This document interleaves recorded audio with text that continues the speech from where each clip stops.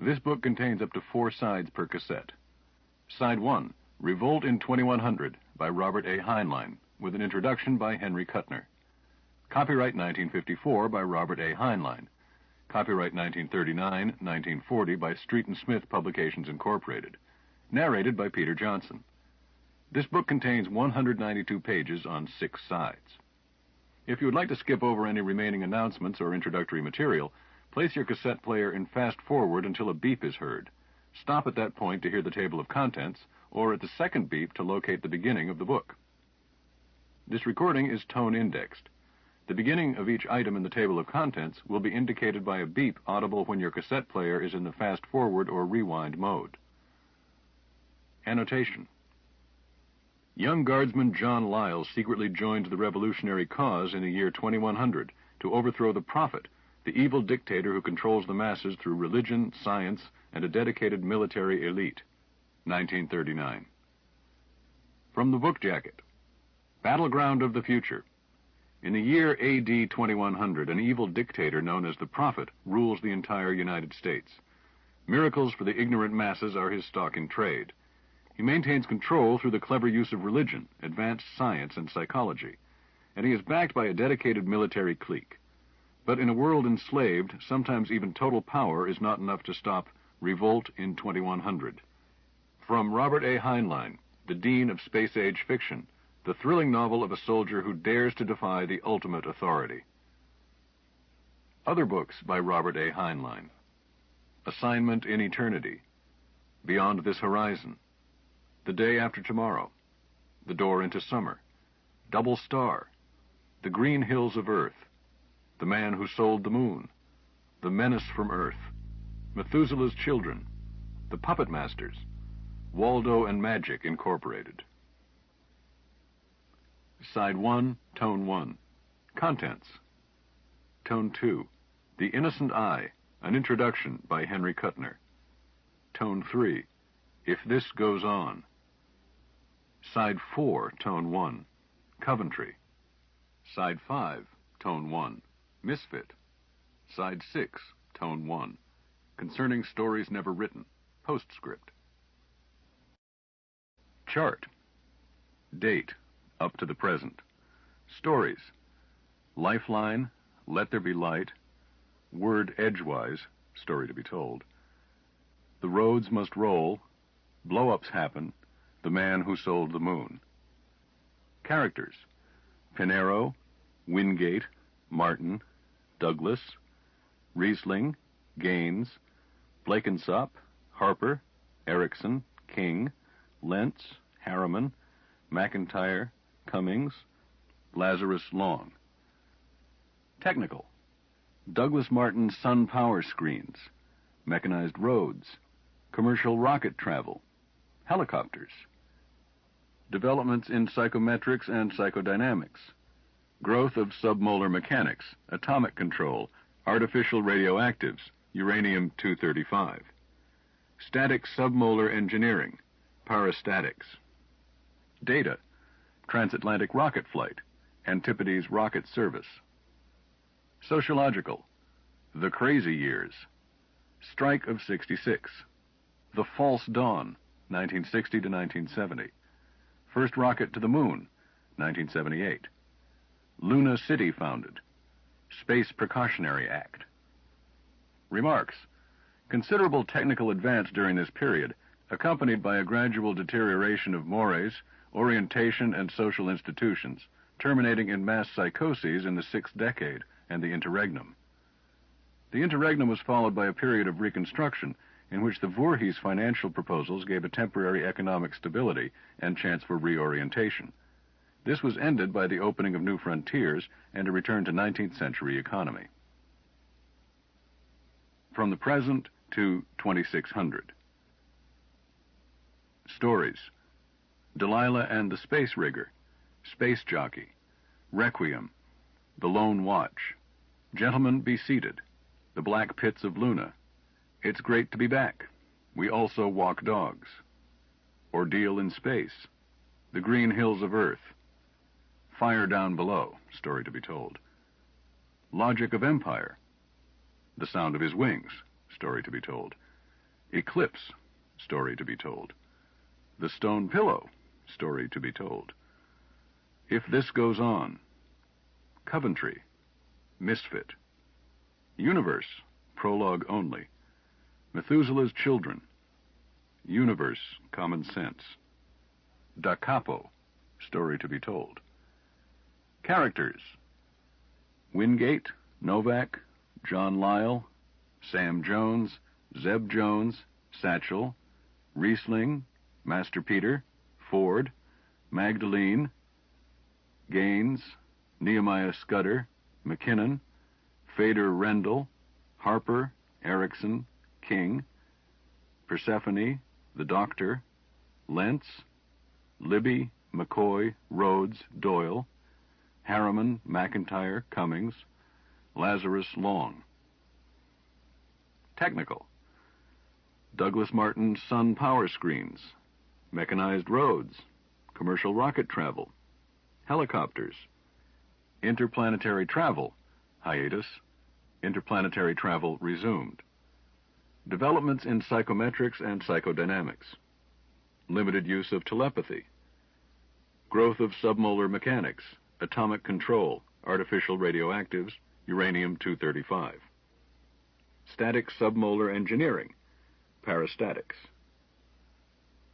Data: Bacteriophage, the travel unit and the fighting unit, commercial stereoptics, booster guns, synthetic foods, weather control, wave mechanics, the barrier, atomic tailoring, elements 98 to 416, parastatic engineering, rigor of colloids, symbiotic research, longevity. Sociological: Harriman's Lunar Corporations, period of imperial exploitation 1970 to 2020, revolution in Little America, interplanetary exploration and exploitation, American Australasian Anschluss, rise of religious fanaticism, the New Crusade, rebellion and independence of Venusian colonists, religious dictatorship in U.S. The First Human Civilization, 2075 and following. Remarks: 3 revolutions ended the short period of interplanetary imperialism: Antarctica, U.S., and Venus. Space travel ceased until 2072. Little research and only minor technical advances during this period. Extreme Puritanism. Certain aspects of psychodynamics and psychometrics, mass psychology, and social control developed by the priest class. Reestablishment of civil liberty. Renaissance of scientific research. Resumption of space travel. Luna City refounded. Science of social relations based on the negative basic statements of semantics. Rigor of epistemology. The Covenant. Beginning of the consolidation of the solar system. First attempt at interstellar exploration. Civil disorder, followed by the end of human adolescence and beginning of first mature culture. End of chart. Chart. Chart. For Stan and Sophia Mullen. The Innocent Eye, an introduction. Robert A. Heinlein is probably the best storyteller in the science fiction field today. If I were backed into a corner and forced to tell why in one sentence, I'd say, Heinlein's got a sense of proportion. Well, how does one get a sense of proportion? By experience, I think. And there is only one kind of experience that counts as necessary to a competent writer: experience of mankind. Literary and scientific techniques are very useful to a writer, but I don't think the study of them is necessary. They are intellectual concepts. Man is also an emotional animal, and a good story must be about man, not man after a lobotomy, but about the irrational part of him as well as the rational. Sentimentality is no substitute. It degrades man instead of treating him with the respect that God knows he deserves. Unfortunately, too many science fiction stories might have been written by robots or spirits. Now, Heinlein does something that is vitally necessary to good writing. He perceives people. He knows how they feel. He has felt that way himself. He has even bridged the difficult gap of realizing that people feel much the same way everywhere, allowing for constitutional differences. He has accepted membership in the human race. I don't think you can be a good writer unless you do that. I'm biased, I know. I like good writing, and I have a great deal of respect for it. Good writing is well proportioned. Basically, it treats of man and his environment, and both of these elements must have verisimilitude. That's where Heinlein's sense of proportion comes in. He's eclectic. He follows the principles, but not the rules. His stories have verisimilitude because they are about people, and he uses other materials only insofar as they affect those people. And here is the precise point where his sense of proportion appears. The story elements he uses, technological, sociological, psychological, are chosen according to their natural relation to the center of interest, man. These elements are symbolic of man's values. But it is man, realistically handled, who is the nucleus of each Heinlein story. If I had to pin a label on Heinlein, I'd call him a romantic humanist. He deals with the relation of man to science. His attitude to science is, to my mind, a rational one, neither idolatry nor panic. And this may be because he knows something of the social sciences, the link between man and machine. Man as a dynamic part of a dynamic society is a concept rarely treated in science fiction. Large, faceless masses surge in the background in an outrageously homogeneous fashion, and against this scene unqualified protagonists perform incredible and unmotivated deeds through logical processes slightly beyond the utmost bound of human thought. No society has ever been homogeneous, even in Sparta. There will always be Coventries. Heinlein knows this, and is perhaps the only science fiction writer who has seen the real purpose of creating a temporal frame for stories which by definition deal with the movement of man and society through time. The use of this method of dynamic continuity is one of Heinlein's major contributions to the field of science fiction. Imaginative literature ideally reflects and interprets reality. Future realities have often been handled by means of what is actually symbolism. That is, of course, one way to do it. It is not the only way. An integrated mirror of a future reality which can be accepted as three-dimensional rather than as a background of flats may be achieved by Heinlein's method of dynamic continuity. Once that is achieved, the writer is free to tell a story about the values of men and women, which is significant to the men and women who read the story. Since the future societies which Heinlein postulates are workable societies, he can concentrate upon the important problems of human beings in relation to their culture. Those problems may affect the society, but their importance rests in how they affect the individual. And Heinlein understands that the personality is as complex as the society. The same man who wrote Coventry wrote They. All this, however, does not entirely explain why Heinlein is such an excellent storyteller. C.L. Moore calls Heinlein's work the result of the innocent eye and the sophisticated mind, which seems to me an accurate analysis. The term, a sense of wonder, has been too often profaned for me to profane it, but I will go so far as to say that nobody who knows Heinlein could call him blasé. Since I have known him, his attitude has always been, if this goes on. And from that, it's only a step to Once Upon a Time. Henry Kuttner, Los Angeles, California. If this goes on. 1. It was cold on the rampart. I slapped my numbed hands together, then stopped hastily for fear of disturbing the prophet.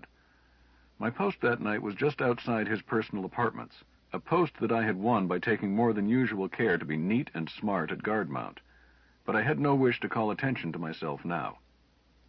I was young then, and not too bright, a legate fresh out of West Point, and a guardsman in the Angels of the Lord, the personal guard of the prophet incarnate. At birth, my mother had consecrated me to the church, and at 18, my uncle Absalom, a senior lay censor, had prayed an appointment to the military academy for me from the Council of Elders. West Point had suited me.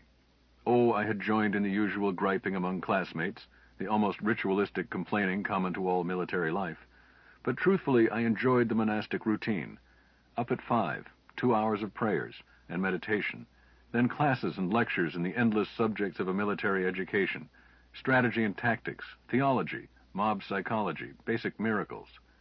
In the afternoons we practiced with vortex guns and blasters, drilled with tanks, and hardened our bodies with exercise. I did not stand very high on graduation, and had not really expected to be assigned to the Angels of the Lord, even though I had put in for it. But I had always gotten top marks in piety, and stood well enough in most of the practical subjects. I was chosen. It made me almost sinfully proud, the holiest regiment of the prophet's hosts, even the privates of which were commissioned officers, and whose colonel-in-chief was the prophet's sword triumphant, marshal of all the hosts.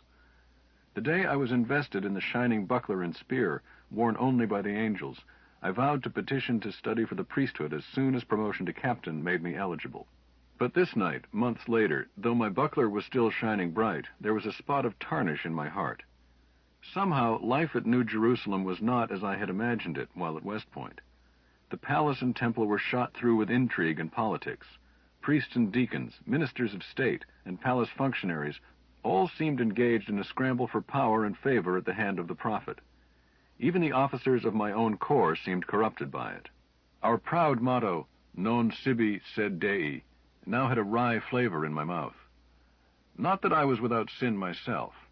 While I had not joined in the struggle for worldly preference, I had done something which I knew in my heart to be worse. I had looked with longing on a consecrated female.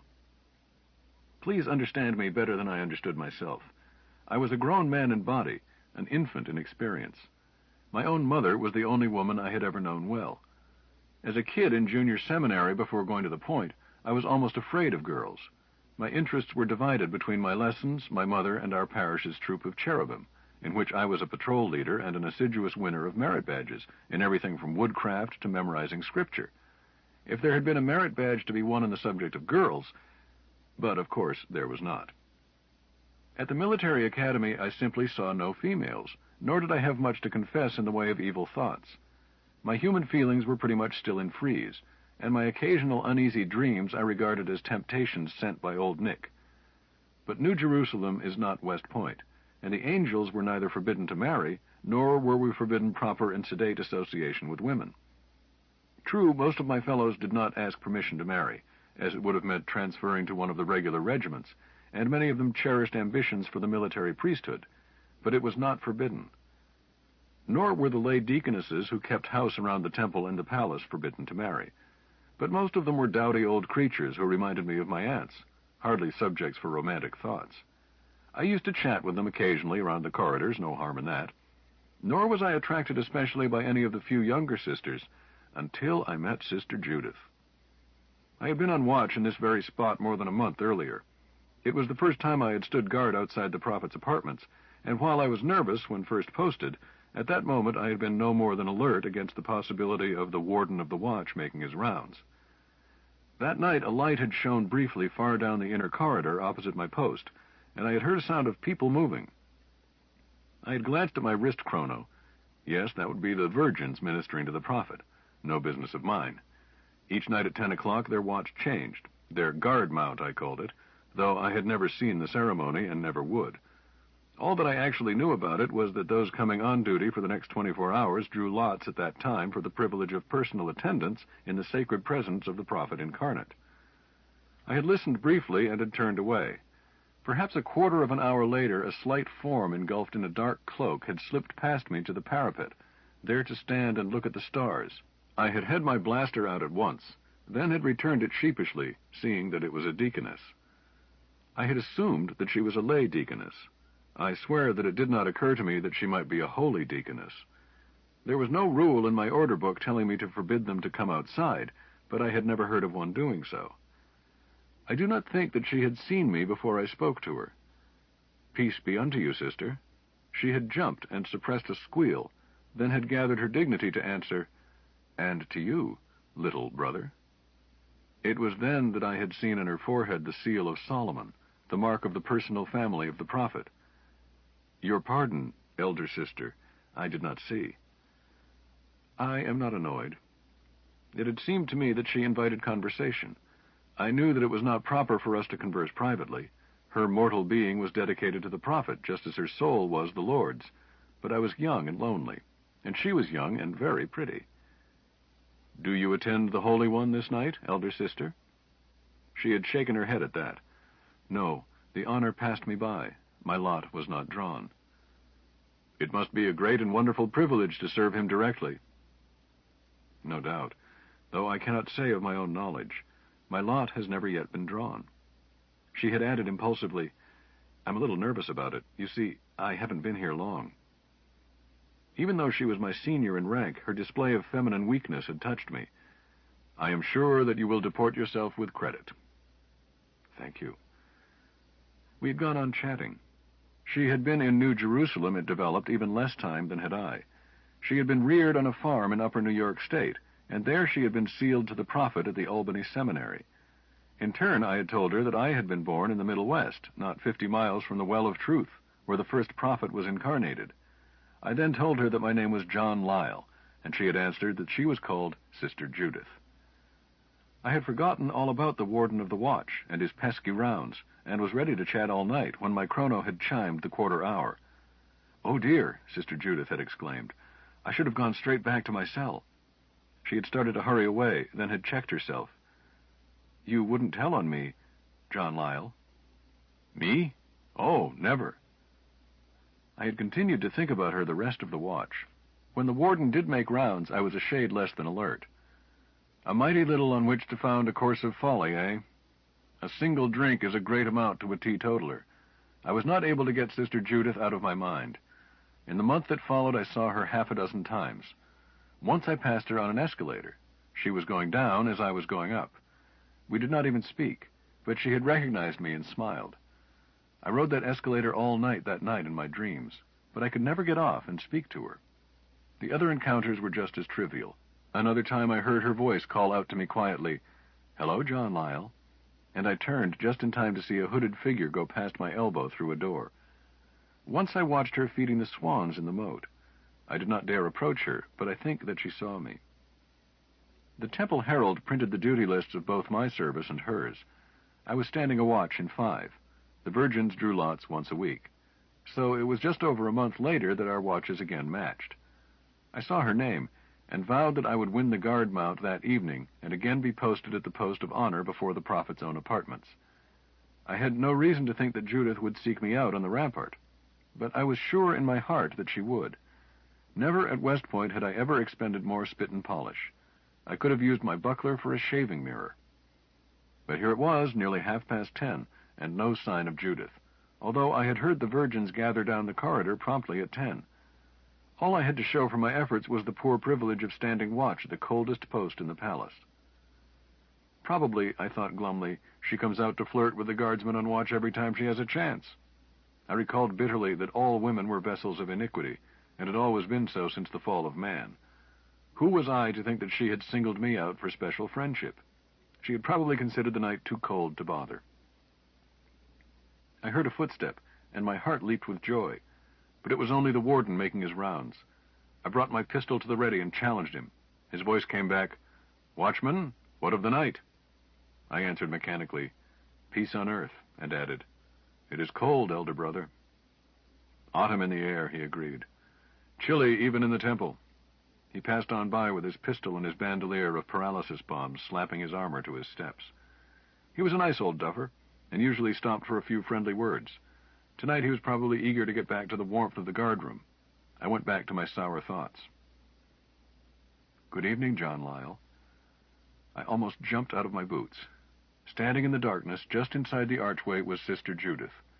I managed to splutter, "Good evening, Sister Judith," as she moved toward me.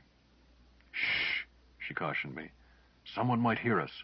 John Lyle, it finally happened. My lot was drawn."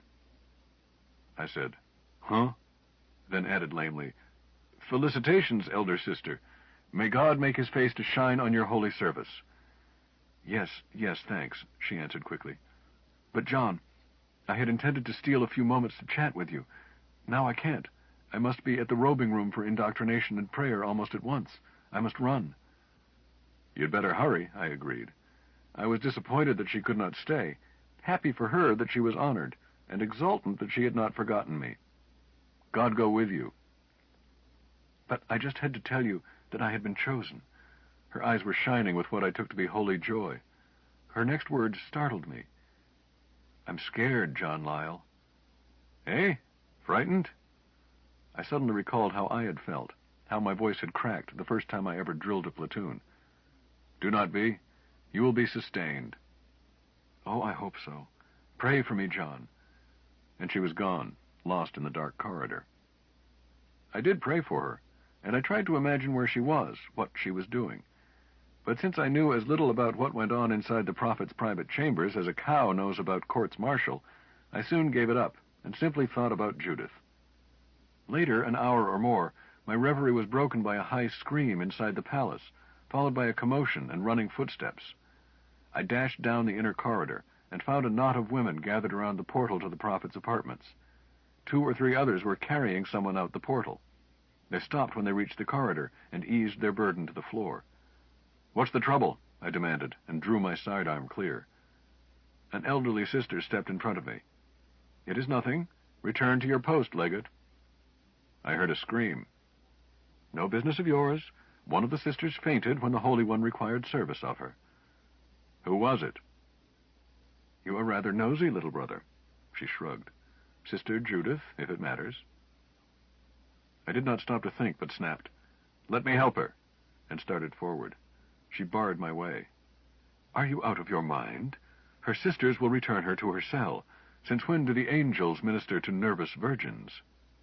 I could easily have pushed her aside with one finger, but she was right. I backed down and went unwillingly back to my post. For the next few days I could not get Sister Judith out of my mind. Off watch, I prowled the parts of the palace I was free to visit, hoping to catch sight of her. She might be ill, or she might be confined to her cell for what must certainly have been a major breach of discipline, but I never saw her. My roommate, Zebediah Jones, noticed my moodiness and tried to rouse me out of it. Zeb was 3 classes senior to me, and I had been one of his plebes at the point. Now he was my closest friend, and my only confidant. "Johnny, old son, you look like a corpse at your own wake. What's eating on you?" "Huh? Nothing at all. Touch of indigestion, maybe." "So? Come on, let's go for a walk. The air will do you good." I let him herd me outside. He said nothing but banalities until we were on the broad terrace surrounding the south turret, and free of the danger of eye and ear devices. When we were well away from anyone else, he said softly, "Come on, spill it." "Shucks, Zeb, I can't burden anybody else with it." "Why not? What's a friend for?" You'd be shocked." "I doubt it. The last time I was shocked was when I drew 4 of a kind to an ace kicker. It restored my faith in miracles, and I've been relatively immune ever since. Come on, we'll call this a privileged communication, elder advisor and all that sort of rot." I let him persuade me. To my surprise, Zeb was not shocked to find that I let myself become interested in a holy deaconess. So I told him the whole story and added to it my doubts and troubles, the misgivings that have been growing in me since the day I reported for duty at New Jerusalem. He nodded casually. "I can see how it would affect you that way, knowing you. See here, you haven't admitted any of this at confession, have you?" "No," I admitted with embarrassment. "Then don't. Nurse your own fox. Major Bagby is broad-minded, you wouldn't shock him, but he might find it necessary to pass it on to his superiors. You wouldn't want to face inquisition, even if you were alabaster innocent. In fact, especially since you are innocent, and you are, you know. Everybody has impious thoughts at times, but the inquisitor expects to find sin. If he doesn't find it, he keeps on digging." At the suggestion that I might be put to the question, my stomach almost turned over. I tried not to show it, for Zeb went on calmly, "Johnny, my lad, I admire your piety and your innocence, but I don't envy it. Sometimes too much piety is more of a handicap than too little. You find yourself shocked at the idea that it takes politics as well as psalm singing to run a big country. Now take me. I noticed the same things when I was new here, but I hadn't expected anything different and wasn't shocked." "But—" I shut up. His remarks sounded painfully like heresy. I changed the subject. "Zeb, what do you suppose it could have been that upset Judith so, and caused her to faint the night she served the prophet?" "Eh? How should I know?" He glanced at me and looked away. "Well, I just thought you might. You generally have all the gossip around the palace." "Well, oh, forget it, old son. It's really not important." "Then you do know." "I didn't say that. Maybe I could make a close guess, but you don't want guesses, so forget it." I stopped strolling, stepped in front of him, and faced him. "Zeb, anything you know about it, or can guess, I want to hear. It's important to me." "Easy now. You were afraid of shocking me. It could be that I don't want to shock you." "What do you mean? Tell me." "Easy," I said. "We're out strolling, remember, without a care in the world, talking about our butterfly collections and wondering if we'll have stewed beef again for dinner tonight. Still fuming, I let him take me along with him. He went on more quietly. "John, you obviously aren't the type to learn things just by keeping your ear to the ground. And you've not yet studied any of the inner mysteries now, have you?" "You know I haven't. The psych classification officer hasn't cleared me for the course. I don't know why." "I should have let you read some of the installments while I was boning it." "No, that was before you graduated. Too bad, for they explain things in much more delicate language than I know how to use, and justify every bit of it thoroughly if you care for the dialectics of religious theory. John, what is your notion of the duties of the virgins?" "Why, they wait on him and cook his food and so forth." "They surely do, and so forth. This Sister Judith, an innocent little country girl the way you describe her, pretty devout, do you think?" I answered somewhat stiffly that her devoutness had first attracted me to her. Perhaps I believed it. "Well, it could be that she simply became shocked at overhearing a rather worldly and cynical discussion between the Holy One and, say, the High Bursar, taxes and tithes, and the best way to squeeze them out of the peasants. It might be something like that, although the scribe for such a conference would hardly be a grass-green virgin on her first service. No, it was almost certainly the and so forth." "Huh? I don't follow you." Zeb sighed. "You really are one of God's innocents, aren't you? Holy name, I thought you knew and were just too stubbornly straight-laced to admit it. Why, even the angels carry on with the virgins at times, after the prophet is through with them, not to mention the priests and the deacons. I remember a time when—" He broke off suddenly, catching sight of my face. "Wipe that look off your face. Do you want somebody to notice us?" I tried to do so, with terrible thoughts jangling around inside my head. Zeb went on quietly. "It's my guess, if it matters that much to you, that your friend Judith still merits the title Virgin, in the purely physical sense as well as the spiritual. She might even stay that way, if the Holy One is as angry with her as he probably was. She is probably as dense as you are and failed to understand the symbolic explanations given her. Then blew her top when it came to the point where she couldn't fail to understand, so he kicked her out. Small wonder." I stopped again, muttering to myself biblical expressions I hardly thought I knew. Zeb stopped too, and stood looking at me with a smile of cynical tolerance. "Zeb," I said, almost pleading with him, "these are terrible things. Terrible. Don't tell me that you approve." "Approve? Man, it's all part of the plan. I'm sorry you haven't been cleared for higher study. See here, I'll give you a rough briefing. God wastes not, right?" "That's sound doctrine." "God requires nothing of man beyond his strength, right?" "Yes, but—" "Shut up. God commands man to be fruitful. The prophet incarnate, being especially holy, is required to be especially fruitful. That's the gist of it. You can pick up the fine points when you study it. In the meantime, if the prophet can humble himself to the flesh in order to do his plain duty, who are you to raise a ruction? Answer me that." I could not answer, of course, and we continued our walk in silence. I had to admit the logic of what he had said, and that the conclusions were built up from the revealed doctrines. The trouble was that I wanted to eject the conclusions, throw them up as if they had been something poisonous I had swallowed. Presently I was consoling myself with the thought that Zeb felt sure that Judith had not been harmed. I began to feel better, telling myself that Zeb was right, that it was not my place, most decidedly not my place, to sit in moral judgment on the holy prophet incarnate. My mind was just getting around to worrying the thought that my relief over Judith arose solely from the fact that I had looked on her sinfully, that there could not possibly be one rule for one holy deaconess, another rule for all the rest, and I was beginning to be unhappy again, when Zeb stopped suddenly. "What was that?" We hurried to the parapet of the terrace and looked down the wall. The south wall lies close to the city proper. A crowd of 50 or 60 people was charging up the slope that led to the palace walls. Ahead of them, running with head averted, was a man dressed in a long gabardine. He was headed for the sanctuary gate. Zebediah looked down and answered himself. "That's what the racket is. Some of the rabble stoning a pariah. He probably was careless enough to be caught outside the ghetto after 5. He stared down and shook his head. "I don't think he's going to make it." Zeb's prediction was realized at once. A large rock caught the man between the shoulder blades. He stumbled and went down. They were on him at once. He struggled to his knees, was struck by a dozen stones, went down in a heap. He gave a broken, high-pitched wail, then drew a fold of the gabardine across his dark eyes and strong Roman nose. A moment later, there was nothing to be seen but a pile of rocks and a protruding slippered foot. It jerked and was still. I turned away, nauseated. Zebediah caught my expression.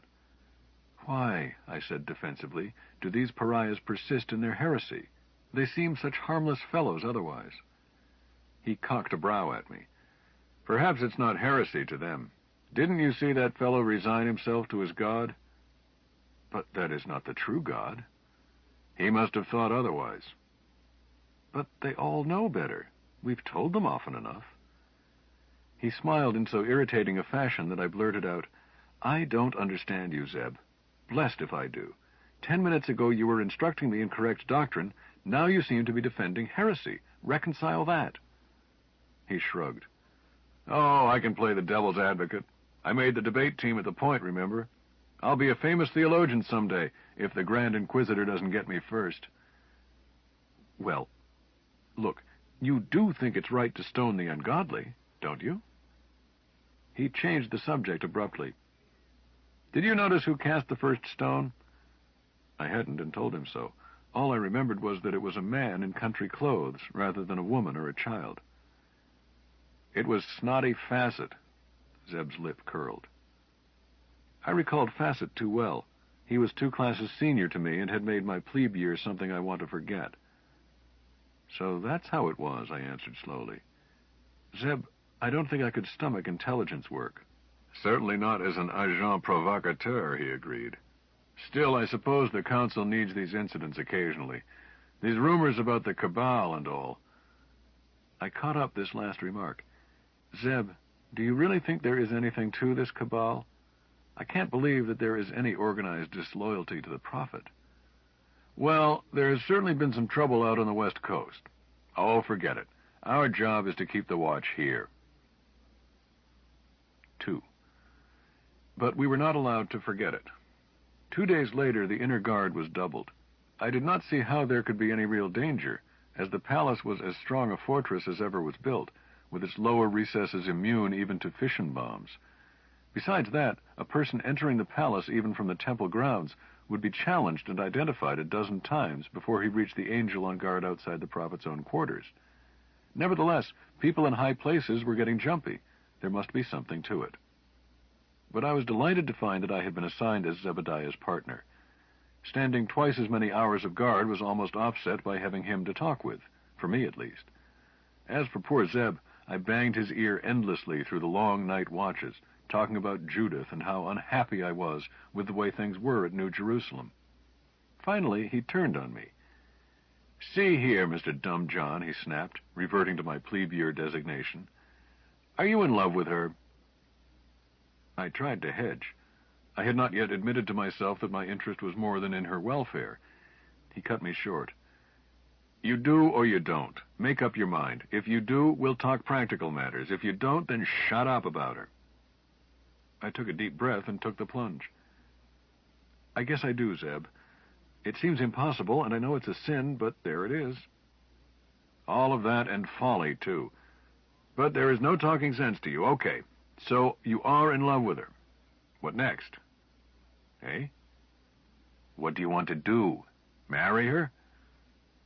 I thought about it with such distress that I covered my face with my hands. "Of course I do," I admitted. "But how can I?" "Precisely. You can't. You can't marry without transferring away from here. Her service can't marry at all. Nor is there any way for her to break her vows, since she is already sealed. But if you can face up to bare facts without blushing, there is plenty you can do. You two could be very cozy, if you could get over being such an infernal blue nose." A week earlier, I would not have understood what he was driving at. But now I knew. I could not even really be angry with him at making such a dishonorable and sinful suggestion. He meant well, and some of the tarnish was now in my own soul. I shook my head. "You shouldn't have said that, Zeb. Judith is not that sort of a woman." "Okay. Then forget it, and her, and shut up about her. I sighed wearily. Don't be rough on me, Zeb. This is more than I know how to manage. I glanced up and down, then took a chance and sat down on the parapet. We were not on watch near the Holy One's quarters, but at the east wall. Our warden, Captain Peter von Eyck, was too fat to get that far oftener than once a watch, so I took a chance. I was bone tired from not having slept much lately. Sorry. Don't be angry, Zeb. That sort of thing isn't for me, and it certainly isn't for Judith, for Sister Judith. I knew what I wanted for us.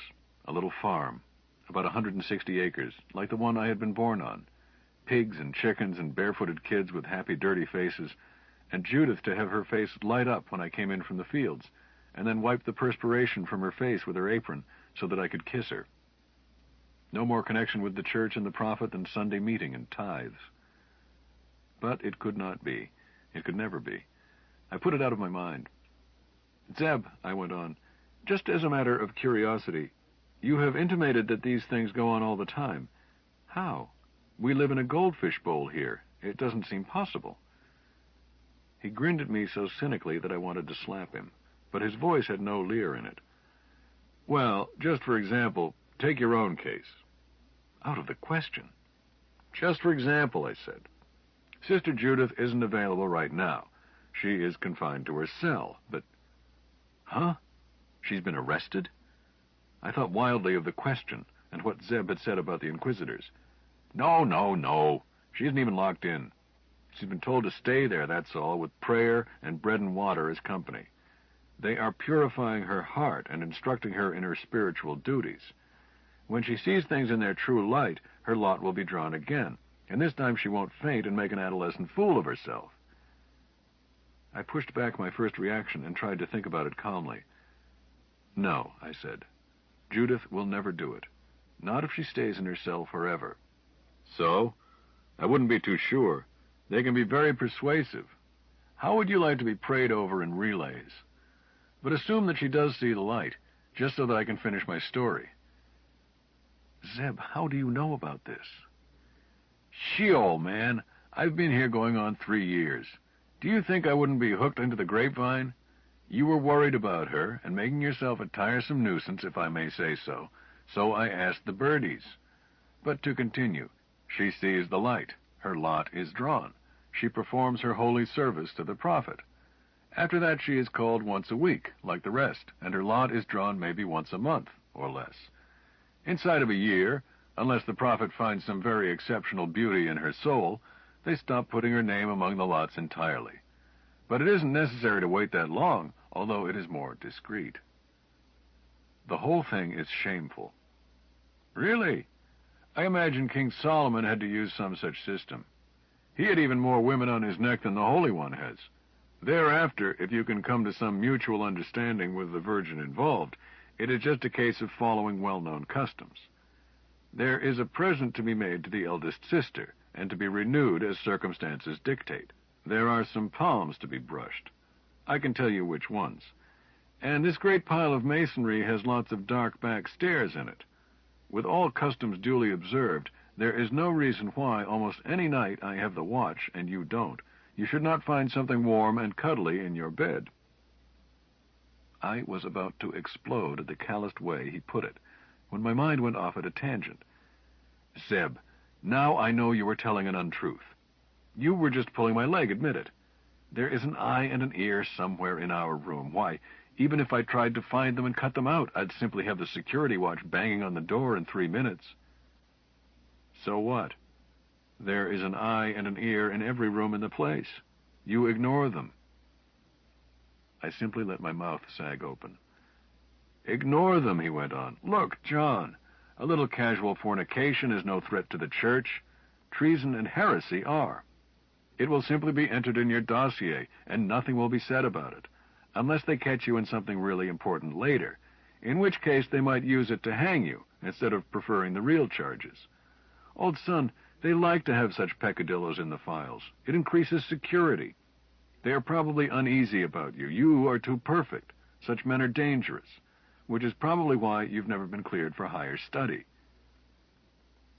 I tried to straighten out in my mind the implied cross-purposes, the wheels within wheels, and gave up.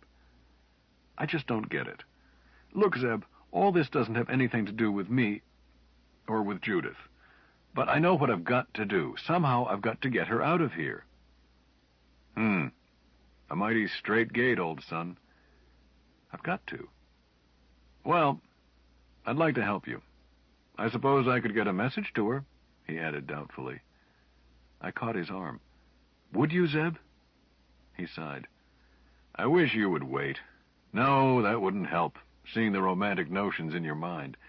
But it is risky now, plenty risky, seeing that she is under discipline by order of the Prophet. You'd look funny staring down the table of a court-martial board, looking at your own spear. I'll risk even that, or even the question. He did not remind me that he himself was taking even more of a risk than I was. He simply said, Very well. What is the message? I thought for a moment. It would have to be short. Tell her that the legate she talked to the night her lot was drawn is worried about her. Anything else? Yes. Tell her that I am hers to command. It seems flamboyant in recollection. No doubt it was, but it was exactly the way I felt. At luncheon the next day I found a scrap of paper folded into my napkin. I hurried through the meal and slipped out to read it.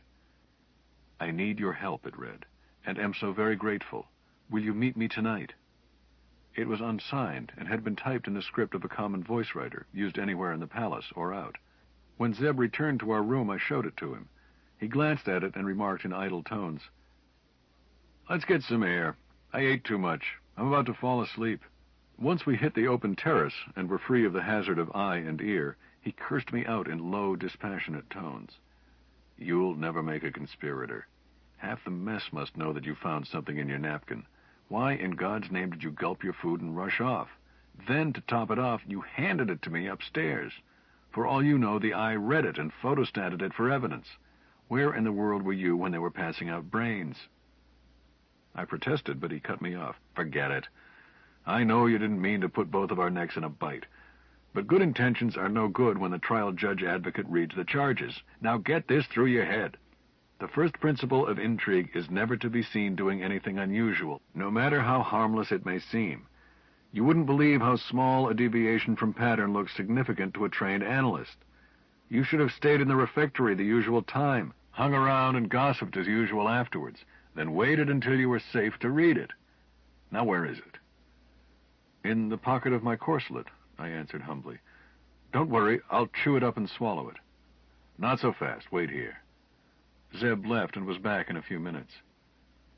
I have a piece of paper the same size and shape. I'll pass it to you quietly. Swap the two, and then you can eat the real note. But don't be seen making the swap or chewing up the real one. All right. But what is the second sheet of paper? Some notes on a system for winning at dice. Huh? But that's non-reg too. Of course, you hammerhead.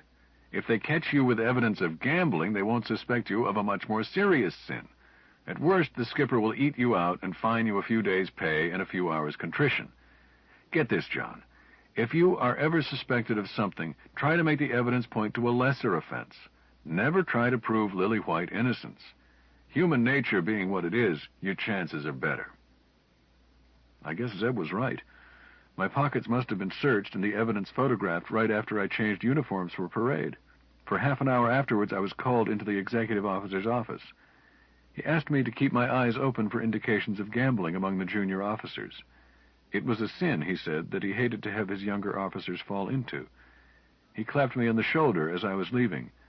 You're a good boy, John Lyle. A word to the wise, eh? Zeb and I had the mid-watch at the South Palace portal that night. Half the watch passed with no sign of Judith, and I was as nervous as a cat in a strange house, though Zeb tried to keep me calmed down by keeping me strictly to routine. At long last, there were soft footfalls in the inner corridor, and a shape appeared in the doorway. Zebediah motioned me to remain on tour, and went to check. He returned almost at once, and motioned me to join him, while putting a finger to his lips. Trembling, I went in. It was not Judith, but some woman strange to me, who waited there in the darkness. I started to speak, but Zeb put his hand over my mouth. The woman took my arm and urged me down the corridor. I glanced back and saw Zeb silhouetted in the portal, covering our rear. My guide paused and pushed me into an almost pitch-black alcove. Then she took from the folds of her robes a small object, which I took to be a pocket ferretscope, from the small dial that glowed faintly on its side. She ran it up and down and around, snapped it off, and returned it to her person. "Now you can talk," she said softly. "It's safe." She slipped away. I felt a gentle touch at my sleeve. "Judith?" I whispered. "Yes," she answered, so softly that I could hardly hear her. Then my arms were around her. She gave a little startled cry, then her own arms went around my neck, and I could feel her breath against my face. We kissed clumsily, but with almost frantic eagerness. It is no one's business what we talked about then, nor could I give a coherent account if I tried. Call our behavior romantic nonsense. Call it delayed puppy love touched off by ignorance and unnatural lives. Do puppies hurt less than grown dogs? Call it what you like and laugh at us, but at that moment we were engulfed in that dear madness more precious than rubies and fine gold, more to be desired than sanity. If you have never experienced it and do not know what I am talking about, I am sorry for you. Presently we quieted down somewhat and talked more reasonably. When she tried to tell me about the night her lot had been drawn, she began to cry. I shook her and said, "Stop it, my darling. You don't have to tell me about it. I know." She gulped and said, "But you don't know. You can't know. I shook her again. "Stop it. Stop it at once. No more tears. I do know, exactly. And I know what you are in for still, unless we get you out of here. So there is no time for tears or nerves. We have to make plans." She was dead silent for a long moment. Then she said slowly, "You mean for me to desert?" "I've thought of that. Merciful God, how I've thought about it. But how can I?" "I don't know yet, but we will figure out a way. We've got to. We discussed possibilities. Canada was a bare 300 miles away, and she knew the upstate New York country. In fact, it was the only area she did know. But the border there was more tightly closed than it was anywhere else. Patrol boats and radar walls by water, barbed wire and sentries by land, and sentry dogs. I had trained with such dogs. I wouldn't urge my worst enemy to go up against them. But Mexico was simply impossibly far away. If she headed south, she would probably be arrested in 24 hours. No one would knowingly give shelter to an unveiled virgin. Under the inexorable rule of associative guilt, any such good Samaritan would be as guilty as she of the same personal treason against the prophet, and would die the same death. Going north would be shorter, at least, though it meant the same business of traveling by night, hiding by day, stealing food, or going hungry. Near Albany lived an aunt of Judith's. She felt sure that her aunt would risk hiding her until some way could be worked out to cross the border. "She'll keep us safe. I know it." "Us?" I must have sounded stupid. Until she spoke, I had had my nose so close to the single problem of how she was to escape that it had not yet occurred to me that she would expect both of us to go. "Did you mean to send me alone?" "Why, I guess I hadn't thought about it any other way." "No." "But look, Judith, the urgent thing, the thing that must be done at once, is to get you out of here. Two people trying to travel and hide are many times more likely to be spotted than one. It just doesn't make sense to—" "No, I won't go." I thought about it hurriedly. I still hadn't realized that A implies B, and that I myself, in urging her to desert her service, was as much a deserter in my heart as she was. I said, "We'll get you out first. That's the important thing. You tell me where your aunt lives, then wait for me." "Not without you." "But you must. The prophet—" "Better that than to lose you now." I did not then understand women, and I still don't. 2 minutes before, she had been quietly planning to risk death by ordeal rather than submit her body to the Holy One. Now she was almost casually willing to accept it rather than put up with even a temporary separation. I don't understand women. I sometimes think there is no logic in them at all. I said, "Look, my dear one, we have not yet even figured out how we are going to get you out of the palace. It's likely to be utterly impossible for us both to escape the same instant." You see that, don't you?" She answered stubbornly, "Maybe, but I don't like it." "Well, how do I get out? And when?" I had to admit again that I did not know. I intended to consult Zeb as soon as possible, but I had no other notion. But Judith had a suggestion. "John, you know the Virgin who guided you here?" "No?" "Sister Magdalene. I know it is safe to tell her, and she might be willing to help us. She's very clever." I started to comment doubtfully, but we were interrupted by Sister Magdalene herself. "Quick," she snapped at me as she slipped in beside us. "Back to the rampart." I rushed out and was barely in time to avoid being caught by the warden making his rounds. He exchanged challenges with Zeb and myself, and then the old fool wanted to chat. He settled himself down on the steps of the portal and started recalling boastfully a Picayune fencing victory of the week before. I tried dismally to help Zeb with chit-chat in a fashion normal for a man bored by a night watch. At last he got to his feet. "I'm past 40, and getting a little heavier, maybe. I'll admit frankly it warms me to know that I still have a wrist and eye as fast as you young blades." He straightened his scabbard and added, "I suppose I had better take a turn through the palace. Can't take too many precautions these days. They do say the cabal has been active again." He took out his torchlight and flashed it down the corridor. I froze solid. If he inspected that corridor, it was beyond hope that he would miss 2 women crouching in an alcove. But Zebediah spoke up calmly, casually. "Just a moment, elder brother. Would you show me that time riposte you used to win that last match? It was too fast for me to follow it." He took the bait. "Why, glad to, son." He moved off the steps, came out to where there was room. "Draw your sword. En garde. Cross blades in line of sixth. Disengage and attack me. There. Hold the lunge, and I'll demonstrate it slowly. As your point approaches my chest—" Chest indeed. Captain Von Eyck was as pot-bellied as a kangaroo.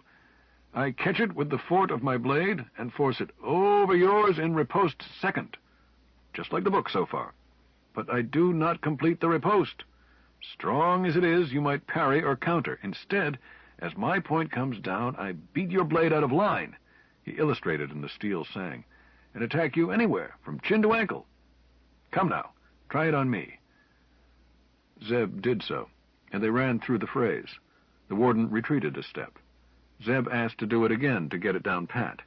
They ran through it repeatedly, faster each time, with the warden retreating each time to avoid by a hair Zeb's unbaited point.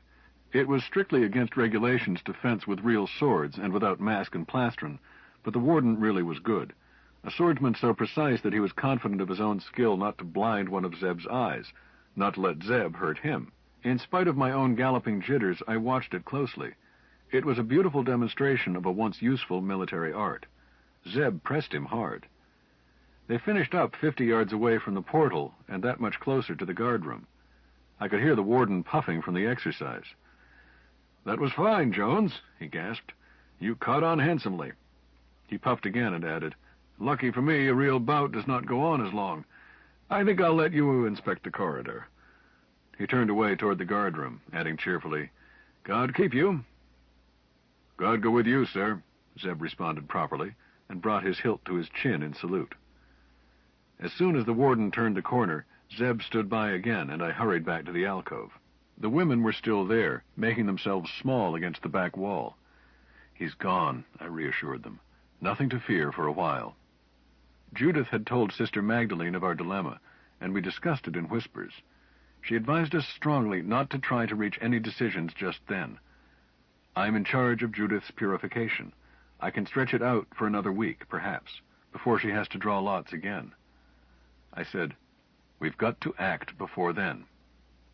Judith seemed over her fears, now that she had laid her troubles in Sister Magdalene's lap. "Don't worry, John," she said softly. "The chances are my lot won't be drawn soon again in any case. We must do what she advises." Sister Magdalene sniffed contemptuously. "You're wrong about that, Judy. When you are returned to duty, your lot will be drawn. You can be sure ahead of time. Not," she added, "but what you could live through it. The rest of us have. If it seems safer to—" She stopped suddenly and listened. "Shh! Quiet as death." She slipped silently out of our circle. A thin pencil of light flashed out and splashed on a figure crouching outside the alcove. I dived and was on him before he could get to his feet.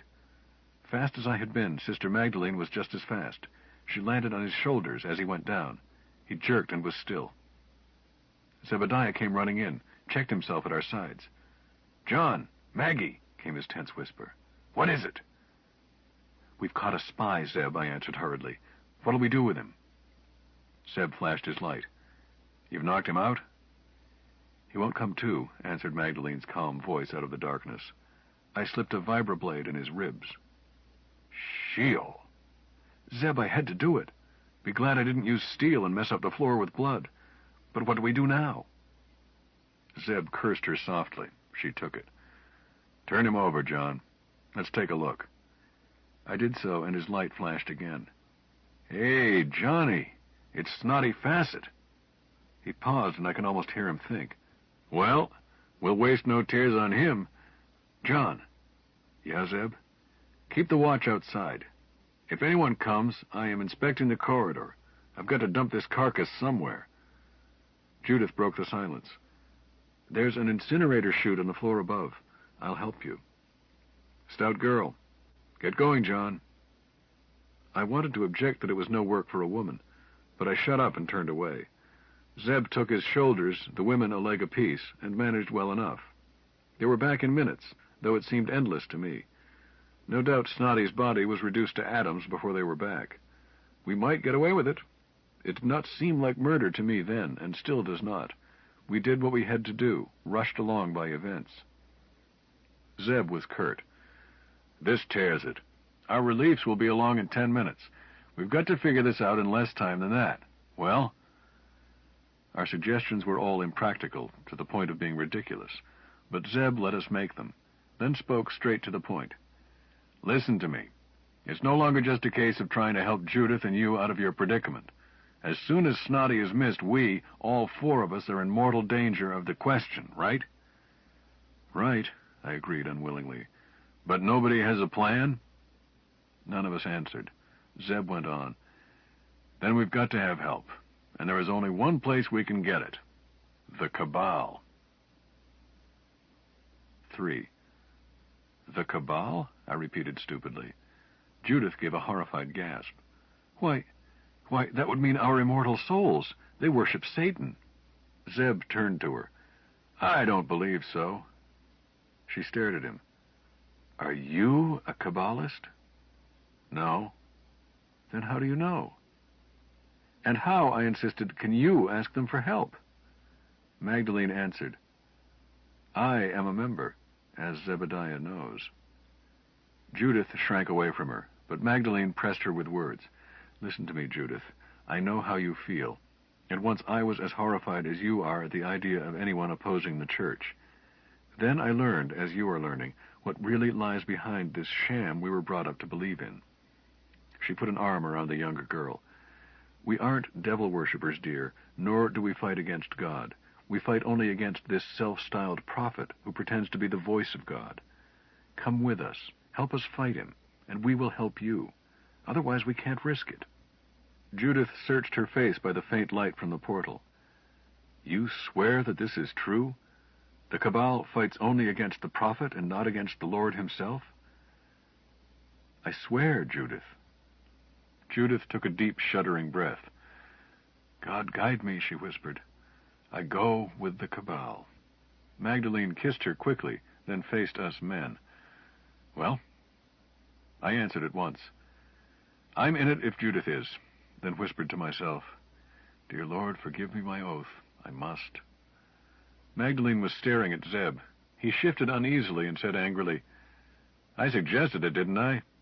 But we are all damned fools, and the Inquisitor will break our bones." There was no more chance to talk until the next day. I woke from bad dreams of the question and worse, and heard Zeb's shaver buzzing merrily in the bath. He came in and pulled the covers off me, all the while running off at the mouth with tearful nonsense. I hate having bedclothes dragged off me even when feeling well, and I can't stand cheerfulness before breakfast. I dragged them back and tried to ignore him, but he grabbed my wrist. "Up you come, old son. God's sunshine is wasting. It's a beautiful day." How about 2 fast laps around the palace and in for a cold shower? I tried to shake his hand loose and called him something that would lower my mark in piety if the ear picked it up. He still hung on, and his forefinger was twitching against my wrist in a nervous fashion. I began to wonder if Zeb were cracking under the strain. Then I realized that he was tapping out code. Be natural, the dots and dashes said. Show no surprise. We will be called for examination during the recreation period this afternoon. I hope I showed no surprise.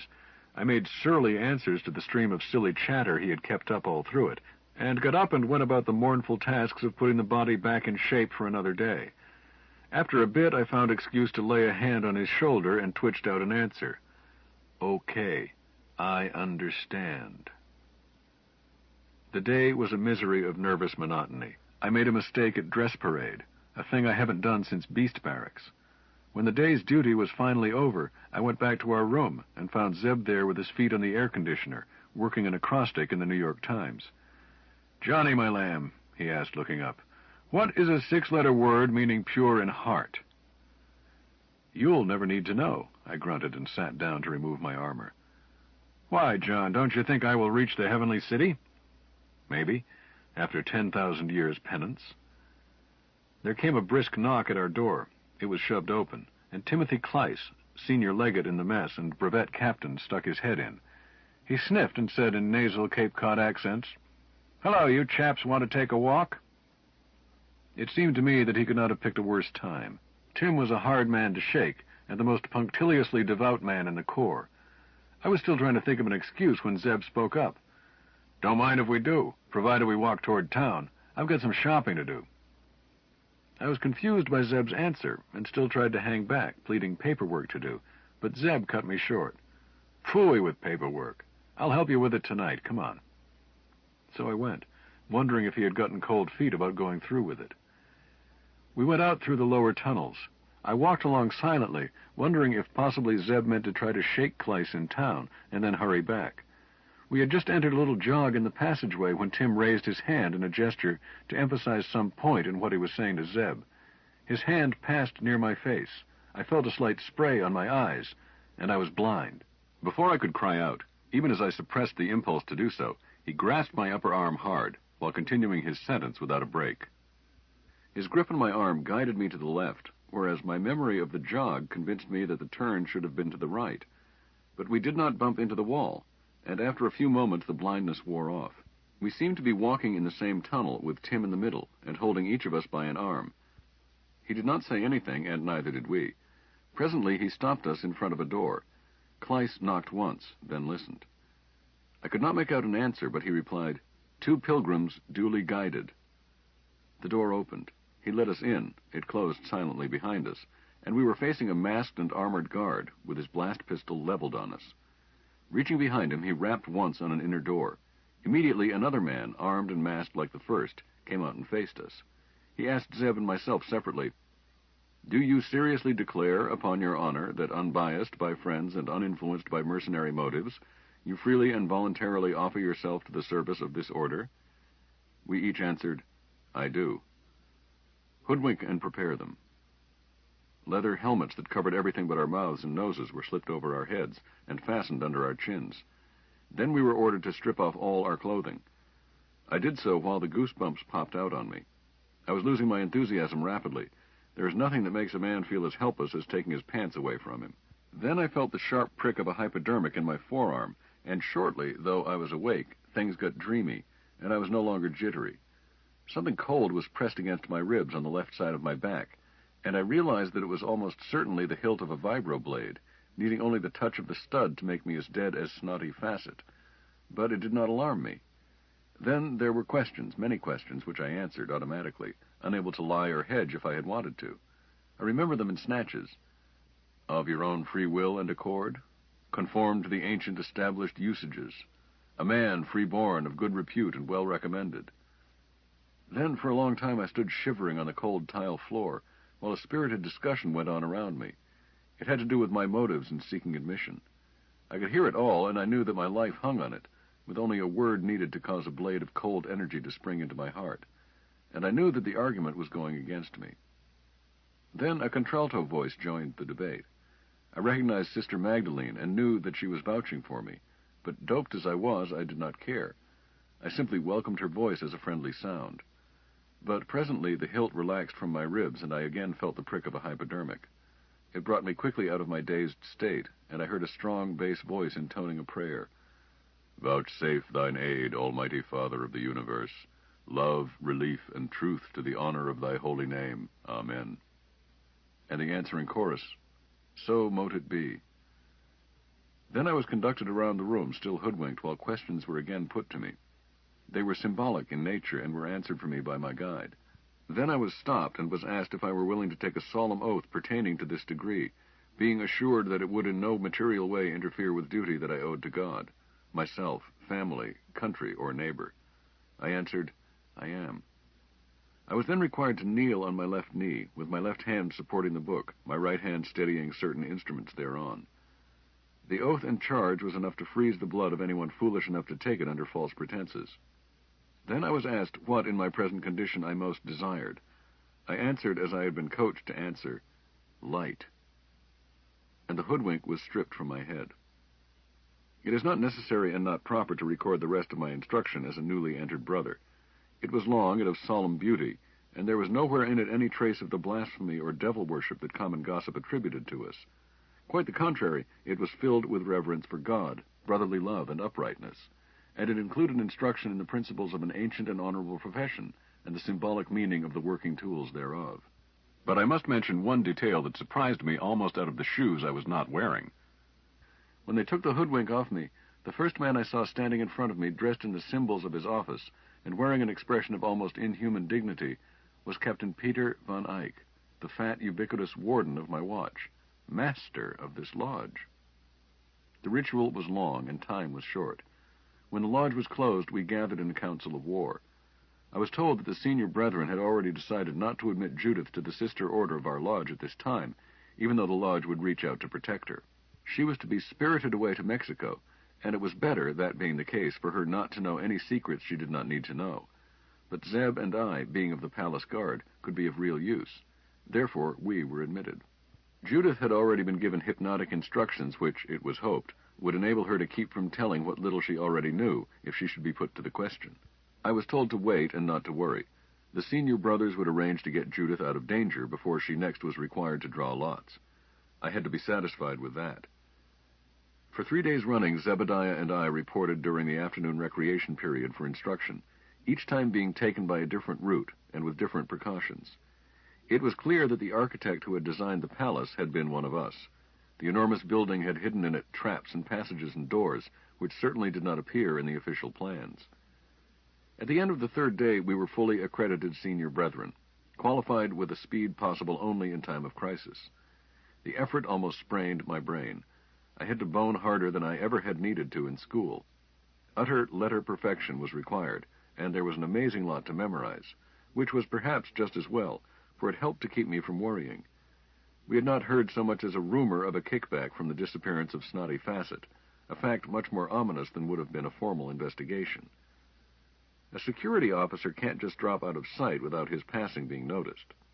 It was remotely possible that Snotty had been on a roving assignment, and was not expected to check in daily with his boss, but it was much more likely that he had been where we had found him, and killed him because some one of us was suspected, and he had been ordered to shadow.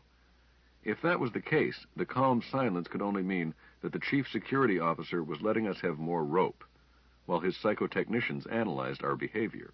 In which case, the absence of Zeb and myself from any known location during our free time for several days running was almost certainly a datum entered on a chart. If the entire regiment started out equally suspect, then our personal indices each gained a fractional point each of those days. I never boned savvy in such matters, and would undoubtedly have simply felt relieved as the days passed with no overt trouble, had it not been that the matter was discussed and worried over in the lodge room. I did not even know the name of the guardian of morals, nor even the location of his security office. We weren't supposed to know. I knew that he existed, and that he reported to the Grand Inquisitor, and perhaps to the prophet himself, but that was all. I discovered that my lodge brothers, despite the almost incredible penetration of the cabal throughout the temple and palace, knew hardly more than I did, for the reason that we had no brothers, not one, in the staff of the Guardian of Morals. The reason was simple. The cabal was every bit as careful in evaluating the character, persona, and psychological potentialities of a prospective brother as the service was in measuring a prospective intelligence officer, and the two types were as unlike as geese and goats. The Guardian would never accept the type of personality who would be attracted by the ideals of the cabal. My brothers would never pass a man like Facet. I understand that, in the days before psychological measurement had become a mathematical science, an espionage apparatus could break down through a change in heart on the part of a key man. Well, the Guardian of Morals had no such worry. His men never suffered a change in heart. I understand, too, that our own fraternity, in the early days when it was being purged and tempered for the ordeal to come, many times had blood on the floors of lodge rooms. I don't know. Such records were destroyed. On the fourth day, we were not scheduled to go to the lodge room, having been told to show our faces when they would be noticed to offset our unwanted absences. I was spending my free time in the lounge of the mess room, leafing through magazines, when Timothy Cleiss came in. He glanced at me, nodded, then started thumbing through a stack of magazines himself. Presently he said, "These antiques belong in a dentist's office. Have any of you chaps seen this week's Time?" His complaint was addressed to the room as a whole. No one answered, but he turned to me. "Jack, I think you are sitting on it. Raise up a minute." I grunted and did so. As he reached for the magazine, his head came close to mine, and he whispered, "Report to the master." I had learned a little, at least, so I went on reading. After a bit, I put my magazine aside, stretched and yawned, then got up and ambled out toward the washroom. But I walked on past, and a few minutes later entered the lodge room. I found that Zeb was already there, as were several other brothers. They were gathered around Master Peter and Magdalene. I could feel the tension in the room. I said, "You sent for me, worshipful master?" He glanced at me, looked back at Magdalene. She said slowly, "Judith has been arrested." I felt my knees go soft, and I had trouble standing. I am not unusually timid, and physical bravery is certainly commonplace, but if you hit a man through his family or his loved ones, you almost always get him where he is unprotected. "The Inquisition?" I managed to gasp. Her eyes were soft with pity. "We think so. They took her away this morning, and she has been incommunicado ever since." "Has any charge been filed?" asked Zeb. "Not publicly." That looks bad." "And good as well," Master Peter disagreed. "If it is the matter we think it is, Facet, I mean. And had they had any evidence pointing to the rest of you, all four of you would have been arrested at once. At least that is in accordance with their methods." "But what can we do?" I demanded. Van Eyck did not answer. Magdalene said soothingly, "There is nothing for you to do, John. You couldn't get within several guarded doors of her." "But we can't just do nothing." The lodge master said, "Easy, son. Maggie is the only one of us with access to that part of the inner palace. We must leave it in her hands." I turned again to her. She sighed and said, "Yes, but there is probably little I can do." Then she left. We waited. Zeb suggested that he and I should leave the lodge room and continue with being seen in our usual haunts. To my relief, Van Eyck vetoed it. "No. We can't be sure that Sister Judith's hypnotic protection is enough to see her through the ordeal. Fortunately, you two and Sister Magdalene are the only ones she can jeopardize. But I want you here, safe, until Magdalene finds out what she can. Or fails to return," he added thoughtfully. I blurted out, "Oh, Judith will never betray us." He shook his head sadly. "Son, anyone will betray anything under the question, unless adequately guarded by hypno-compulsion. We'll see." I had paid no attention to Zeb, being busy with my own very self-centered thoughts. He now surprised me by saying angrily, "Master, you are keeping us here like pet hens, but you have just sent Maggie back to stick her head in a trap. Suppose Judith has cracked. They'll grab Maggie at once." Van Eyck nodded. "Of course, that is the chance we must take, since she is the only spy we have. But don't you worry about her. They'll never arrest her. She'll suicide first." The statement did not shock me. I was too numbed by the danger to Judith. But Zeb burst out with, "The swine! Master, you shouldn't have sent her." Van Eyck answered mildly, "Discipline, son. Control yourself. This is war, and she is a soldier." He turned away. So we waited, and waited, and waited. It is hard to tell anyone who has not lived in the shadow of the Inquisition how we felt about it. We knew no details, but we sometimes saw those unlucky enough to live through it. Even if the inquisitors did not require the auto da fe, the mind of the victim was usually damaged, often shattered. Presently, Master Peter mercifully ordered the junior warden to examine both of us as to our progress in memorizing ritual. Zeb and I sullenly did as we were told, and were forced with relentless kindness to concentrate on the intricate rhetoric. Somehow, nearly 2 hours passed. At last came 3 raps at the door, and the Tyler admitted Magdalene. I jumped out of my chair and rushed to her. "Well?" I demanded. "Well?" "Peace, John," she answered wearily. "I've seen her." "How is she? Is she all right?" "Better than we have any right to expect. Her mind is still intact, and she hasn't betrayed us, apparently. As for the rest, she may keep a scar or two. But she's young and healthy. She'll recover." I started to demand more facts, but the master cut me off. "Then they've already put her to the question. In that case, how did you get in to see her?" "Oh, that." Magdalene shrugged it off as something hardly worth mentioning. "The inquisitor prosecuting her case proved to be an old acquaintance of mine. We arranged an exchange of favors." Zeb started to interrupt. The master snapped, "Quiet!" Then added sharply, "The Grand Inquisitor isn't handling it himself? In that case, I take it they don't suspect that it could be a cabal matter?" Maggie frowned. "I don't know. Apparently Judith fainted rather early in the proceedings. They may not have had time to dig into that possibility. In any case, I begged a respite for her until tomorrow. The excuse is to let her recover strength for more questioning, of course. They will start in on her again early tomorrow morning." Van Eyck pounded a fist into a palm. "They must not start again. We can't risk it. Senior Warden, attend me. The rest of you, get out. Except you, Maggie." I left with something unsaid. I had wanted to tell Maggie that she could have my hide for a doormat any time she lifted her finger. Dinner that night was a trial. After the chaplain droned through his blessing, I tried to eat and join in the chatter, but there seemed to be a hard ring in my throat that kept me from swallowing. Seated next to me was Grace of God Bearpaw, half Scottish, half Cherokee. Grace was a classmate, but no friend of mine. We hardly ever talked, and tonight he was as taciturn as ever. During the meal, he rested his boot on mine. I impatiently moved my foot away. But shortly his foot was touching mine again, and he started to tap against my boot. "Hold still, you idiot," he spelled out. "You have been chosen. It will be on your watch tonight. Details later. Eat and start talking. Take a strip of adhesive tape on watch with you, 6 inches by a foot. Repeat my message back." I managed somehow to tap out my confirmation while continuing to pretend to eat. 4. We relieved the watch at midnight.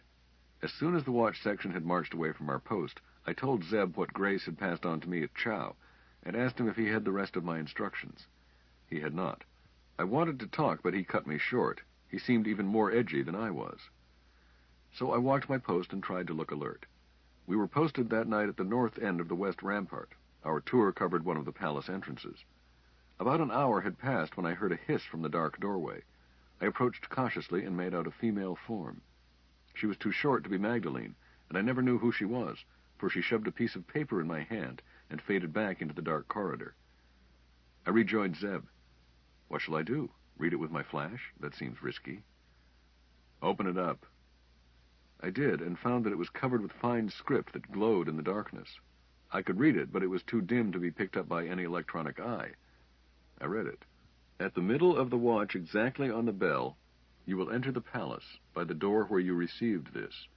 40 paces inside, take the stair on your left. Climb 2 flights. Proceed north 50 paces. The lighted doorway on your right leads to the Virgin's quarters. There will be a guard at this door. He will not resist you, but you must use a paralysis bomb on him to give him an alibi. The cell you seek is at the far end of the central east and west corridor of the quarters. There will be a light over the door and a Virgin on guard. She is not one of us. You must disable her completely, but you are forbidden to injure or kill her. Use the adhesive tape as gag and blindfold and tie her up with her clothes. Take her keys, enter the cell, and remove Sister Judith. She will probably be unconscious. Bring her to your post and hand her over to the warden of your watch. You must make all haste from the time you paralyze the guard, as an eye may see you when you pass the lighted doorway, and the alarm may sound at once. Do not swallow this note. The ink is poisonous. Drop it in the incinerator chute at the head of the stairs. Go with God. Zeb read it over my shoulder. All you need, he said grimly, is the ability to pass miracles at will. Scared? Yes. Want me to go along? No. I guess we had better carry out the orders as given. Yes, we had. If I know the lodge master. Besides, it just might happen that I might need to kill somebody rather suddenly while you are gone. I'll be covering your rear. I suppose so. Now let's shut up and bone military. We went back to walking our post. At the two muted strokes of the middle of the watch, I propped my spear against the wall, took off my sword and corselet and helmet, and the rest of the ceremonial junk we were required to carry, but which would hamper me on this job. Zeb shoved a gauntleted hand in mine and squeezed. Then I was off. 2, 4, 6, 40 paces. I groped in the dark along the left wall and found the opening, felt around with my foot. Ah, there were the steps. I was already in a part of the palace I had never been in. I moved by dead reckoning in the dark, and hoped the person who had written my orders understood that. 1 flight, 2 flights. I almost fell on my face when I stepped on a top step that wasn't there. Where was the refuse chute? It should be at hand level, and the instructions said head of the stairs. I was debating frantically whether to show a light or chance keeping it when my left hand touched its latch. With a sigh of relief, I chucked away the evidence that could have incriminated so many others. I started to turn away, then was immediately filled with panic. Was that really an incinerator chute? Could it have been the panel for a delivery lift instead? I groped for it in the dark again, opened it, and shoved my hand in. My hand was scorched even through my gauntlet. I jerked it back with relief and decided to trust my instructions, have no more doubts. But 40 paces north the passageway jogged, and that was not mentioned in my orders. I stopped and reconnoitered very cautiously, peering around the jog at floor level. 25 feet away was the guard and the doorway. He was supposed to be one of us, but I took no chances. I slipped a bomb from my belt, set it by touch to minimum intensity, pulled the primer, and counted off 5 seconds to allow for point-blank range. Then I threw it and ducked back into the jog to protect myself from the rays. I waited another 5 seconds and stuck my head around. The guard was slumped down on the floor, with his forehead bleeding slightly where it had struck a fragment of the bomb case. I hurried out and stepped over him, trying to run and keep quiet at the same time. The central passage of the Virgin's quarters was dim, with only blue night lights burning, but I could see, and I reached the end of the passage quickly, then jammed on the brakes. The female guard at the cell there, instead of walking a post, was seated on the floor with her back to the door. Probably she was dozing, for she did not look up at once. Then she did so, saw me, and I had no time to make plans. I dove for her. My left hand muffled her scream. With the edge of my left hand, I chopped the side of her neck. Not a killing stroke, but I had no time to be gentle. She went limp. Half the tape across her mouth first, then the other half across her eyes, then tear clothing from her to bind her, and hurry, hurry, hurry all the way, for a security man might already have monitored the eye that was certainly at the main doorway and have seen the unconscious guard. I found her keys on a chain around her waist and straightened up with a silent apology for what I had done to her. Her little body was almost childlike. She seemed even more helpless than Judith. But I had no time for soft misgivings. I found the right key, got the door open, and then my darling was in my arms. She was deep in a troubled sleep and probably drugged.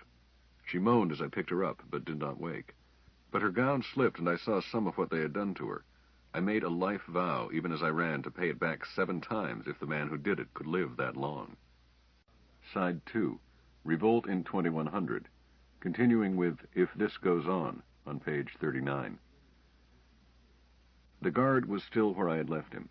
I thought I had gotten away with it without being monitored or waking anyone, and was just stepping over him when I heard a gasp from the corridor behind me. Why are women restless at night? If this woman hadn't gotten out of bed, no doubt to attend to something she should have taken care of before retiring, I might never have been seen at all. It was too late to silence her. I simply ran. Once around the jog, I was in welcome darkness, but I overran the stairhead, had to come back and feel for it, then had to grope my way down step by step. I could hear shouts and high-pitched voices somewhere behind me. Just as I reached ground level, turned and saw the portal outlined against the night sky before me, all the lights came on and the alarms began to clang. I ran the last few paces headlong and almost fell into the arms of Captain Von Eyck. He scooped her out of my arms without a word and trotted away toward the corner of the building. I stood staring after them half-wittedly, when Zeb brought me to my senses by picking up my corselet and shoving it out for me to put in my arms. "Snap out of it, man," he hissed. "That general alarm is for us. You're supposed to be on guard duty."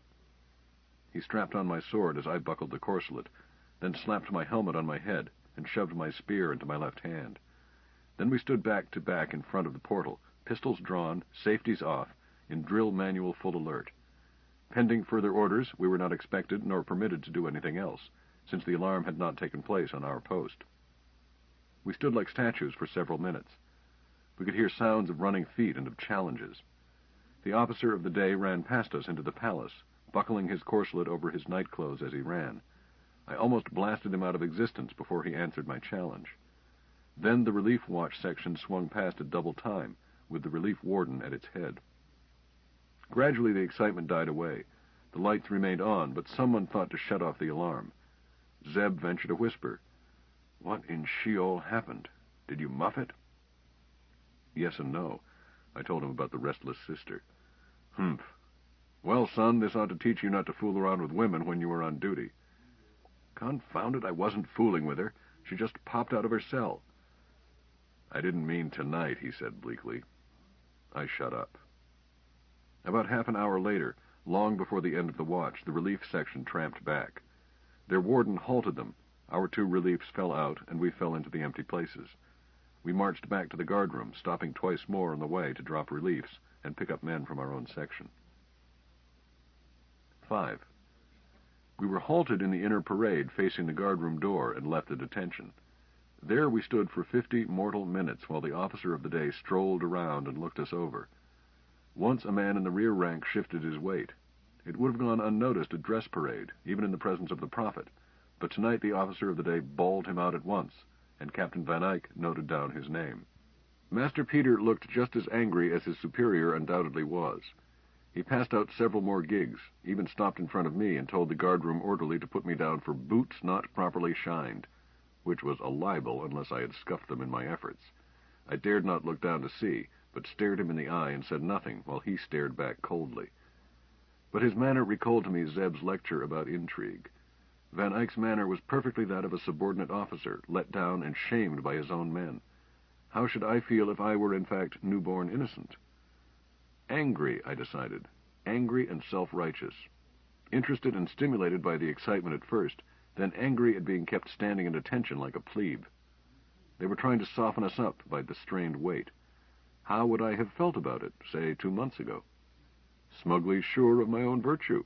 It would have offended me and humiliated me, to be kept standing like a pariah waiting to whine for the privilege of a ration card, to be placed on the report like a cadet with soup on his jacket.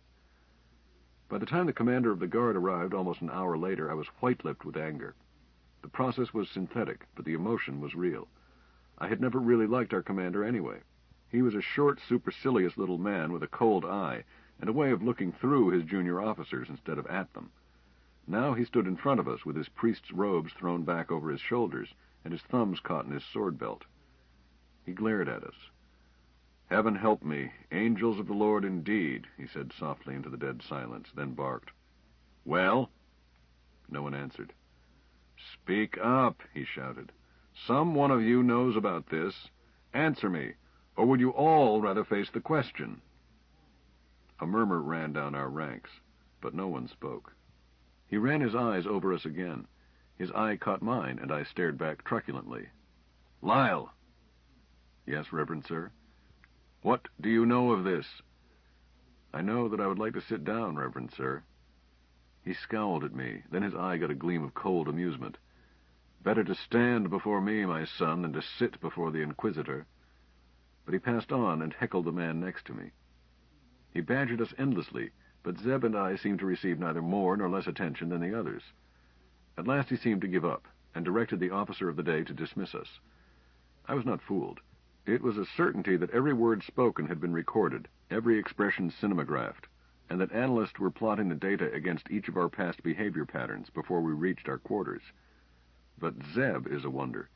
He was gossiping about the night's events, speculating innocently about what could have caused the hurrah, even before we reached our room. I tried to answer in what I had decided was my own proper reaction, and groused about the way we had been treated. "We're officers and gentlemen," I complained. "If he thinks we are guilty of something, he should prefer formal charges." I went to bed still griping, then lay awake and worried. I tried to tell myself that Judith must have reached a safe place, or else the brass would not be in the dark about it. But I dropped off to sleep, still fretting. I felt someone touch me, and I woke instantly. Then I relaxed when I realized that my hand was being gripped in the recognition grip of the lodge. "Quiet," a voice I did not recognize whispered in my ear.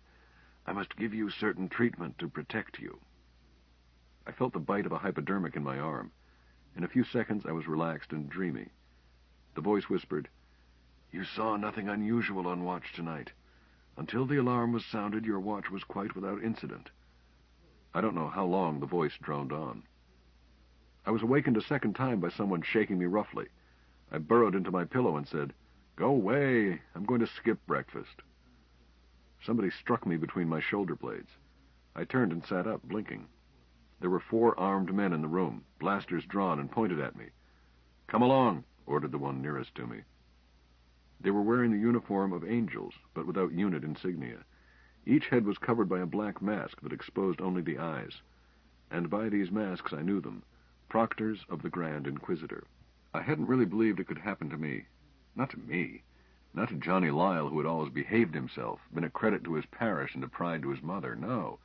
The Inquisition was a boogeyman, but a boogeyman for sinners, not for John Lyle. But I knew with sick horror when I saw those masks that I was already a dead man, that my time had come, and here at last was the nightmare that I could not wake up from. But I was not dead yet. From somewhere I got the courage to pretend anger. "What are you doing here?" "Come along," the faceless voice repeated. "Show me your order. You can't just drag an officer out of his bed any time you feel—" The leader gestured with his pistol. 2 of them grabbed my arms and hustled me toward the door, while the 4th fell in behind. But I am fairly strong. I made it hard for them while protesting. "You've got to let me get dressed at least. You've no right to haul me away half naked, no matter what the emergency is. I've a right to appear in the uniform of my rank." Surprisingly, the appeal worked. The leader stopped. "Okay, but snap into it." I stalled as much as I dared while going through the motions of hurrying, jamming a zipper on my boot, fumbling clumsily with all my dressing. How could I leave some sort of a message for Zeb? Any sort of sign that would show the brethren what had happened to me? At last I got a notion, not a good one, but the best I could manage. I dragged clothing out of my wardrobe, some that I would need, some that I did not, and with the bunch a sweater. In the course of picking out what I must wear, I managed to arrange the sleeves of the sweater in the position taken by a lodge brother in giving the grand hailing sign of distress. Then I picked up loose clothing and started to put some of it back in the wardrobe. The leader immediately shoved his blaster in my ribs and said, "Never mind that. You're dressed." I gave in, dropping the meaningless clothing on the floor. The sweater remained spread out as a symbol to him who could read it.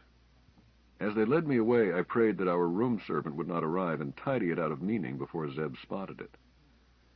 They blindfolded me as soon as we reached the inner palace.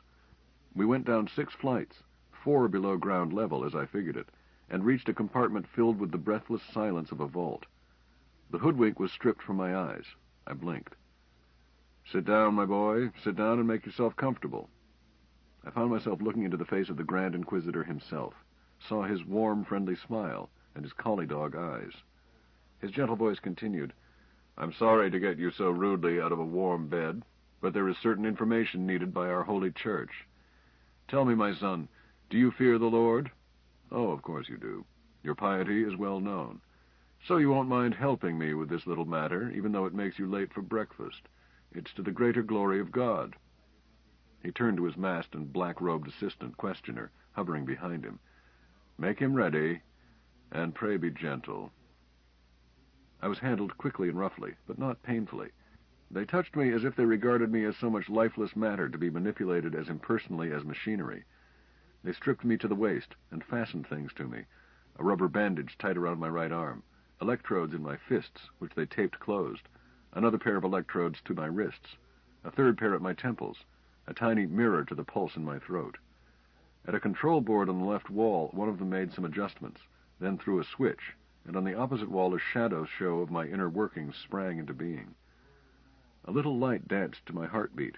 A wiggly line on an iconoscope display showed my blood pressures rise and fall. Another like it moved with my breathing, and there were several others that I did not understand. I turned my head away and concentrated on remembering the natural logarithms from 1 to 10. You see our methods, son. Efficiency and kindness, those are our watchwords. Now tell me, where did you put her? I broke off with the logarithm of 8. Put who? Why did you do it? I am sorry, most reverend sir. I don't know what it is I am supposed to have done. Someone slapped me hard from behind. The lights on the wall jiggled, and the Inquisitor studied them thoughtfully, then spoke to an assistant. Inject him. Again my skin was pricked by a hypodermic. They let me rest while the drug took hold. I spent the time continuing with the effort of recalling logarithms. But that soon became too difficult. I grew drowsy and lackadaisical. Nothing seemed to matter. I felt a mild and childish curiosity about my surroundings, but no fear. Then the soft voice of the Inquisitor broke into my reverie with a question. I can't remember what it was, but I am sure I answered with the first thing that came into my head. I have no way of telling how long this went on. In time they brought me back to sharp reality with another injection. The Inquisitor was examining a slight bruise and a little purple dot on my right forearm. He glanced up. What caused this, my boy? I don't know, most reverend sir. At the instant, it was truth. He shook his head regretfully. Don't be naive, my son, and don't assume that I am. Let me explain something to you. What you sinners never realize is that the Lord always prevails, always. Our methods are based in loving kindness, but they proceed with the absolute certainty of a falling stone, and with the result equally preordained. First, we ask the sinner to surrender himself to the Lord, and answer from the goodness that remains in his heart. When that loving appeal fails, as it did with you, then we use the skills God has given us to open the unconscious mind. That is usually as far as the question need go, unless some agent of Satan has been there before us, and has tampered with the sacred tabernacle of the mind. Now, my son, I have just returned from a walk through your mind. I found much there that was commendable, but I found also in murky darkness a wall that had been erected by some other sinner, and what I want, what the church needs, is behind that wall. Perhaps I showed a trace of satisfaction, or perhaps the lights gave me away, for he smiled sadly and added, No wall of Satan can stop the Lord. When we find such an obstacle, there are two things to do. Given time enough, I could remove that wall gently, delicately, stone by stone, without any damage to your mind. I wish I had time to, I really do. For you are a good boy at heart, John Lyle, and you do not belong with the sinners. But while eternity is long, time is short. There is the second way. We can disregard the false barrier in the unconscious mind and make a straightforward assault on the conscious mind, with the Lord's banners leading us. He glanced away from me. Prepare him. His faceless crew strapped a metal helmet on my head. Some other arrangements were made at the control board. Now, look here, John Lyle. He pointed to a diagram on the wall. No doubt you know that the human nervous system is partly electrical in nature. There is a schematic representation of a brain. That lower part is the thalamus. Covering it is the cortex. Each of the sensory centers is marked, as you can see. Your own electrodynamic characteristics have been analyzed. I am sorry to say that it will now be necessary to heterodyne your normal senses. He started to turn away, turned back. By the way, John Lyle, I have taken the trouble to minister to you myself because, at this stage, my assistants, through less experience in the Lord's work than my humble self, sometimes mistake zeal for skill and transport the sinner unexpectedly to his reward. I don't want that to happen to you. You are merely a strayed lamb, and I purpose saving you. I said, Thank you, most reverend sir. Don't thank me. Thank the Lord I serve. However, he went on, frowning slightly. This frontal assault on the mind, while necessary, is unavoidably painful. You will forgive me? I hesitated only an instant. I forgive you, holy sir. He glanced at the lights and said wryly, A falsehood. But you are forgiven that falsehood. It was well intended. He nodded at his silent helpers. Commence. A light blinded me. An explosion crashed in my ears. My right leg jerked with pain, then knotted in an endless cramp. My throat contracted. I choked and tried to throw up. Something struck me in the solar plexus. I doubled up and could not catch my breath. Where did you put her? A noise started low and soft, climbed higher and higher, increasing in pitch and decibels, until it was 1,000 dull saws, 1,000,000 squeaking slate pencils, then wavered in a screeching ululation that tore at the thin wall of reason. Who helped you? Agonizing heat was at my crotch. I could not get away from it. Why did you do it? I itched all over, intolerably, and tried to tear at my skin, but my arms would not work. The itching was worse than pain. I would have welcomed pain in lieu of scratching. Where is she? Light, sound, pain, heat, convulsions, cold, falling. Light and pain, cold and falling, nausea and sound. Do you love the Lord? Searing heat and shocking cold. Pain and a pounding in my head that made me scream. Where did you take her? Who else was in it? Give up and save your immortal soul. Pain and an endless nakedness to the outer darkness. I suppose I fainted. Someone was slapping me across the mouth. Wake up, John Lyle, and confess. Zebediah Jones has given you away. I blinked and said nothing. It was not necessary to simulate a dazed condition, nor could I have managed it. But the words had been a tremendous shock, and my brain was racing, trying to get into gear. Zeb? Old Zeb? Poor old Zeb. Hadn't they had time to give him hypnotic treatment, too? It did not occur to me, even then, to suspect that Zeb had broken under torture alone. I simply assumed that they had been able to tap his unconscious mind. I wondered if he were already dead, and remembered that I had gotten him into this, against his good sense. I prayed for his soul, and prayed that he would forgive me. My head jerked to another roundhouse slap. Wake up! You can hear me. Jones has revealed your sins. Revealed what? I mumbled. The Grand Inquisitor motioned his assistants aside and leaned over me, his kindly face full of concern.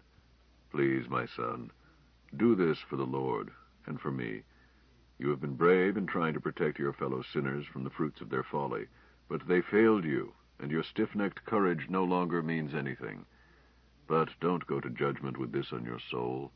Confess, and let death come with your sins forgiven. So you mean to kill me? He looked faintly annoyed. I did not say that. I know that you do not fear death. What you should fear is to meet your Maker with your sins still in your soul. Open your heart and confess. Most Reverend Sir, I have nothing to confess. He turned away from me and gave orders in low, gentle tones. Continue. The mechanicals this time. I don't wish to burn out his brain. There is no point in describing what he meant by the mechanicals, and no sense in making this account needlessly grisly. His methods differed in no important way from torture techniques used in the Middle Ages, and even more recently, except that his knowledge of the human nervous system was incomparably greater, and his knowledge of behavior psychology made his operations more adroit. In addition, he and his assistants behaved as if they were completely free of any sadistic pleasure in their work. It made them coolly efficient. But let's skip the details. I have no notion of how long it took. I must have passed out repeatedly, for my clearest memory is of catching a bucket of ice water in the face not once, but over and over again, like a repeating nightmare, each time followed by the inevitable hypo. I don't think I told them anything of any importance while I was awake, and the hypno instructions to my unconscious may have protected me while I was out of my head. I seem to remember trying to make up a lie about sins I had never committed. I don't remember what came of it. I recall vaguely coming semi-awake once, and hearing a voice say, "He can take more. His heart is strong." I was pleasantly dead for a long time, but finally woke up as if from a long sleep. I was stiff, and when I tried to shift in bed, my side hurt me. I opened my eyes and looked around. I was in bed in a small, windowless but cheerful room. A sweet-faced young woman in a nurse's uniform came quickly to my side and felt my pulse. "Hello?"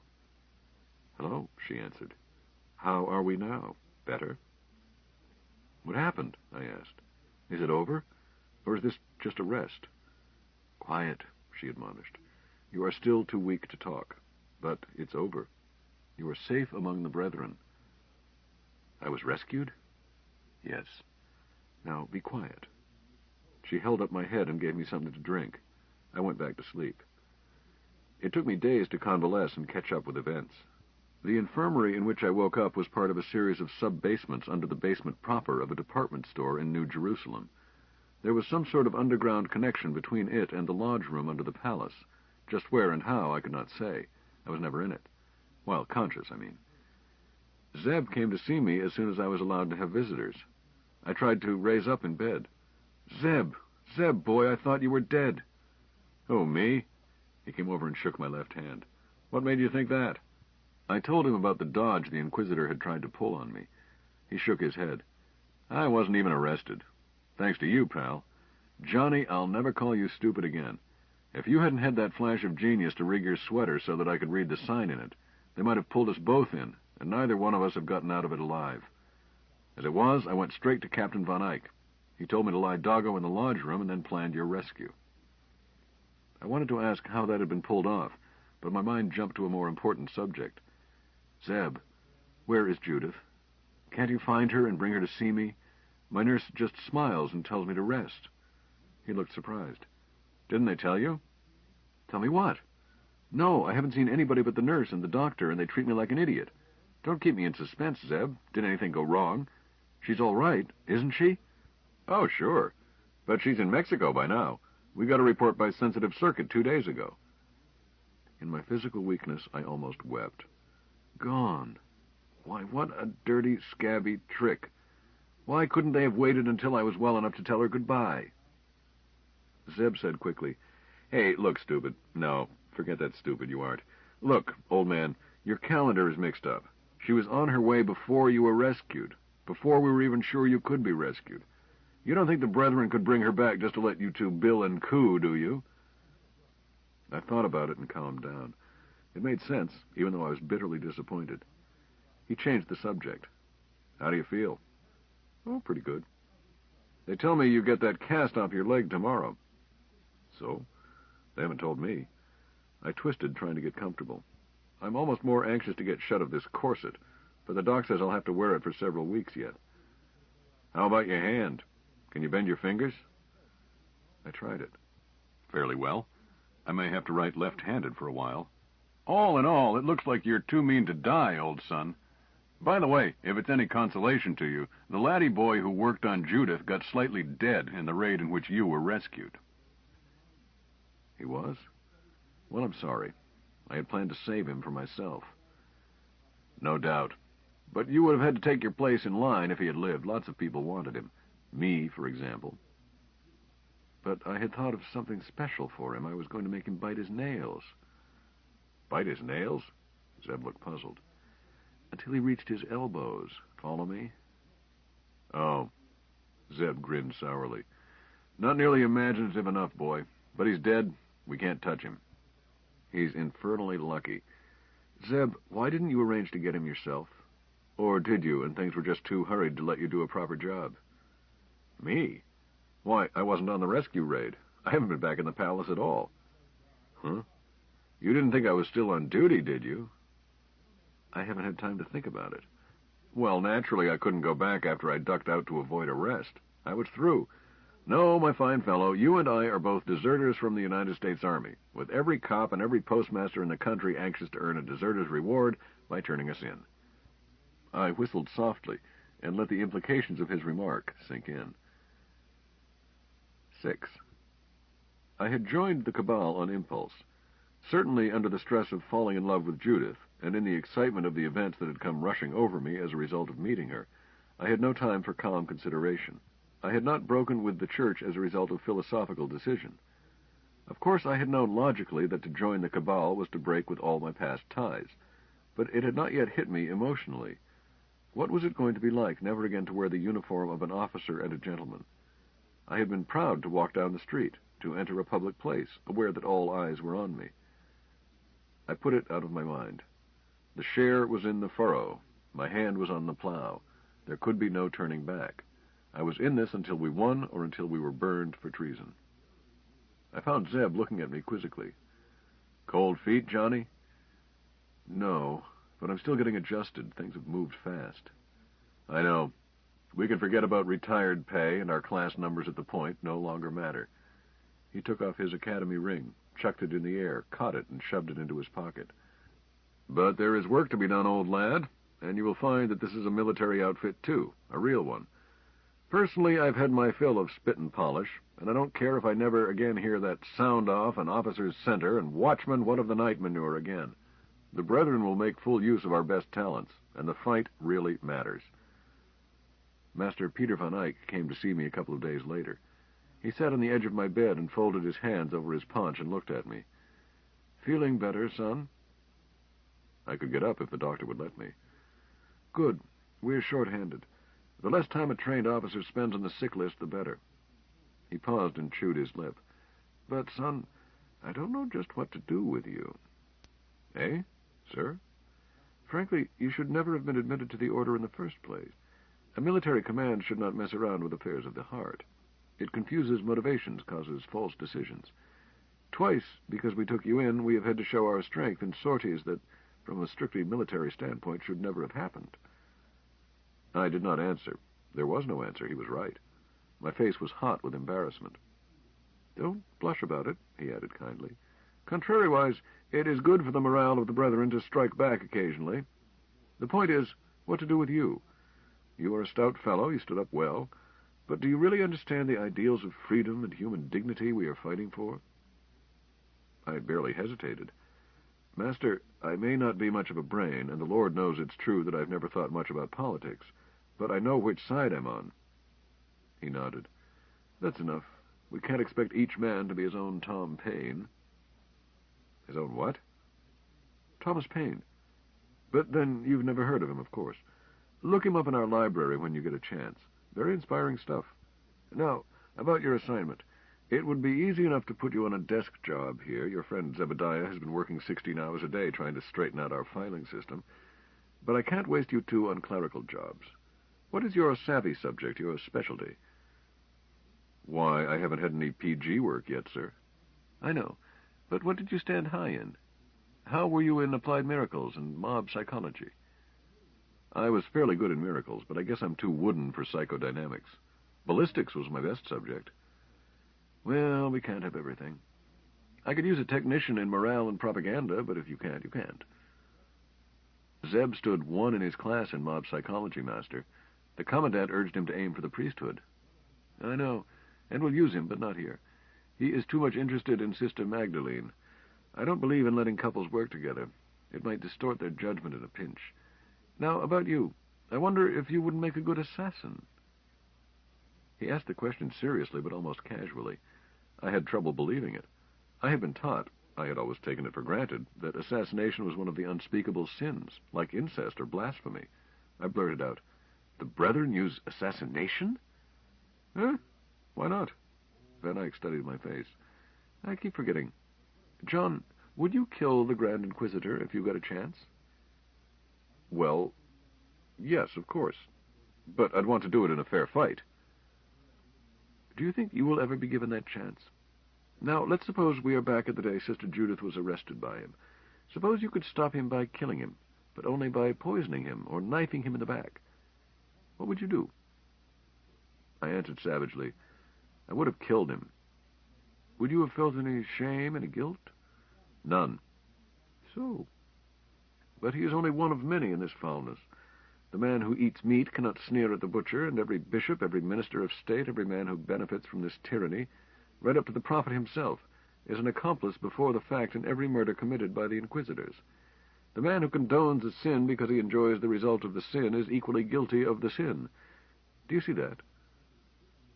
Oddly enough, I did see it, for it was orthodox doctrine as I had learned it. I had choked over its new application. But Master Peter was still talking. but we don't indulge in vengeance. Vengeance still belongs to the Lord. I would never send you against the Inquisitor, because you might be tempted to exult in it personally. We don't tempt a man with sin as a bait. What we are doing, is engaging in a calculated military operation in a war already commenced. One key man is often worth a regiment. We pick out that key man and kill him. The bishop in one diocese may be such a man. The bishop in the next state may be just a bungler propped up by the system. We kill the first, let the second stay where he is. Gradually, we are eliminating their best brains. Now, he leaned toward me, do you want a job picking off those key men? It's very important work. It seemed to me that, in this business, someone was continually making me face up to facts, instead of letting me dodge unpleasant facts the way most people manage to do throughout their lives. Could I stomach such an assignment? Could I refuse it, since Master Peter had implied at least that assassins were volunteers? Refuse it and try to ignore in my heart that it was going on, and that I was condoning it? Master Peter was right. The man who buys the meat is brother to the butcher. It was squeamishness, not morals, like the man who favors capital punishment but is himself too good to fit the noose or swing the axe. Like the person who regards war as inevitable, and in some circumstances moral, but who avoids military service because he doesn't like the thought of killing. Emotional infants, ethical morons. The left hand must know what the right hand doeth, and the heart is responsible for both. I answered almost at once, Master Peter, I am ready to serve. That way, or whatever the brethren decide I can do best. Good man. He relaxed a bit and went on. Between ourselves, it's the job I offer to every new recruit when I'm not sure that he understands that this is not a ball game, but a cause to which he must commit himself without any reservation. His life, his fortune, his sacred honor. We have no place for the man who wants to give orders but who won't clean the privy. I felt relieved.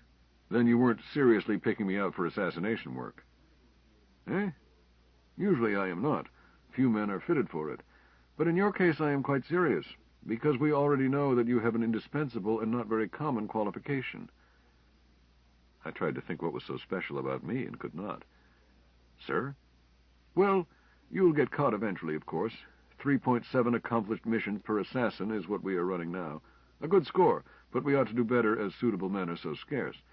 But with you, we know already that when they do catch you and put you to the question, you won't crack. My face must have shown my feelings. The question? Again? I was still half dead from the first time. Master Peter said kindly, Of course you won't have to go up against it again to the fullest.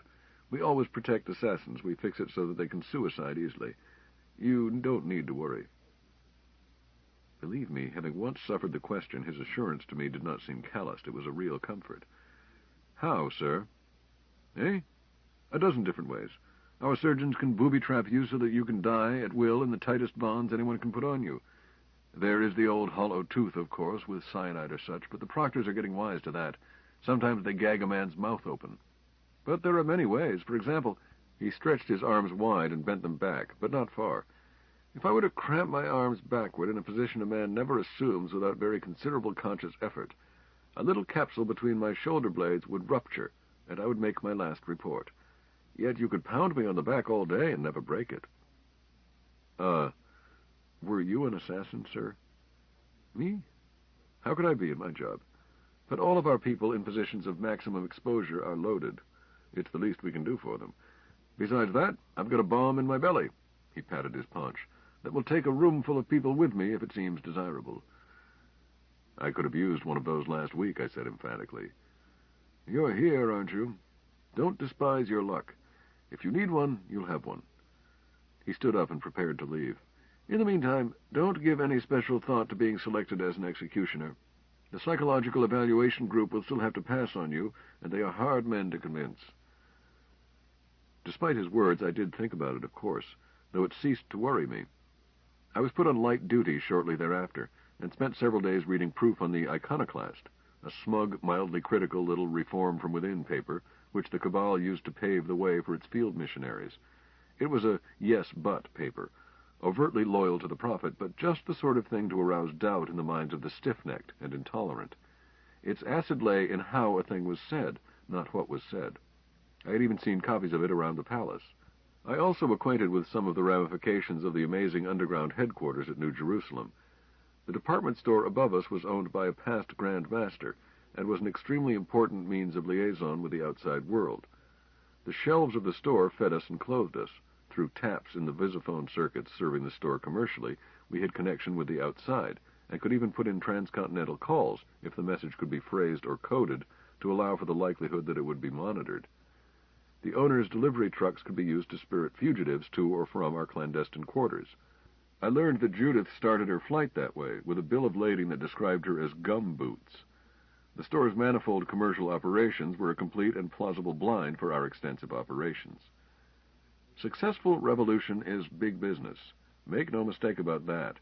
In a modern, complex, and highly industrialized state, revolution is not accomplished by a handful of conspirators whispering around a guttering candle in a deserted ruin.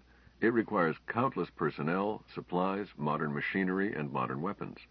And to handle these factors successfully, there must be loyalty, secrecy, and superlative staff organization.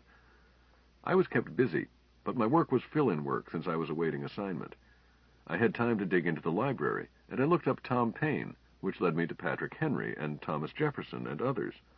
A whole new world was opened up to me. I had trouble at first in admitting the possibility of what I read. I think perhaps of all the things a police state can do to its citizens, distorting history is possibly the most pernicious. For example, I learned for the first time that the United States had not been ruled by a bloodthirsty emissary of Satan before the first prophet arose in his wrath and cast him out, but had been a community of free men, deciding their own affairs by peaceful consent. I don't mean that the First Republic had been a scriptural paradise, but it hadn't been anything like what I had learned in school. For the first time in my life, I was reading things which had not been approved by the prophet's censors, and the impact on my mind was devastating. Sometimes I would glance over my shoulder to see who was watching me, frightened in spite of myself. I began to sense faintly that secrecy is the keystone of all tyranny. Not force, but secrecy, censorship. When any government, or any church for that matter, undertakes to say to its subjects, "This you may not read, this you must not see, this you are forbidden to know," the end result is tyranny and oppression, no matter how holy the motives. Mighty little force is needed to control a man whose mind has been hoodwinked. Contrariwise, no amount of force can control a free man, a man whose mind is free. No, not the rack, not fission bombs, not anything. You can't conquer a free man. The most you can do is kill him. My thoughts did not then fall into syllogisms. My head was filled with an inchoate spate of new ideas, each more exciting than the last.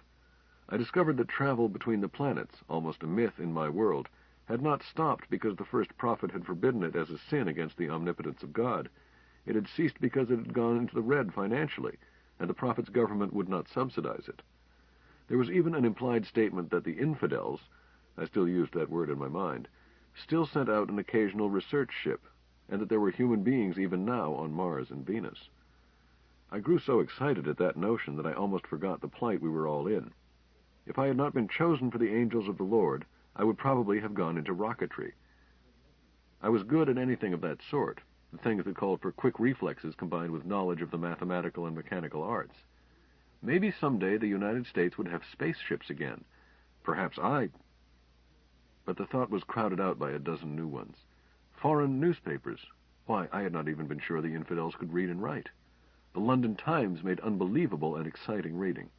I gradually got it through my head that the Britishers apparently did not now eat human flesh, if indeed they ever had. They seemed remarkably like us, except that they were shockingly prone to do as they pleased. There were even letters in the Times criticizing the government. And there was another letter signed by the bishop of their infidel church, criticizing the people for not attending services. I don't know which one puzzled me the more. Both of them seemed to indicate a situation of open anarchy. Master Peter informed me that the psych board had turned me down for assassination duty. I found myself both relieved and indignant. What was wrong with me that they would not trust me with the job? It seemed like a slur on my character by then. "Take it easy," Van Eyck advised dryly. "They made a dummy run based on your personality profile, and it figured almost an even chance that you would be caught your first time out. We don't like to expend men that fast." "But—" "Peace, lad. I'm sending you out to General Headquarters for assignment." "General Headquarters? Where is that?" "You'll know when you get there. Report to the staff metamorphist. Dr. Mueller was the staff face changer.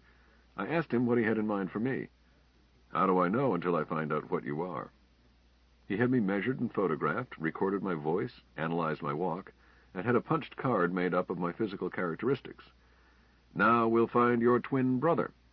I watched the card sorter go through several thousand cards, and I was beginning to think I was a unique individual, resembling no one else sufficiently to permit me to be disguised successfully, when 2 cards popped out almost together. Before the machine whirred to a stop, there were 5 cards in the basket. "A nice assortment," Dr. Mueller mused as he looked them over. "1 synthetic, 2 live ones, a deader, and 1 female. We can't use the woman for this job, but we'll keep it in mind. It might come in very handy someday to know that there is a female citizen you could impersonate successfully." "What is a synthetic?" I inquired. "Eh? Oh, it's a composite personality, very carefully built from faked records and faked backgrounds. A risky business. It involves tampering with the National Archives. I don't like to use a synthetic, for there really isn't any way to fill in completely the background of a man who doesn't exist. I'd much rather patch into the real background of a real person." "Then why use synthetics at all?" "Sometimes we have to. When we have to move a refugee in a hurry, for example, and there is no real person we can match him with. So we try to keep a fairly broad assortment of synthetics built up. Now, let me see," he added, shuffling the cards. "We have 2 to choose from." "Just a second, Doctor," I interrupted. "Why do you keep dead men in the file?" "Oh, they aren't legally dead. When one of the brethren dies and it's possible to conceal the fact, we maintain his public personality for possible future use. Now then," he continued, "can you sing?" "Not very well." "This one is out, then. He's a concert baritone. I can make a lot of changes in you, but I can't make a trained singer of you. It's Hobson's choice. How would you like to be Adam Reeves, commercial traveler in textiles?" He held up a card. "Do you think I could get away with it?" "Certainly, when I get through with you." A fortnight later, my own mother wouldn't have known me. Nor, I believe, could Reeves' mother have told me from her son. The second week, Reeves himself was available to work with me. I grew to like him very much while I was studying him. He was a mild, quiet man with a retiring disposition, which always made me think of him as small, although he was, of course, my height, weight, and bony structure. We resembled each other only superficially in the face. At first, that is. A simple operation made my ears stand out a little more than nature intended. At the same time, they trimmed my earlobes. Reeves' nose was slightly aquiline. A little wax under the skin at the bridge caused mine to match. It was necessary to cap several of my teeth to make mine match his dental repair work. That was the only part I really minded. My complexion had to be bleached a shade or 2. Reeves' work did not take him out into the sun much. But the most difficult part of the physical match was artificial fingerprints. An opaque, flesh-colored, flexible plastic was painted on my finger pads. Then my fingers were sealed into molds made from Reeves' fingertips. It was touchy work. One finger was done over 7 times before Dr. Mueller would pass it. That was only the beginning. Now I had to learn to act like Reeves. His walk, his gestures, the way he laughed, his table manners. I doubt if I could ever make a living as an actor. My coach certainly agreed and said so. "Confound it, Lyle, won't you ever get it? Your life will depend on it. You've got to learn." "But I thought I was acting just like Reeves," I objected feebly. "Acting, that's just the trouble. You were acting like Reeves. And it was as phony as a false leg. You've got to be Reeves. Try it. Worry about your sales record. Think about your last trip. Think about commissions and discounts and quotas. Go on, try it." Every spare minute I studied the current details of Reeves' business affairs, for I would actually have to sell textiles in his place. I had to learn a whole trade, and I discovered that there was more to it than carrying around samples and letting a retailer make his choice. And I didn't know a denier from a continuous fiber. Before I finished, I acquired a new respect for businessmen. I had always thought that buying and selling was simple. I was wrong again. I had to use the old phonographic tutor stunt and wear earphones to bed. I never sleep well that way, and would wake up each morning with a splitting head and with my ears, still tender from the operations, sore as 2 boils. But it worked, all of it. In 2 short weeks I was Adam Reeves, commercial traveler, right down to my thoughts. 7. "Lyle," Master Peter Von Eyck said to me, "Reeves is due to catch the Comet for Cincinnati this afternoon. Are you ready?" "Yes, sir." "Good. Repeat your orders." Sir, I am to carry out his selling schedule from here to the coast. I check in at the San Francisco office of United Textiles, then proceed on his vacation.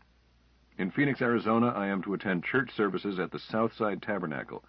I am to hang around afterwards and thank the priest for the inspiration of his sermon, in the course of which I am to reveal myself to him by means of the accustomed usages of our order. He will enable me to reach General Headquarters. All correct. In addition to transferring you for duty, I am going to make use of you as a messenger. Report to the Psychodynamics Laboratory at once. The chief technician will instruct you. Very well, sir. The lodge master got up and came around his desk to me. Goodbye, John. Watch yourself, and may the great architect help you. Thank you, sir. Is this message I am to carry important? Quite important. He let it go at that, and I was a bit irked. It seemed silly to be mysterious about it when I would find out just what it was in a few minutes. But I was mistaken. At the laboratory, I was told to sit down, relax, and prepare myself for hypnosis. I came out of it with the pleasant glow that usually follows hypnosis. That's all, I was told. Carry out your orders. But how about the message I was to carry? You have it. Hypnotically? But if I'm arrested, I'll be at the mercy of any psycho-investigator who examines me. No, you won't. It's keyed to a pair of signal words. You can't possibly remember until they are spoken to you. The chance that an examiner would hit on both words and in the right order is negligible. You can't give the message away, awake or asleep. I had rather expected to be loaded for suicide if I was to carry an important message, though I hadn't seen how they could do it at the last minute, other than supplying me with a pill. A method almost useless if the policeman knows his business. But if I couldn't give away the message I carried, then I preferred to take my chances.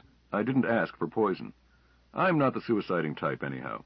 When Satan comes for me, he'll have to drag me. The rocket port serving New Jerusalem is easier to get to than is the case at most of the older cities. There was a tube station right across from the department store that hid our headquarters.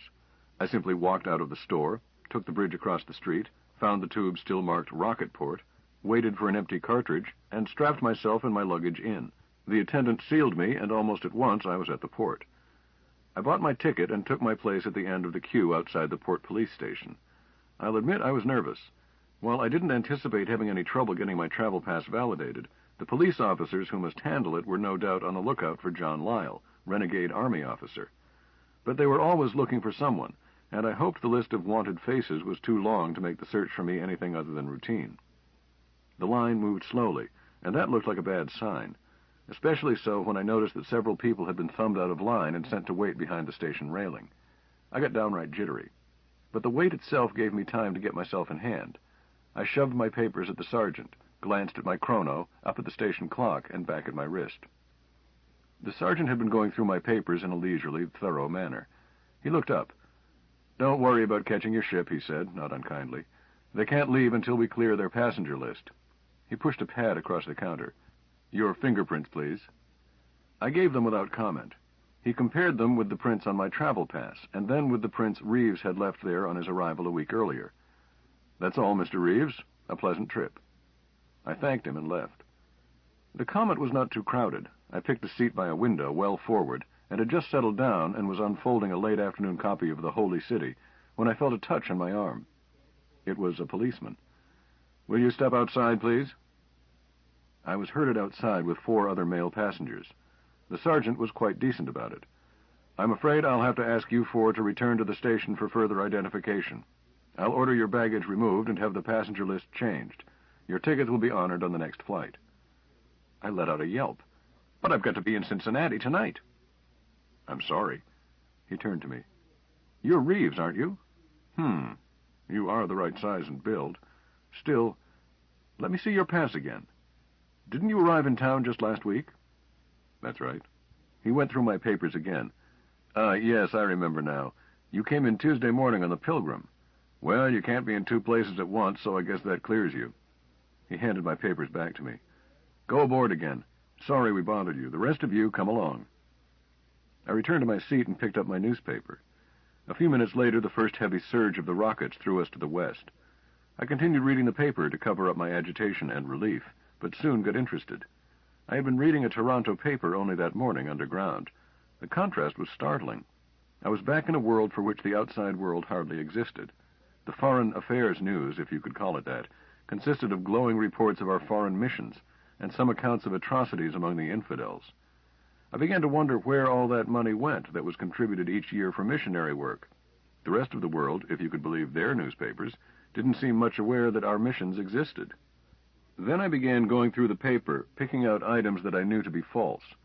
By the time I was through, we were down out of the ionosphere and gliding into Cincy. We had overtaken the sun and had sunset all over again. There must be a peddler's pack in my family tree. I not only covered Reeves' territory in Cincinnati, but bettered his quota.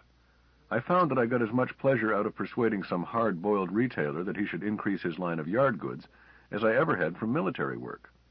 I stopped worrying about my disguise and thought only about textiles. Selling isn't just a way to eat. It's a game. It's fun. I left for Kansas City on schedule and had no trouble with the police in getting a visa for my travel pass. I decided that New Jerusalem had been the only ticklish checkpoint. From here west, nobody would expect to pick up John Lyle, formerly officer and gentleman. He would be one of thousands of wanted men lost in the files. The rocket to KC was well filled. I had to sit beside another passenger, a well-built chap in his middle 30s. We looked each other over as I sat down. Then each busied himself with his own affairs. I called for a lap table and started straightening out the order blanks and other papers I had accumulated during busy, useful days in Cincinnati. He lounged back and watched the news broadcast in the TV tank at the forward end of the car. I felt a nudge about 10 minutes later and looked around. My seatmate flicked a thumb toward the television tank. In it there was displayed a large public square filled with a mob. It was surging toward the steps of a massive temple, over which floated the prophet's gold and crimson banner and the pennant of a bishopric. As I watched, the first wave of the crowd broke against the temple steps. A squad of temple guards trotted out a side door near the giant front doors and set up their tripods on the terrace at the head of the wide stairs. The scene cut to another viewpoint. We were looking down right into the faces of the mob hurrying toward us, apparently from a telephoto pickup somewhere on the temple roof. What followed made me ashamed of the uniform I had once worn. Instead of killing them quickly, the guards aimed low and burned off their legs. One instant the first wave was running toward me up the steps. Then they fell, the cauterized stumps of their legs jerking convulsively. I had been watching a youngish couple right in the center of the pickup. They had been running hand in hand. As the beam swept across them, they went down together. She stayed down. He managed to lift himself on what had been his knees, took 2 awkward dying steps toward her, and fell across her. He pulled her head to his. Then the scene cut away from them to the wide view of the square. I snatched the earphones, hanging on the back of the seat in front of me, and listened. Annapolis, Minnesota. The situation is well in hand, and no additional troops will be needed. Bishop Jennings has declared martial law while the agents of Satan are rounded up and ordered restored. A period of prayer and fasting will commence at once. The Minnesota ghettos have been closed, and all local pariahs will be relocated in the reservations in Wyoming and Montana in order to prevent future outbreaks. Let this be a warning to the ungodly everywhere who might presume to dispute the divine rule of the prophet incarnate. This on-the-spot cast by the No Sparrow Shall Fall news service is coming to you under the sponsorship of the Associated Merchants of the Kingdom, dealers in the finest of household aids toward grace. Be the first in your parish to possess a statuette of the prophet that miraculously glows in the dark. Send $1 care of this station. I switched off the phones and hung them up. Why blame the pariahs? That mob wasn't made up of pariahs. But I kept my lips zipped and let my companion speak first, which he did with vehemence. Serves them right, the bloody fools. Imagine charging against a fortified position with your bare hands. He kept his voice down and spoke almost in my ear. I wonder why they rioted, was all that I answered. No accounting for the actions of a heretic. They aren't sane. You can sing that in church, I agreed firmly. Besides, even a sane heretic, if there could be such a thing, could see that the government is doing a good job of running the country. Business is good. I patted my briefcase happily. For me, at least, praise the Lord. We talked business conditions and the like for some time. As we talked, I looked him over. He seemed to be the usual leading citizen type, conventional and conservative, yet something about him made me uneasy. Was it just my guilty nerves, or some sixth sense of the hunted? My eyes came back to his hands, and I had a vague feeling that I should be noticing something. But there was nothing unusual about them. Then I finally noticed a very minor thing, a calloused ridge on the bottom joint of the third finger of his left hand, the sort of a mark left by wearing a heavy ring for years, and just the sort I carried myself from wearing my West Point class ring. It meant nothing, of course, since lots of men wear heavy seal rings on that finger. I was wearing one myself, not my West Point ring, naturally, but one belonging to Reeves. But why would this conventional-minded oaf wear such a ring habitually, then stop? A trifling thing, but it worried me. A hunted animal lives by noticing trifles. At the Point, I had never been considered bright in psychology. I had missed cadet chevrons on that issue alone. But now seemed a good time to use what little I had learned. So I ran over in my mind all I had noticed about him. The first thing he had noticed, the one thing he had commented on, was the foolhardiness of charging into a fortified position. That smacked of military orientation in his thinking. But that did not prove he was a pointer. On the contrary, an academy man wears his ring at all times, even into his grave, even on leave and wearing mufti, unless for some good reason he does not wish to be recognized. We were still chatting sociably, and I was worrying over how to evaluate insufficient data, when the stewardess served tea. The ship was just beginning to bite air as we came down out of the fringes of space and entered the long glide into Kansas City. It was somewhat bumpy, and she slopped a little hot tea on his thigh. He yelped and uttered an expletive under his breath. I doubt if she caught what he said. But I did catch it, and I thought about it furiously while I dabbed at him with a handkerchief. B.J. Idiot was the term he used, and it was strictly West Point slang.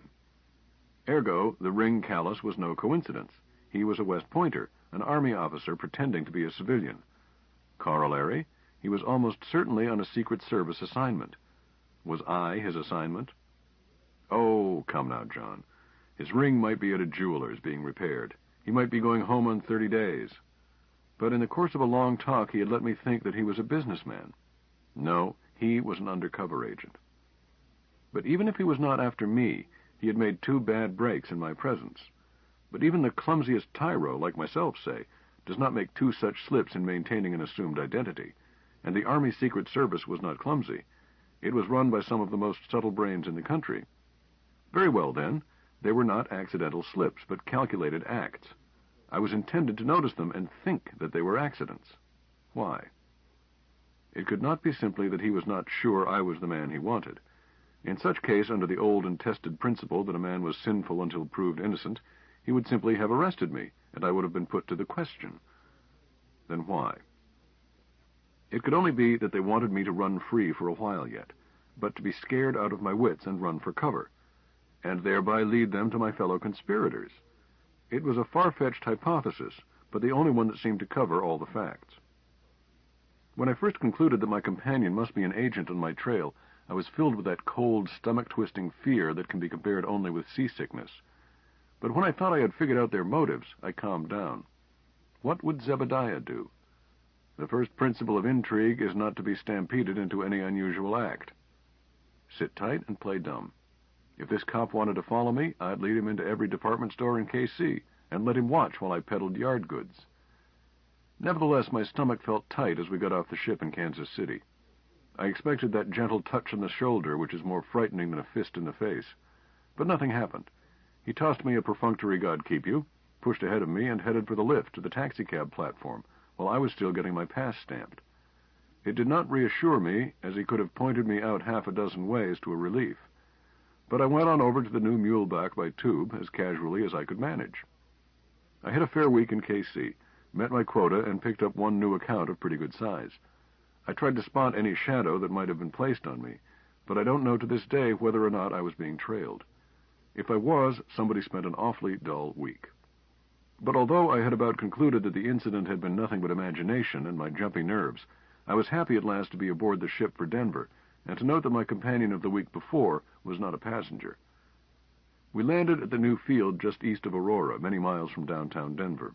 The police checked my papers and fingerprinted me in the routine fashion, and I was about to shove my wallet back into my pocket when the desk sergeant said, "Bare your left arm, please, Mr. Reeves." I rolled up my sleeve while trying to show the right amount of fretful annoyance. A white-coated orderly took a blood sample. "Just a normal precaution," the sergeant explained. "The Department of Public Health is trying to stamp out spotted fever."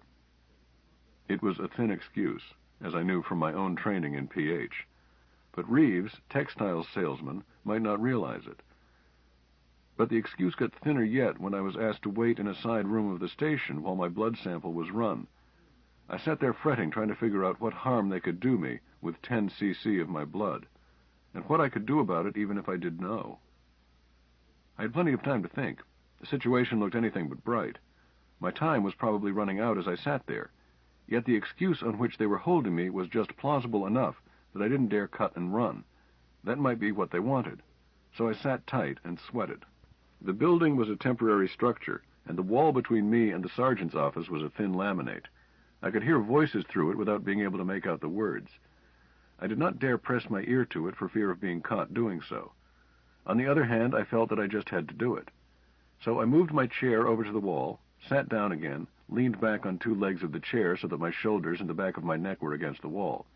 Then I held a newspaper I had found there up in front of my face and pressed my ear against the wall. I could hear every word then. The sergeant told a story to his clerk, which would have fetched him a month's penance if a morals proctor had been listening. Still, I had heard the same story, only slightly cleaned up, right in the palace, so I wasn't really shocked, nor was I in any mood to worry about other people's morals. I listened to several routine reports and an inquiry from some semi-moron who couldn't find the men's washroom, but not a word about myself. I got a crick in my neck from the position. Just opposite me was an open window, looking out over the rocket field.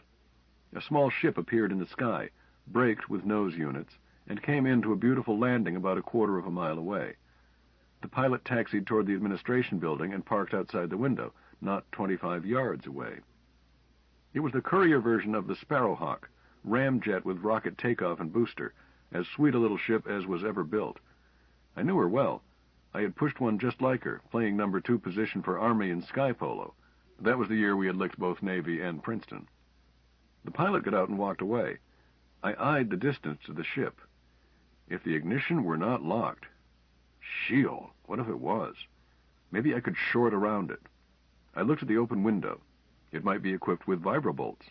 If so, I would never know what hit me. But I could not spot any power leads or trigger connections, and the flimsy construction of the building would make it hard to hide them. Probably there was nothing but contact alarms. There might not be so much as a selenium circuit. While I was thinking about it, I again heard voices next door. I flattened my ear and strained to listen. "What's the blood type?"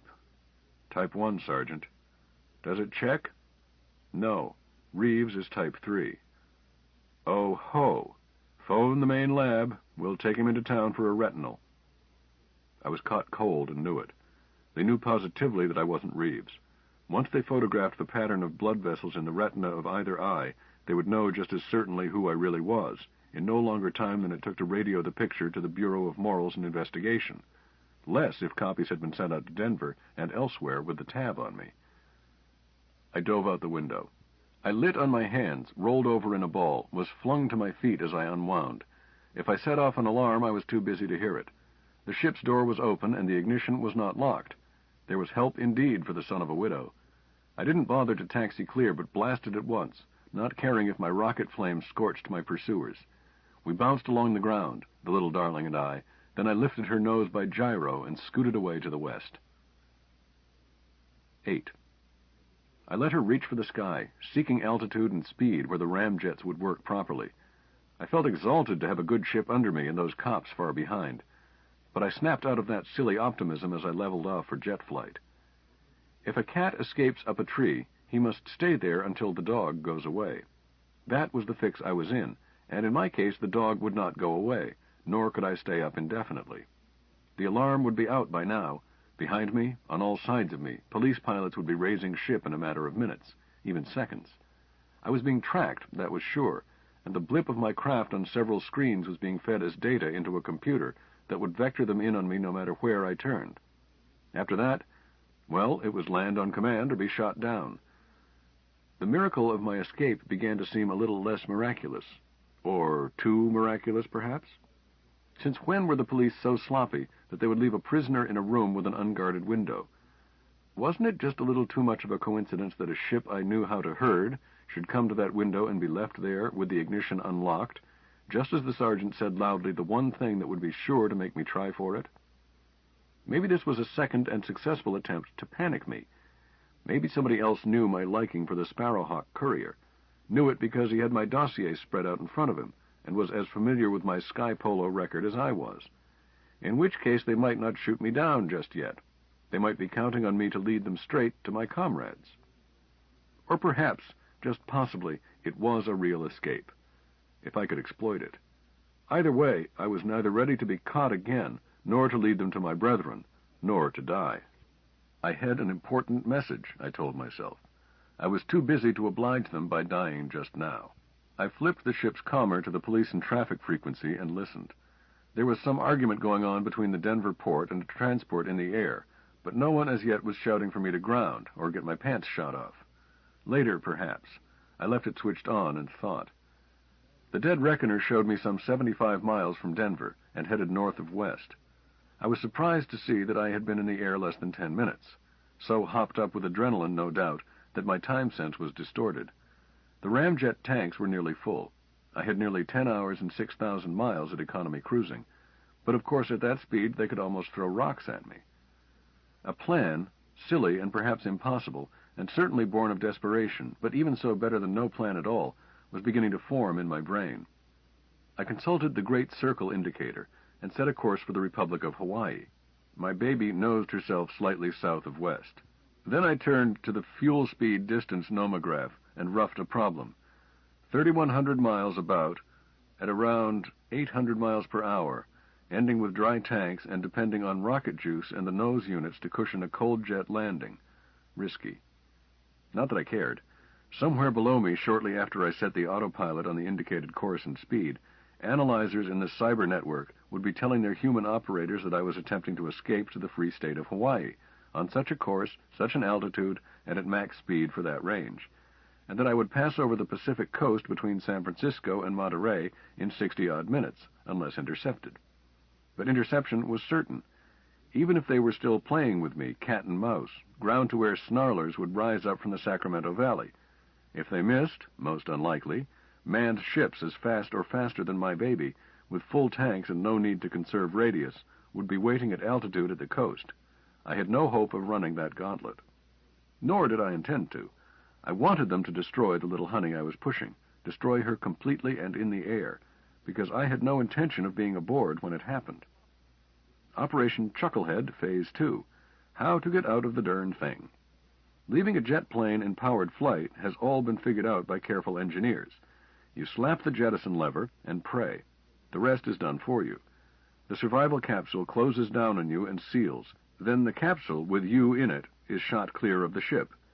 In due course, at proper pressure and terminal airspeed, the drogue is fired. It pulls your chute open, and there you are, floating comfortably toward God's good earth, with your emergency oxygen bottle for company. There is only one hitch. Both the capsule and the abandoned ship start sending out radio signals, dots for the capsule, dashes for the ship, and for good measure the capsule has a built-in radar beacon. The whole thing is about as inconspicuous as a cow in church. I sat there chewing my thumb and staring out ahead. It seemed to me that the yonder was looking even wilder and bluer than usual. My own mood, no doubt, for I knew that 13 ground miles were slipping out from under me each minute, and that it was high time for me to find my hat and go home. Of course, there was a door right alongside me.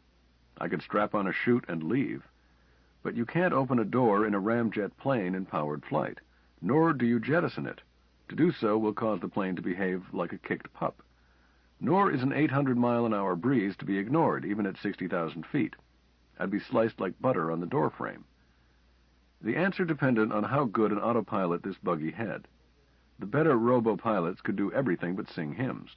Some of the cheaper ones could hold course, speed, and altitude, but there their talents ended.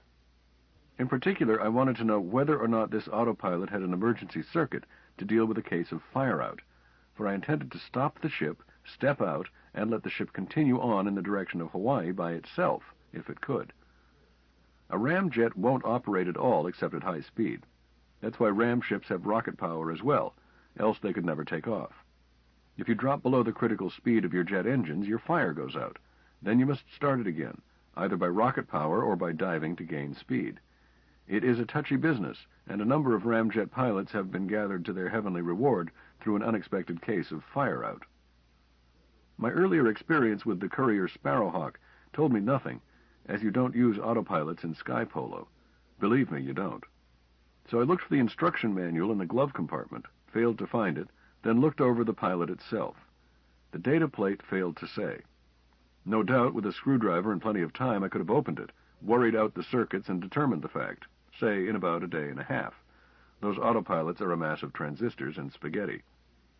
So I pulled the personal chute out of its breakaway clips and started shrugging my way into it while sighing, "Pal, I hope you have the necessary gimmick built into your circuits." The autopilot didn't answer, though I wouldn't have been much surprised if it had. Then I squeezed back into place and proceeded to override the autopilot manually. I didn't have too much time. I was already over the Deseret Basin, and I could see the setting sun glinting on the waters of the Great Salt Lake ahead and to the right. First, I took her down some, because 60,000 feet is thin and chilly, too little partial pressure of oxygen for the human lung. Then I started up in a gentle curving climb that would neither tear her wings off nor gee me into a blackout. I had to take her fairly high, because I intended to cut out the rocket motors entirely and force my best girl to light her stovepipes by diving for speed, it being my intention to go into a vertical stall which would create fire-out and get off in a hurry at that point. For obvious reasons, I did not want the rocket motors to cut loose just as I was trying to say goodbye.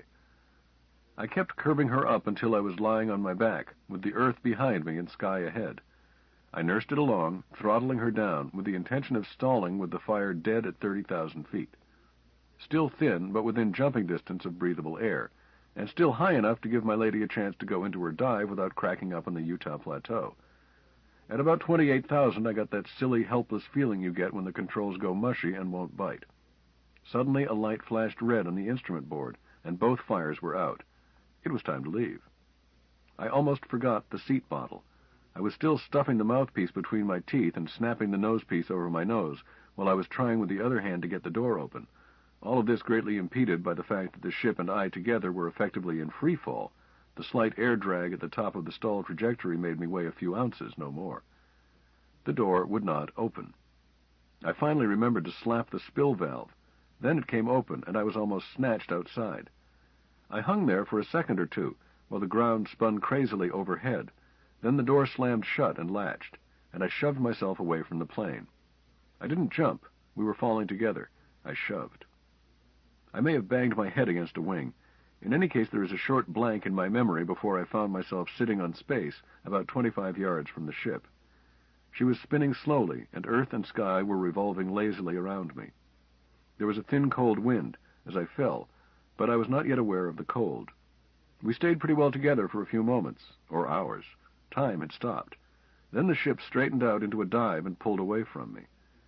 I tried to follow her down by eye, and became aware of the icy wind of my fall.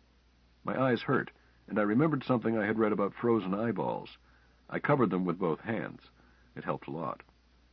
Suddenly I became frightened, panicky at the thought that I had delayed the jump too long, and was about to smash into the desert floor. I uncovered my eyes and sneaked to look. No, the ground was still a long way off, 2 or 3 miles perhaps. My guess was not worth much, as it was already dark down there. I tried to catch sight of the ship, could not see it, then suddenly spotted it as her fires came on. I risked frozen eyes and watched, exultation in my heart. The autopilot did indeed have built into it the emergency circuit for fire-out, and everything was proceeding according to plan. The little sweetheart leveled off, headed west on course, and began to climb for the altitude she had been told to use. I sent a prayer after her that she would win through and end up in the clean Pacific rather than be shot down. I watched her glowing tailpipes out of sight while I continued to fall. The triumph of my little ship had made me forget to be scared. I had known when I bailed out that it would have to be a delayed jump. My own body, in leaving the ship, would make a secondary blip on the screen of anything tracking the ship. My only hope of convincing the trackers that what they had witnessed was a real emergency, fire-out, lay in getting away from the ship quickly and then in not being spotted on the way down. That meant that I must fall rapidly, right out of the picture, and not pull the ripcord until I was close to the ground, in visual darkness and in ground radar shadow. But I had never made a delayed jump before. In fact, I had jumped only twice. The 2 easy practice jumps under a jump master, which are required of every cadet in order to graduate. I wasn't especially uncomfortable, as long as I kept my eyes closed, but I began to get a truly overpowering urge to pull that ripcord. My hand went to the handle and gripped it. I told myself to let go, but I couldn't make myself do it. I was still much too high, dead sure to be spotted if I broke out that great conspicuous bumbershoot and floated down the rest of the way. I had intended to rip the chute out somewhere between 1,000 and 500 feet above ground, but my nerve played out, and I couldn't wait that long. There was a large town almost under me, Provo, Utah, by what I remembered of the situation from higher up. I convinced myself that I had to pull the ripcord to keep from landing right in the city. I remembered just in time to remove the oxygen facepiece, thereby avoiding a mouthful of broken teeth, most likely, for I never had gotten around to strapping the bottle to me. I had been holding it in my left hand all the way down. I suppose I could have taken time even then to secure it, but what I did was throw it in the general direction of a farm, hoping that it would land on plowed ground rather than on some honest citizen's skull. Then I pulled the handle. For the horrible split second, I thought that I had a faultily packed chute. Then it opened and knocked me out, or I fainted with fright. I came to, hanging in the harness with the ground swinging and turning slowly beneath me. I was still too high up, and I seemed to be floating toward the lights of Provo. So I took a deep breath. Real air tasted good after the canned stuff. Gathered a double handful of shrouds and spilled some wind. I came down fast then, and managed to let go just in time to get full support for the landing. I couldn't see the ground well in the evening darkness, but I knew it was close. I gathered up my knees, just as it says in the manual, then took it rather unexpectedly, stumbling, falling, and getting tangled in the chute. It is supposed to be equal to a 14-foot free jump. All I can say is it seems like more. Then I was sitting on my tail in a field of sugar beets and rubbing my left ankle. Spies always bury their parachutes, so I suppose I should have buried mine, but I didn't feel up to it, and I didn't have any tools. I stuffed it into a culvert I found running under the road that edged the field, then started slogging that road toward the lights of Provo. My nose and right ear had been bleeding, and the blood was dry on my face. I was covered with dirt. I had split my trousers. My hat was the Lord knows where. Denver, maybe, or over Nevada. My left ankle seemed slightly sprained. My right hand was badly skinned, and I had had a childish accident. I felt swell. I could hardly keep from whistling as I walked. I felt so good. Sure, I was still hunted, but the prophet's proctors thought I was still high in the sky and headed for Hawaii. At least I hoped they believed that, and in any case I was still free, alive, and reasonably intact. If one has to be hunted, Utah was a better place for it than most. It had been a center of heresy and schism ever since the suppression of the Mormon Church, back in the days of the first prophet. If I could keep out of the direct sight of the prophet's police, it was unlikely that any of the natives would turn me in. Nevertheless, I lay flat in the ditch every time a truck or a ground car came along, and I left the road and took to the fields again before it entered the city proper. I swung wide and entered by a dimly lighted side street. It lacked 2 hours of curfew. I needed to carry out the first part of my plan before the night patrol took to the streets. I wandered around dark residential streets and avoided any direct encounters with people for most of an hour before finding what I wanted, some sort of a flyer I could steal. It turned out to be a Ford family Sky car, parked in a vacant lot. The house next to it was dark. I sneaked up to it, keeping to the shadows, and broke my penknife jimming the door, but I got it open. The ignition was locked, but I had not expected that sort of luck twice. I had had an extremely practical education at taxpayers' expense, which included detailed knowledge of IC engines, and this time there was no hurry.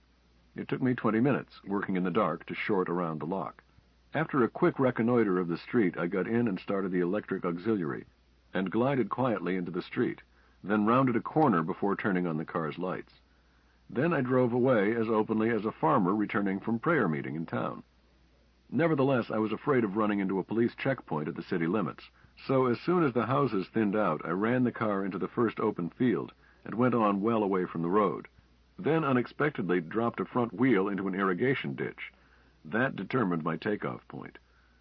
The main engine coughed and took hold. The rotor unfolded its airfoils with a loud creak. She was sloppy on the takeoff, being canted over into the ditch, but she made it. The ground dropped away. 9. The car I had stolen was a jalopy, old, not properly kept up, a bad valve knock in the engine, and a vibration in the rotor that I didn't like at all. But she would run, and she had better than half a tank of fuel, enough to get me to Phoenix. I couldn't complain. Worst was a complete lack of any navigating equipment other than an old-style uncompensated Sperry robot, and a bundle of last year's strip maps of the sort the major oil companies give away. There was radio, but it was out of order.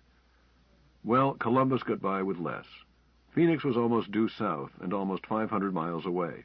I estimated my drift by crossing my eyes and praying, set the robot on course, and set her to hold real altitude of 500 feet. Any more might get me into the cyber network. Any less might get some local constable annoyed with me. I decided that running lights were safer than no running lights, this being no time to pick up a ticket, so I switched them on to dim. After that, I took a look around. No sign of pursuit to the north. Apparently my latest theft had not been noticed as yet. As for my first, well, the sweet darling was either shot down by now or far out over the Pacific. It occurred to me that I was hanging up quite a record for a mother's boy. Accessory before and after the fact in murder, perjury before the Grand Inquisitor, treason, impersonation, grand larceny twice. There was still arson and barratry, whatever that was, and rape. I decided I could avoid rape, but barratry I might manage, if I could find out what it meant. I still felt swell, even though my nose was bleeding again.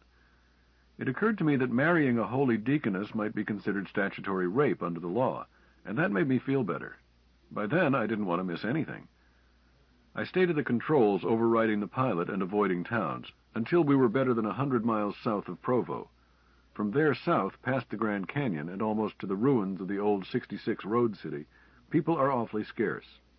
I decided that I could risk some sleep, so I set the pilot on 800 feet, ground altitude, told it firmly to watch out for trees and bluffs, went back to the after-passenger bench, and went at once to sleep. I dreamt that the Grand Inquisitor was trying to break my nerve by eating juicy roast beef in my presence. "Confess," he said as he stabbed a bite and chewed. "Make it easy on yourself. Will you have some rare or the slice off the end?" I was about to confess, too, when I woke up. It was bright moonlight, and we were just approaching the Grand Canyon. I went quickly to the controls and overrode the order about altitude. I was afraid that the simple little robot might have a nervous breakdown and start shedding capacitances in lieu of tears if it tried to hold the ship just 800 feet away from that gargantuan series of ups and downs and pinnacles. In the meantime, I was enjoying the view so much that I forgot that I was starving. If a person hasn't seen the canyon, there is no point in describing it, but I strongly recommend seeing it by moonlight from the air. We sliced across it in about 20 minutes, and I turned the ship back to automatic and started to forage, rummaging through the instrument panel compartment and the lockers. I turned up a chocolate almond bar and a few peanuts, which was a feast, as I was ready for raw skunk. I had eaten last in Kansas City. I polished them off and went back to sleep. I don't recall setting the pilot alarm, but must have done so, for it woke me up just before dawn. Dawn over the desert was another high-priced tourist item, but I had navigating to do, and could not spare it more than a glance. I turned the crate at right angles for a few minutes to check drift and speed made good over ground to south, then figured a bit on the edge of a strip map. With luck, and assuming that my guesses about wind were about right, Phoenix should show up in about half an hour. My luck held. I passed over some mighty rough country, then suddenly, spread out to the right, was a wide, flat desert valley, green with irrigated crops, and with a large city in it, the Valley of the Sun and Phoenix. I made a poor landing in a boxed-in little dry arroyo leading into the Salt River Canyon. I tore off one wheel and smashed the rotor, but I didn't care. The important thing was that it wasn't likely to be found there very soon, it and my fingerprints. Reeves' prints, I mean. Half an hour later, after picking my way around enormous cacti and still bigger red boulders, I came out on the highway that leads down the canyon and into Phoenix. It was going to be a long walk into Phoenix, especially with one sore ankle, but I decided not to risk hitching a ride. Traffic was light, and I managed to get off the road and hide each time for the first hour. Then I was caught on a straight up-and-down piece by a freighter. There was nothing to do but give the driver a casual wave as I flattened myself to the rock wall and pretend to be nonchalant. He brought his heavy vehicle to a quick, smooth stop. "Want a lift, bud?" I made up my mind in a hurry. "Yes, thanks." He swung a dural ladder down over the wide tread, and I climbed into the cab. He looked me over. "Brother," he said admiringly, "was it a mountain lion or a bear?" I had forgotten how I looked. I glanced down at myself. "Both," I answered solemnly. "Strangled one in each hand." "I believe it." "Fact is," I added, "I was riding a unicycle and bounced it off the road. On the high side, luckily, but I wrecked it. A unicycle? On this road? Not all the way from Globe. Well, I had to get off and push at times. It was the downgrade that got me, though. He shook his head. Let's go back to the lion and bear theory. I like it better. He didn't question me further, which suited me. I was beginning to realize that offhand fictions led to unsuspected ramifications. I had never been over the road from Globe.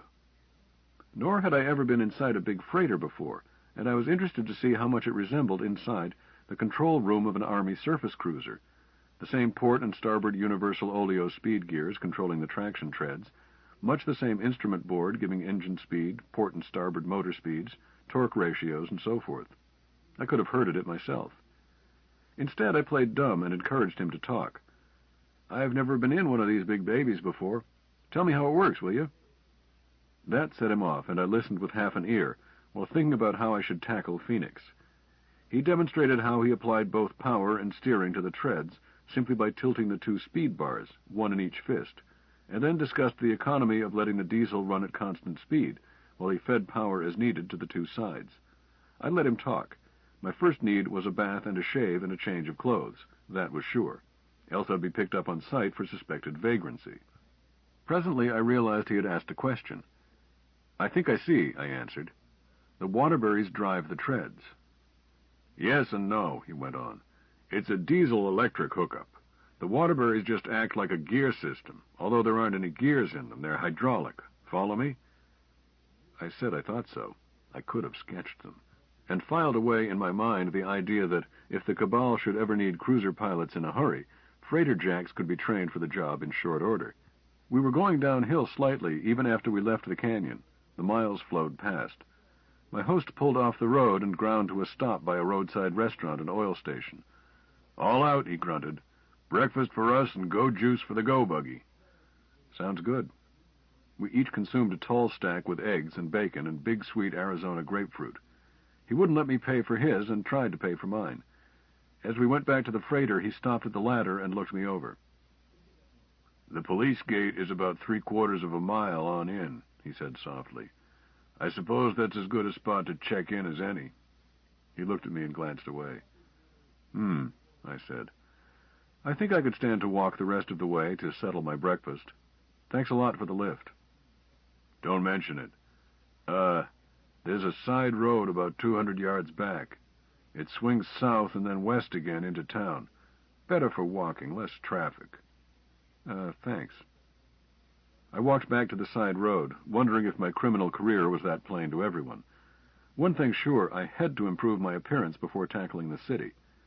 The side road led through ranches, and I passed several ranch houses without having the nerve to stop. But I came presently to a little house occupied by a Spanish Indian family, with the usual assortment of children and dogs. I took a chance. Many of these people were clandestine Catholics, I knew, and probably hated the Proctors as much as I did. The Senora was home. She was fat and kindly, and mostly Indian by her appearance. We couldn't talk much, as my Spanish is strictly classroom quality, but I could ask for agua, and agua I got, both to drink and to wash myself. She sewed up the rip in my trousers while I stood foolishly in my shorts with the children making comments. She brushed me off, and she even let me use her husband's razor. She protested over letting me pay her, but I was firm about it. I left there looking passable.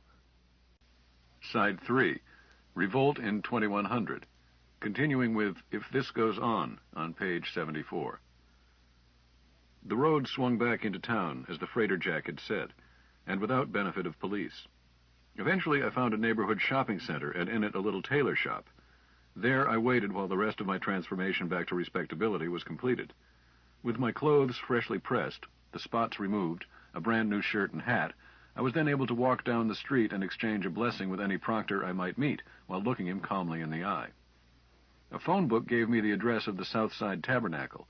A map on the wall of the tailor shop got me oriented, without asking questions. It was within walking distance. I hurried down the street and reached the church just as 11 o'clock services were starting. Sighing with relief, I slipped into a back pew, and actually enjoyed the services, just as I had as a boy, before I had learned what was back of them. I felt peaceful and secure. In spite of everything, I had made it safely. I let the familiar music soak into my soul while I looked forward to revealing myself to the priest afterwards, and then let him do the worrying for a while. To tell the truth, I went to sleep during the sermon, but I woke up in time, and I doubt if anyone noticed. Afterwards I hung around, waited for a chance to speak to the priest, and told him how much I had enjoyed his sermon. He shook hands, and I gave him the recognition grip of the brethren. But he did not return it. I was so upset by that I almost missed what he was saying. "Thank you, my boy. It's always good news to a new pastor to hear that his ministrations are appreciated." "I guess my face gave me away," he added. "Something wrong?" I stammered, "Oh, no, Reverend Sir. You see, I'm a stranger myself." "Then you aren't the Reverend Baird?" I was in cold panic. Baird was my only contact with the brethren short of New Jerusalem. Without someone to hide me, I would be picked up in a matter of hours. Even as I answered, I was making wild plans to steal another ship that night, and then try to run the border patrol into Mexico. His voice cut into my thoughts as if from a great distance. "No, I'm afraid not, my son. Did you wish to see the Reverend Baird?" "Well, it wasn't terribly important, sir. He is an old friend of my uncle. I was to look him up while I was here and pay my respects." Maybe that nice Indian woman would hide me until dark. "That won't be difficult. He's here in town. I'm just supplying his pulpit while he is laid up." My heart made a full turn at about 12G. I tried to keep it out of my face. "Perhaps if he is sick, I had better not disturb him." "Oh, not at all. A broken bone in his foot. He'll enjoy a bit of company. Here." The priest fumbled under his robes, found a piece of paper and a pencil, and wrote out the address. 2 streets over and half a block down. You can't miss it." Of course I did miss it, but I doubled back and found it. An old, vine-grown house with a suggestion of New England about it. It was set well back in a large, untidy garden. Eucalyptus, palms, shrubs, and flowers, all in pleasant confusion. I pressed the announcer and heard the whine of an old-style scanner. A speaker inquired, "Yes?" "A visitor to see the Reverend Baird, if he so pleases."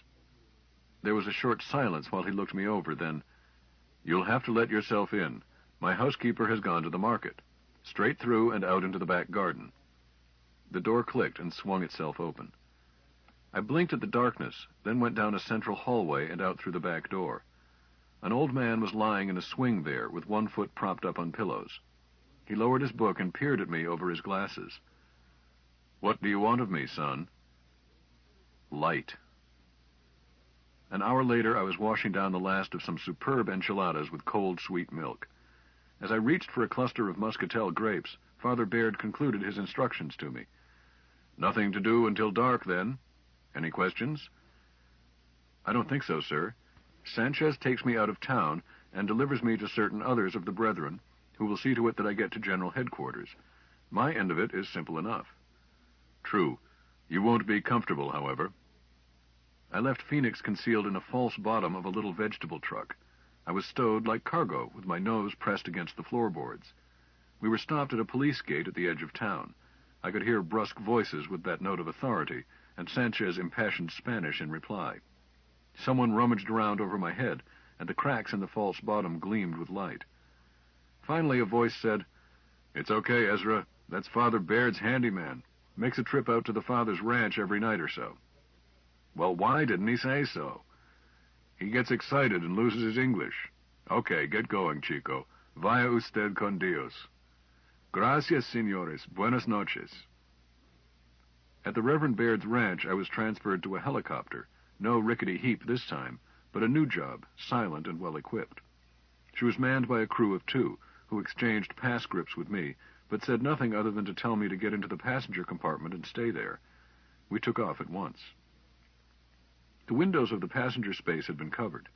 I don't know which way we went, nor how far. It was a rough ride, as the pilot seemed dead set on clipping daisies the whole way.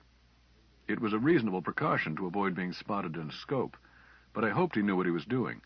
I wouldn't want to herd a heli that way in broad daylight. He must have scared a lot of coyotes. I know he frightened me. At last I heard the squeal of a landing beam. We slid along it, hovered, and bumped gently to a stop. When I got out, I found myself staring into the maw of a tripod-mounted blaster backed up by 2 alert and suspicious men. But my escort gave the password. Each of the guards questioned me separately, and we exchanged recognition signals. I got the impression that they were a little disappointed that they couldn't let me have it. They seemed awfully eager. When they were satisfied, a hoodwink was slipped over my head, and I was led away. We went through a door, walked maybe 50 yards, and crowded into a compartment. The floor dropped away. My stomach caught up with me, and I groused to myself because I hadn't been warned that it was an elevator, but I kept my mouth shut. We left the lift, walked away, and I was nudged onto a platform of some sort, told to sit down and hang on. Whereupon we lurched away at breakneck speed. It felt like a roller coaster, not a good thing to ride blindfolded. Up to then I hadn't really been scared. I began to think that the hazing was intentional, for they could have warned me. We made another elevator descent, walked several hundred paces, and my hoodwink was removed. I caught my first sight of General Headquarters. I didn't recognize it as such. I simply let out a gasp. One of my guards smiled. "They all do that," he said dryly. It was a limestone cavern, so big that one felt outdoors rather than underground, and so magnificently lavish in its formations as to make one think of fairyland or the Gnome King's palace. I had assumed that we were underground from the descents we had made, but nothing had prepared me for what I saw. I have seen photographs of what the Carlsbad Caverns used to be, before the earthquake of '96 destroyed them. General Headquarters was something like that, although I can't believe that the Carlsbad Caverns were as big or half as magnificent. I could not at first grasp the immensity of the room I was in. Underground there was nothing to judge size by, and the built-in rangefinder of a human's two-eyed vision is worthless beyond about 50 feet, without something in the distance to give him scale, a house, a man, a tree, even the horizon itself. Since a natural cave contains nothing at all that is well known, customary, the human eye can't size it. So, while I realized that the room I stood in was big, I could not guess just how big. My brain scaled it down to fit my prejudices. We were standing higher than the main floor, and at one end of the room the whole thing was softly floodlighted. I got through craning my neck and ohing and eyeing, looked down and saw a toy village some distance away below us. The little buildings seemed to be about a foot high. Then I saw tiny people walking around among the buildings, and the whole thing suddenly snapped into scale. The toy village was at least a quarter of a mile away. The whole room was not less than a mile long and many hundreds of feet high. Instead of the fear of being shut in that people normally experience in caves, I was suddenly hit by the other fear, the fear of open spaces, agoraphobia. I wanted to slink along close to the walls like a timid mouse. The guide who had spoken touched my arm. "You'll have plenty of time for rubbernecking later. Let's get going." They led me down a path which meandered between stalagmites, from baby finger size to Egyptian pyramids, around black pools of water with lily pads of living stone growing on them, past dark wet domes that were old when man was new, under creamy translucent curtains of onyx and sharp rosy red and dark green stalactites. My capacity to wonder began to be overloaded, and presently I quit trying. We came out on a fairly level floor of bat droppings and made good time to the village. The buildings I saw as I got closer were not buildings in the outdoors sense, but were mere partitions of that honeycomb plastic used for sound deadening, space separators for efficiency and convenience.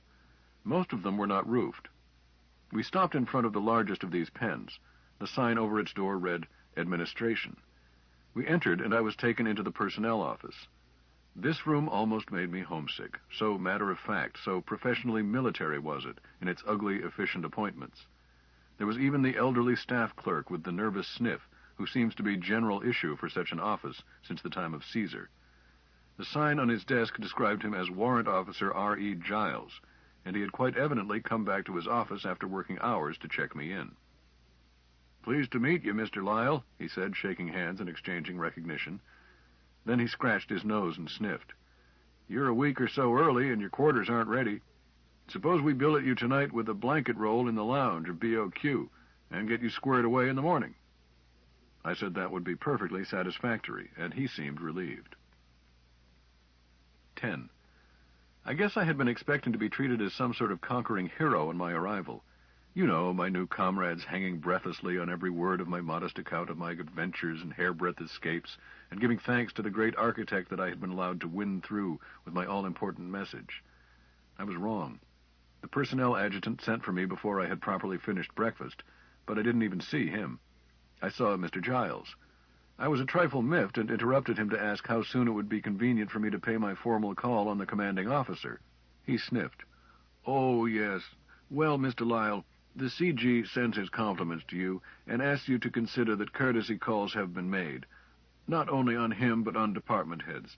We're rather pushed for time right now. He'll send for you the first spare moment he has." I knew quite well that the general had not sent me any such message, and that the personnel clerk was simply following a previously established doctrine. It didn't make me feel better. But there was nothing I could do about it. The system took me in hand.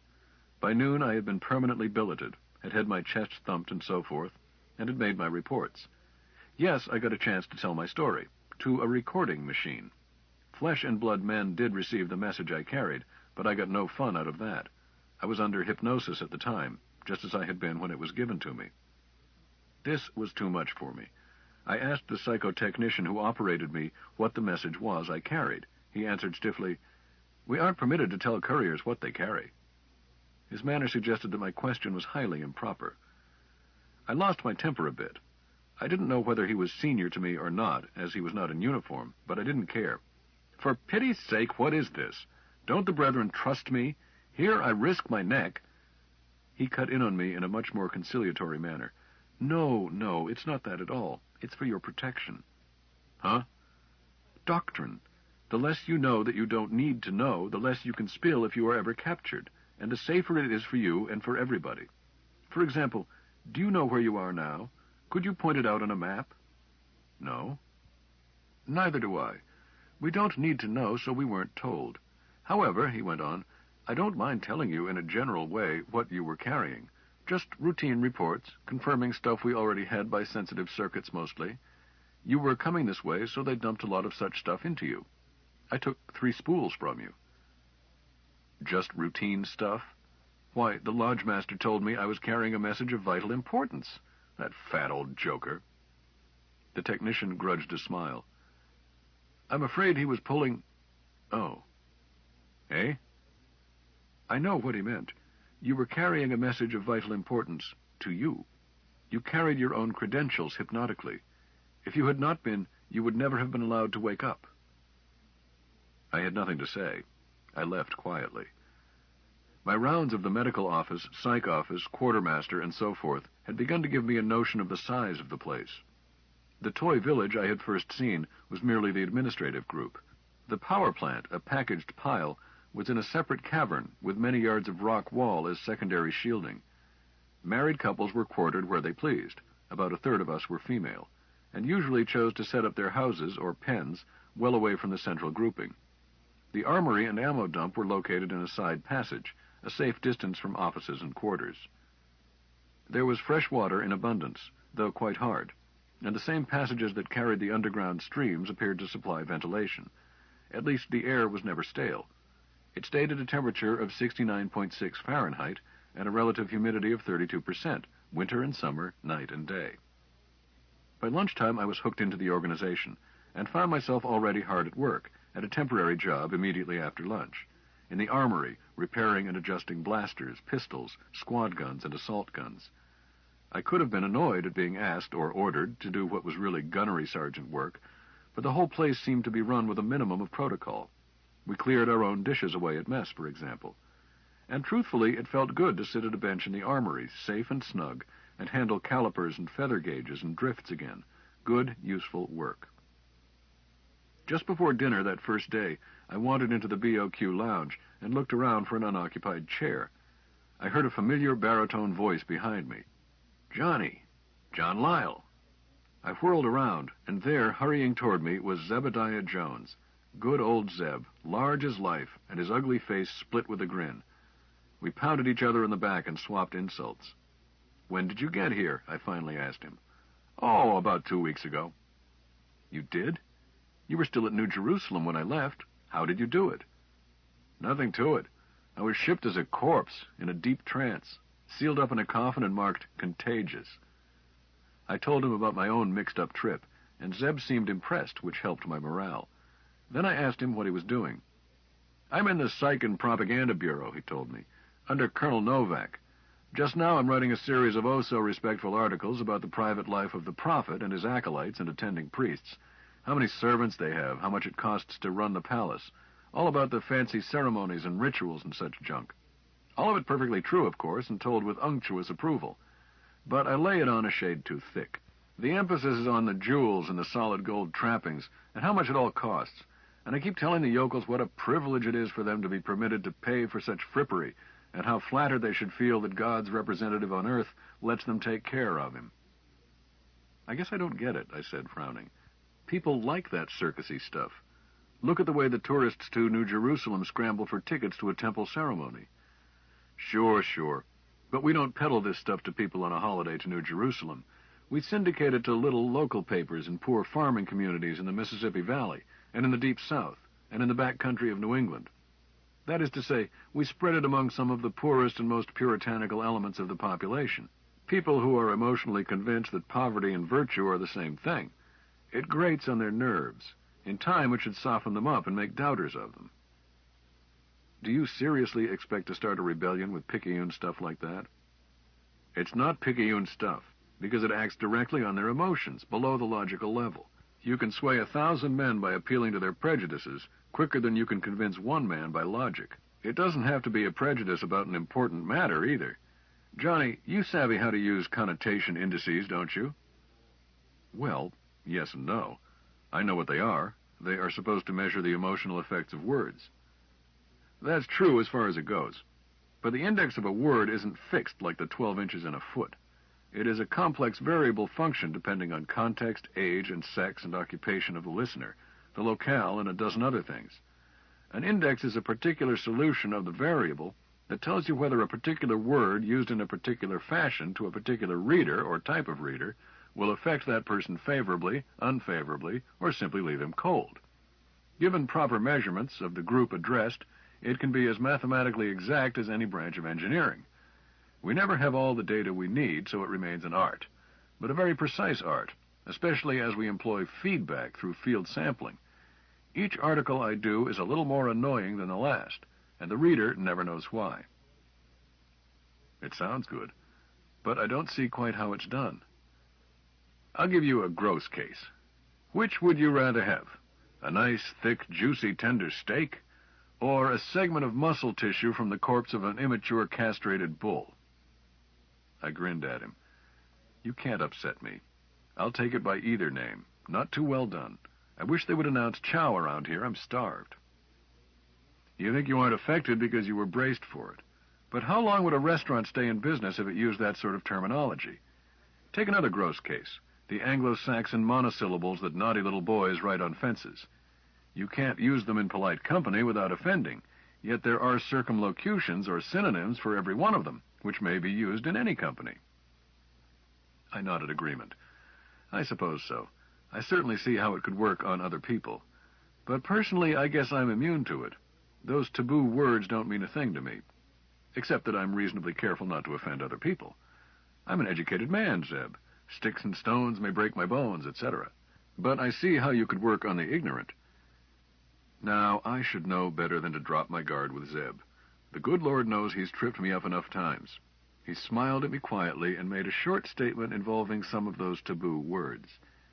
You leave my mother out of this. I was the one doing the shouting, and I came up out of my chair like a dog charging into battle.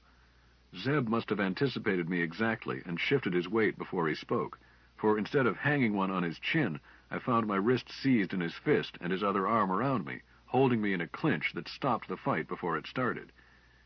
Easy, Johnny, he breathed in my ear. I apologize. I most humbly apologize and ask your forgiveness. Believe me, I wasn't insulting you. So you say. So I say, most humbly. Forgive me? As I simmered down, I realized that my outbreak had been very conspicuous. Although we had picked a quiet corner to talk, there were already a dozen or more others in the lounge waiting for dinner to be announced. I could feel the dead silence and sense the question in the minds of others as to whether or not it was going to be necessary to intervene. I started to turn red with embarrassment rather than anger. Okay, let me go. He did so, and we sat down again. I was still sore and not at all inclined to forget Zeb's unpardonable breach of good manners, but the crisis was past. But he spoke quietly. Johnny, believe me, I was not insulting you nor any member of your family. that was a scientific demonstration of the dynamics of connotational indices, and that is all it was. Well, you didn't have to make it so personal. Ah, but I did have to. We were speaking of the psychodynamics of emotion, and emotions are personal, subjective things, which must be experienced to be understood. You were of the belief that you, as an educated man, were immune to this form of attack. So I ran a lab test to show you that no one is immune. Now, just what did I say to you? You said, never mind. Okay, so it was a test, but I don't care to repeat it. You've made your point. I don't like it. But what did I say? All I said, in fact, was that you were the legitimate offspring of a legal marriage, right? What is insulting about that? But I stopped and ran over in my mind the infuriating, insulting, and degrading things he had said. And do you know, that is absolutely all they added up to? I grinned sheepishly. It was the way you said it. Exactly. To put it technically, I selected terms with high negative indices for this situation and for this listener, which is precisely what we do with this propaganda, except that the emotional indices are lesser quantitatively to avoid arousing suspicion and to evade the censors.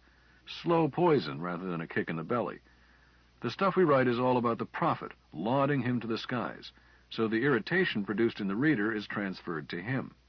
The method cuts below the reader's conscious thought and acts on the taboos and fetishes that infest his subconscious. I remembered sourly my own unreasoned anger. I'm convinced. It sounds like heap big medicine. It is, chum, it is.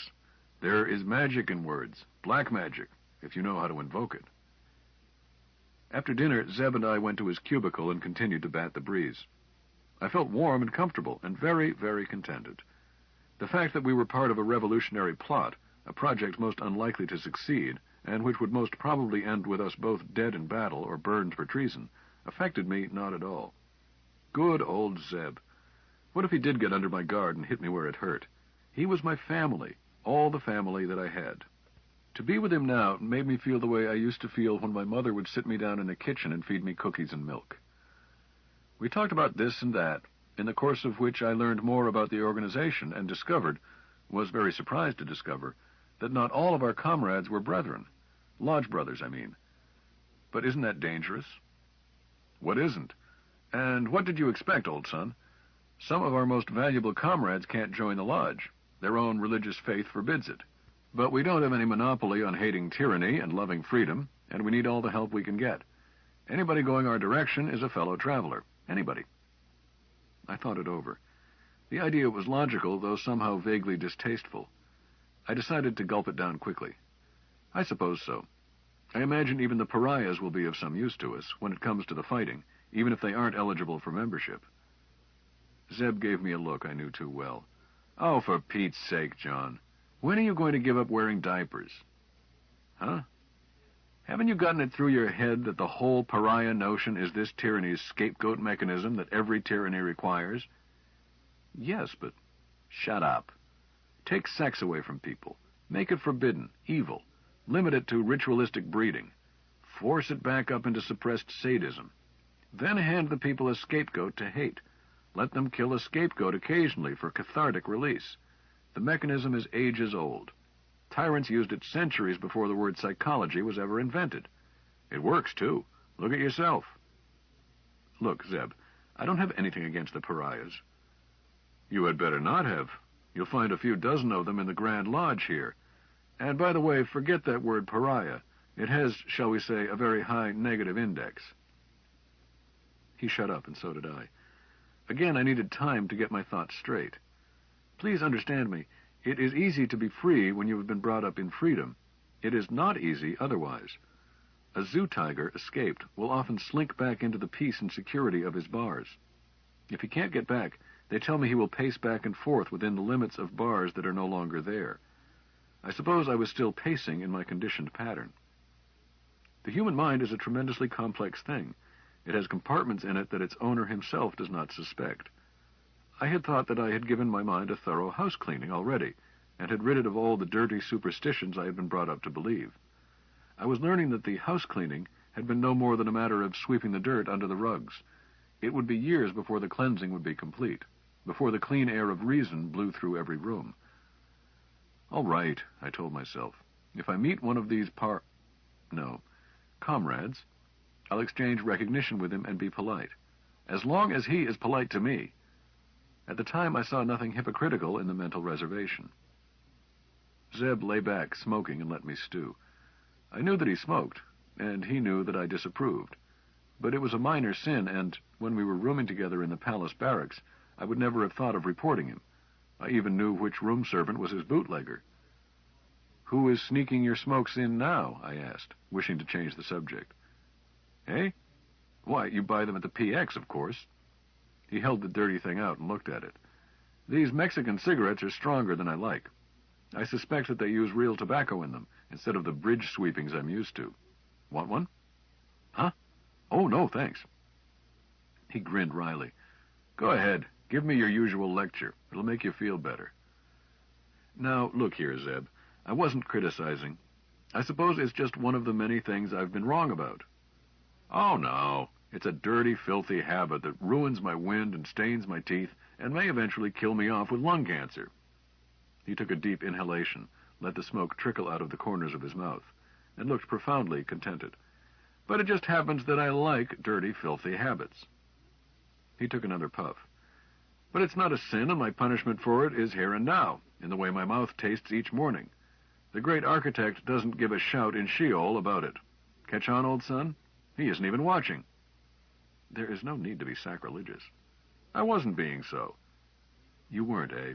You were scoffing at one of the most fundamental, perhaps the one fundamental proposition in religion, the certainty that God is watching." "Who told you?" For a moment, all I could do was to sputter, "Why, it isn't necessary. It's an axiomatic certainty. It's—" "I repeat, who told you? See here, I retract what I said. Perhaps the Almighty is watching me smoke. Perhaps it is a mortal sin and I will burn for it for eons. Perhaps. But who told you? Johnny, you've reached the point where you are willing to kick the prophet out and hang him to a tall, tall tree. Yet you are willing to assert your own religious convictions and to use them as a touchstone to judge my conduct. So I repeat, who told you? What hill were you standing on when the lightning came down from heaven and illuminated you? Which archangel carried the message?"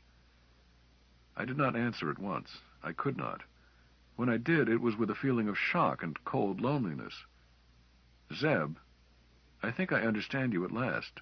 You are an atheist, aren't you?" Zeb looked at me bleakly.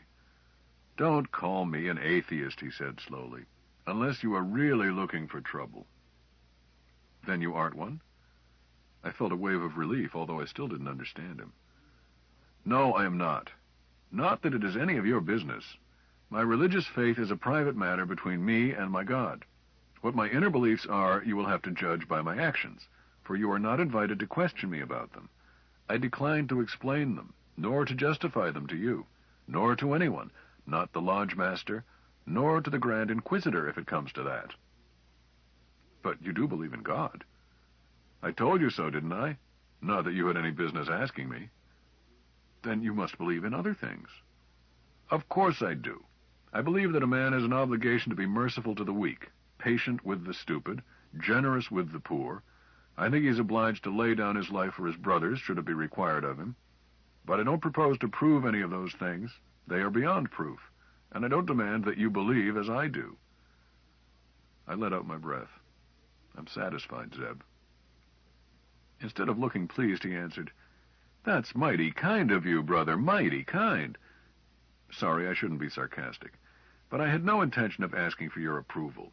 You goaded me, accidentally I'm sure, into discussing matters that I never intend to discuss. He stopped to light up another of those stinking cigarettes and went on more quietly. "John, I suppose that I am, in my own cantankerous way, a very narrow man myself. I believe very strongly in freedom of religion, but I think that that freedom is best expressed as freedom to keep quiet. From my point of view, a great deal of openly expressed piety is insufferable conceit." "Huh?" "Not every case. I've known the good and the humble and the devout. But how about the man who claims to know what the great architect is thinking? The man who claims to be privy to his inner plans? It strikes me as sacrilegious conceit of the worst sort. This character probably has never been any closer to his trestle board than you or I. but it makes him feel good to claim to be on chummy terms with the Almighty. It builds his ego and lets him lay down the law to you and me. Phooey. Along comes a knothead with a loud voice, an IQ around 90, hair in his ears, dirty underwear, and a lot of ambition. He's too lazy to be a farmer, too stupid to be an engineer, too unreliable to be a banker, but brother can he pray. After a while, he has gathered around him other knotheads who don't have his vivid imagination and self-assurance, but like the idea of having a direct line to omnipotence. Then this character is no longer Nehemiah Scudder, but the first prophet. I was going along with him, feeling shocked, but rather pleasantly so, until he named the first prophet. Perhaps my own spiritual state at that time could have been described as that of a primitive follower of the first prophet. That is to say, I had decided that the prophet incarnate was the devil himself, and that all of his works were bad, but that belief did not affect the basics of the faith I had learned from my mother. The thing to do was to purge and reform the church, not to destroy it. I mention this because my own case paralleled a very serious military problem that was to develop later. I found that Zeb was studying my face. "Did I get you on the raw again, old fellow? I didn't mean to." "Not at all," I answered stiffly, and went on to explain that in my opinion the sinfulness of the present gang of devils that had taken over the church in no way invalidated the true faith. After all, no matter what you think, nor how much you may like to show off your cynicism, the doctrines are a matter of logical necessity. The prophet incarnate and his cohorts can pervert them, but they can't destroy them. And it doesn't matter whether the real prophet had dirty underwear or not. Zeb sighed as if he were very tired. "Johnny, I certainly did not intend to get into an argument about religion with you. I'm not the aggressive type. You know that. I had to be pushed into the cabal." He paused. "You say the doctrines are a matter of logic?" "You've explained the logic to me yourself. It's a perfect, consistent structure." "So it is. Johnny, the nice thing about citing God as an authority is that you can prove anything you set out to prove. It's just a matter of selecting the proper postulates, then insisting that your postulates are inspired. Then no one can possibly prove that you are wrong." "You are asserting that the first prophet was not inspired?" "I am asserting nothing. For all you know, I am the first prophet, come back to kick out the defilers of my temple." "Don't be—" I was all wound up to kick it around further when there came a knock at Zeb's door. I stopped, and he called out, "Come in." It was Sister Magdalene. She nodded at Zeb, smiled sweetly at my open-mouthed surprise, and said, "Hello, John Lyle. Welcome." It was the first time I had ever seen her other than in the robes of a holy deaconess. She seemed awfully pretty and much younger. "Sister Magdalene." "No, Staff Sergeant Andrews. Maggie to my friends." "But what happened? Why are you here?" "Right at the moment, I'm here because I heard at dinner that you had arrived. When I didn't find you in your own quarters, I concluded that you would be with Zeb. As for the rest, I couldn't go back any more than you or Zeb, and our hideout back in New Jerusalem was getting overcrowded, so they transferred me." "Well, it's good to see you." "It's good to see you, John." She patted me on the cheek and smiled again. Then she climbed on Zeb's bed and squatted tailor fashion, showing a rather immodest amount of limb in the process. Zeb lit another cigarette and handed it to her. She accepted it, drew smoke deep into her lungs, and let it go as if she had been smoking all her life. I had never seen a woman smoke, never. I could see Zeb watching me, confound him, and I most carefully ignored it. Instead, I grinned and said, "This is a wonderful reunion. If only—" "I know," agreed Maggie. "If only Judith were here. Have you heard from her yet, John?" "Heard from her? How could I?" "That's right, you couldn't, not yet. But you can write to her now." "Huh? How?" "I don't know the code number offhand, but you can drop it at my desk. I'm in G2. Don't bother to seal it. All personal mail has to be censored and paraphrased. I wrote to her last week, but I haven't had an answer yet." I thought about excusing myself at once and writing a letter, but I didn't. It was wonderful to be with both of them, and I didn't want to cut the evening short. I decided to write before I went to bed, while realizing with surprise that I had been so much on the go that, so far as I could remember, I hadn't even had time to think about Judith since Denver at least. But I did not get to write to her even later that night. It was past 11 o'clock, and Maggie was saying something about Reveille coming early, when an orderly showed up. "The commanding general's compliments, and will Legate Lyle see him at once, sir?" I gave my hair a quick brush with Zeb's gear, and hurried away, while wishing mightily that I had something fit to report in, rather than a civilian suit much the worse for wear. The inner sanctum was deserted and dark, except for a light that I could see in the far inner office. Even Mr. Giles was not at his desk. I found my way in, knocked on the door frame, stepped inside, clicked my heels, and saluted. "Legate Lyle reports to the commanding general as ordered, sir." An elderly man seated at a big desk with his back to me turned and looked up, and I got another surprise. "Ah, yes, John Lyle," he said gently. He got up and came toward me with his hand out. "It's been a long time, hasn't it?" It was Colonel Huxley, head of the Department of Applied Miracles when I was a cadet, and almost my only friend among the officers at that time. Many was the Sunday afternoon that I had relaxed in his quarters, my stock unhooked, free for the moment from the pressure of discipline. I took his hand. General, sir. I thought you were dead." "Dead colonel into live general, eh? No, Lyle, though I was listed as dead when I went underground. They usually do that when an officer disappears. It looks better. You're dead, too, did you know?" No, I didn't, sir. Not that it matters." "This is wonderful, sir." "Good." "But, how did you ever, I shut up. "How did I land here and in charge at that? I've been a brother since I was your age, Lyle. But I didn't go underground until I had to. None of us do. In my case, the pressure for me to join the priesthood became a bit too strong. The superintendent was quite restless about having a lay officer know too much about the more abstruse branches of physics and chemistry. So I took a short leave and died. Very sad." He smiled. "But sit down. I've been meaning to send for you all day, but it's been a busy day. They all are. It wasn't until now that I've had time to listen to the record of your report." We sat down and chatted, and I felt that my cup runneth over. Huxley I respected more than any officer I had ever served under. His very presence resolved any residual doubts I might have. If the cabal was right for him, it was right for me, and never mind the subtleties of doctrine. At last he said, "I didn't call you in at this late hour just to chat, Lyle. I've a job for you." "Yes, sir?" "No doubt you've already noticed what a raw militia we have here. This is between ourselves, and I'm not criticizing our comrades. Every one of them has pledged his life to our cause, a harder thing for them to do than for you and me. And they have all placed themselves under military discipline, a thing still harder. But I haven't enough trained soldiers to handle things properly. They mean well, but I am tremendously handicapped in trying to turn the organization into an efficient fighting machine. I'm swamped with administrative details. Will you help me?" I stood up. "I shall be honored to serve with the general to the best of my ability." "Fine. We'll call you my personal aide for the time being. That's all for tonight, Captain. I'll see you in the morning." I was halfway out the door before his parting designation sunk in. Then I decided that it was a slip of the tongue. But it was not. I found my own office the next morning by the fact that a sign had been placed on it reading, "Captain Lyle." From the standpoint of a professional military man, there is one good thing about revolutions.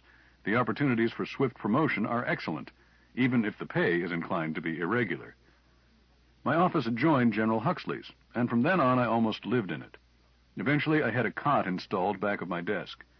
The very first day I was still fighting my way down a stack of papers in my incoming basket at 10 at night. I had promised myself that I would find the bottom, then write a long letter to Judith. But it turned out to be a very short note, as there was a memorandum addressed to me personally rather than to the general at the bottom. It was addressed to Legate J. Lyle. Then someone had scratched out Legate and written Captain. It went on, "Memorandum for all personnel newly reported. Subject, Personal Conversion Report. 1. You are requested and directed to write out, as fully as possible, all of the events, thoughts, considerations, and incidents which led up to your decision to join our fight for freedom. This account should be as detailed as possible, and as subjective as possible. A report written hastily, too briefly, or too superficially will be returned to be expanded and corrected, and may be supplemented by hypno-examination. 2. This report will be treated as confidential as a whole, and any portion of it may be classified secret by the writer. You may substitute letters or numbers for proper names if this will help you to speak freely, but the report must be complete. 3. No time off from regular duties is allotted for this purpose, but this report must be treated as extra duty of highest priority. A draft of your report will be expected by... Here someone had written in a date and hour less than 48 hours away. I used some profane expressions under my breath. By order of the Commanding General, signed M. Novak, Colonel, FUSA, Chief of Psychology. I was considerably annoyed by this demand, and decided to write to Judith first anyway. The note didn't go very well. How can one write a love letter when you know that one or more strangers will read it, and that one of them will rephrase your tenderest words? Besides that, while writing to Judith, my thoughts kept coming back to that night on the rampart of the palace when I had first met her. It seemed to me that my own personal conversion, as the nosy Colonel Novak called it, started then, although I had begun to have doubts before then. Finally, I finished the note, decided not to go to bed at once, but to tackle that blasted report. After a while, I noticed that it was 1 o'clock in the morning, and I still hadn't carried my account up to the point where I was admitted to the Brotherhood. I stopped writing rather reluctantly. I found that I had grown interested, and locked it in my desk. At breakfast the next morning, I got Zebediah aside, showed him the memorandum, and asked him about it. "What's the big idea?" I asked. "You work for this particular brass. Are they still suspicious of us, even after letting us in here?" Zeb barely glanced at it. "Oh, that, shucks, no. Although I might add that a spy, supposing one could get this far, would be bound to be caught when his personal story went through semantic analysis. Nobody can tell a lie that long and that complicated." "But what's it for?" "What do you care? Write it out, and be sure you do a thorough job, then turn it in." I felt myself grow warm. "I don't know as I will. I rather think I'll ask the General about it first." "Do so if you want to make a ruddy fool of yourself. But look, John, the psychomathematicians who will read that mess of bilge you will write won't have the slightest interest in you as an individual. They don't even want to know who you are. A girl goes through your report and deletes all personal names, including your own, if you haven't done so yourself, and substitutes numbers. All this before an analyst sees it. You're just data, that's all. The chief has some heap big project on the fire. I don't know what it is myself, and he is trying to gather together a large enough statistical universe to be significant." I was mollified. "Well, why don't they say so, then? This memo is just a bald order, irritating." Zeb shrugged. "That is because it was prepared by the Semantics Division. If the Propaganda Division had written it, you would have gotten up early and finished the job before breakfast." He added, "By the way, I hear you've been promoted. Congratulations." "Thanks." I grinned at him slyly. "How does it feel to be junior to me, Zeb?" "Huh? Did they bump you that far? I thought you were a captain."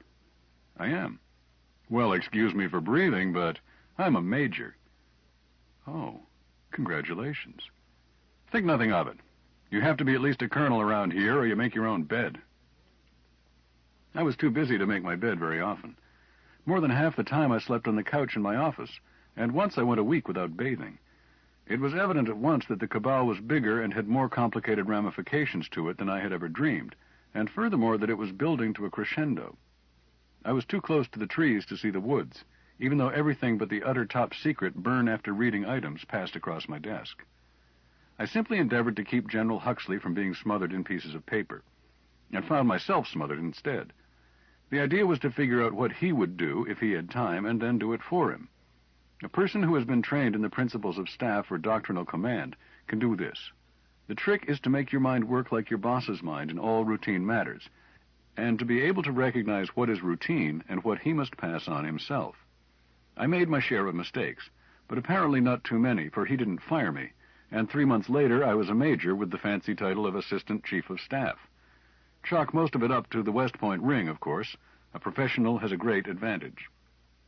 I should add that Zeb was a short-tailed colonel by then, and acting chief of propaganda, his section chief having been transferred to a regional headquarters I knew only by the code name Jericho.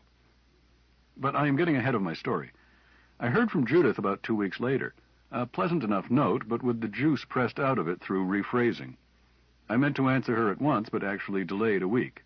It was so pesky hard to know what to say. I could not possibly tell her any news except that I was well and busy. If I had told her I loved her 3 times in one letter, some idiot in cryptography would have examined it for pattern and rejected it completely when he failed to find one. The mail went to Mexico through a long tunnel, partly artificial but mostly natural, which led right under the international border. A little electric railroad of the sort used in mines ran through this tunnel, and carried not only my daily headaches in the way of official mail, but also a great deal of freight to supply our fair-sized town. There were a dozen other entrances to GHQ on the Arizona side of the border, but I never knew where any of them were. It was not my pigeon. The whole area overlay a deep layer of Paleozoic limestone, and it may well be honeycombed from California to Texas. The area known as GHQ had been in use for more than 20 years as a hideout for refugee brethren. Nobody knew the extent of the caverns we were in. We simply lighted and used what we needed. It was a favorite sport of us troglodytes. Permanent residents were trogs, transients were bats, because they flew by night. We trogs liked to go on spelling bees, picnics which included a little amateur speleology in the unexplored parts.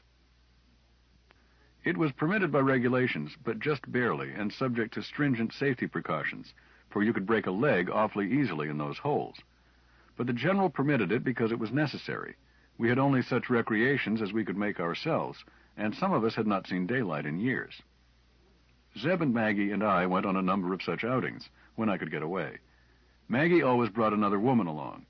I protested at first, but she pointed out to me that it was necessary in order to avoid gossip. Mutual chaperonage. She assured me that she was certain that Judith would not mind under the circumstances. It was a different girl each time, and it seemed to work out that Zeb always paid a lot of attention to the other girl, while I talked with Maggie. I had thought once that Maggie and Zeb would marry, but now I began to wonder. They seemed to suit each other like ham and eggs, but Maggie did not seem jealous, and I can only describe Zeb in honesty as shameless. That is, if he thought Maggie would care.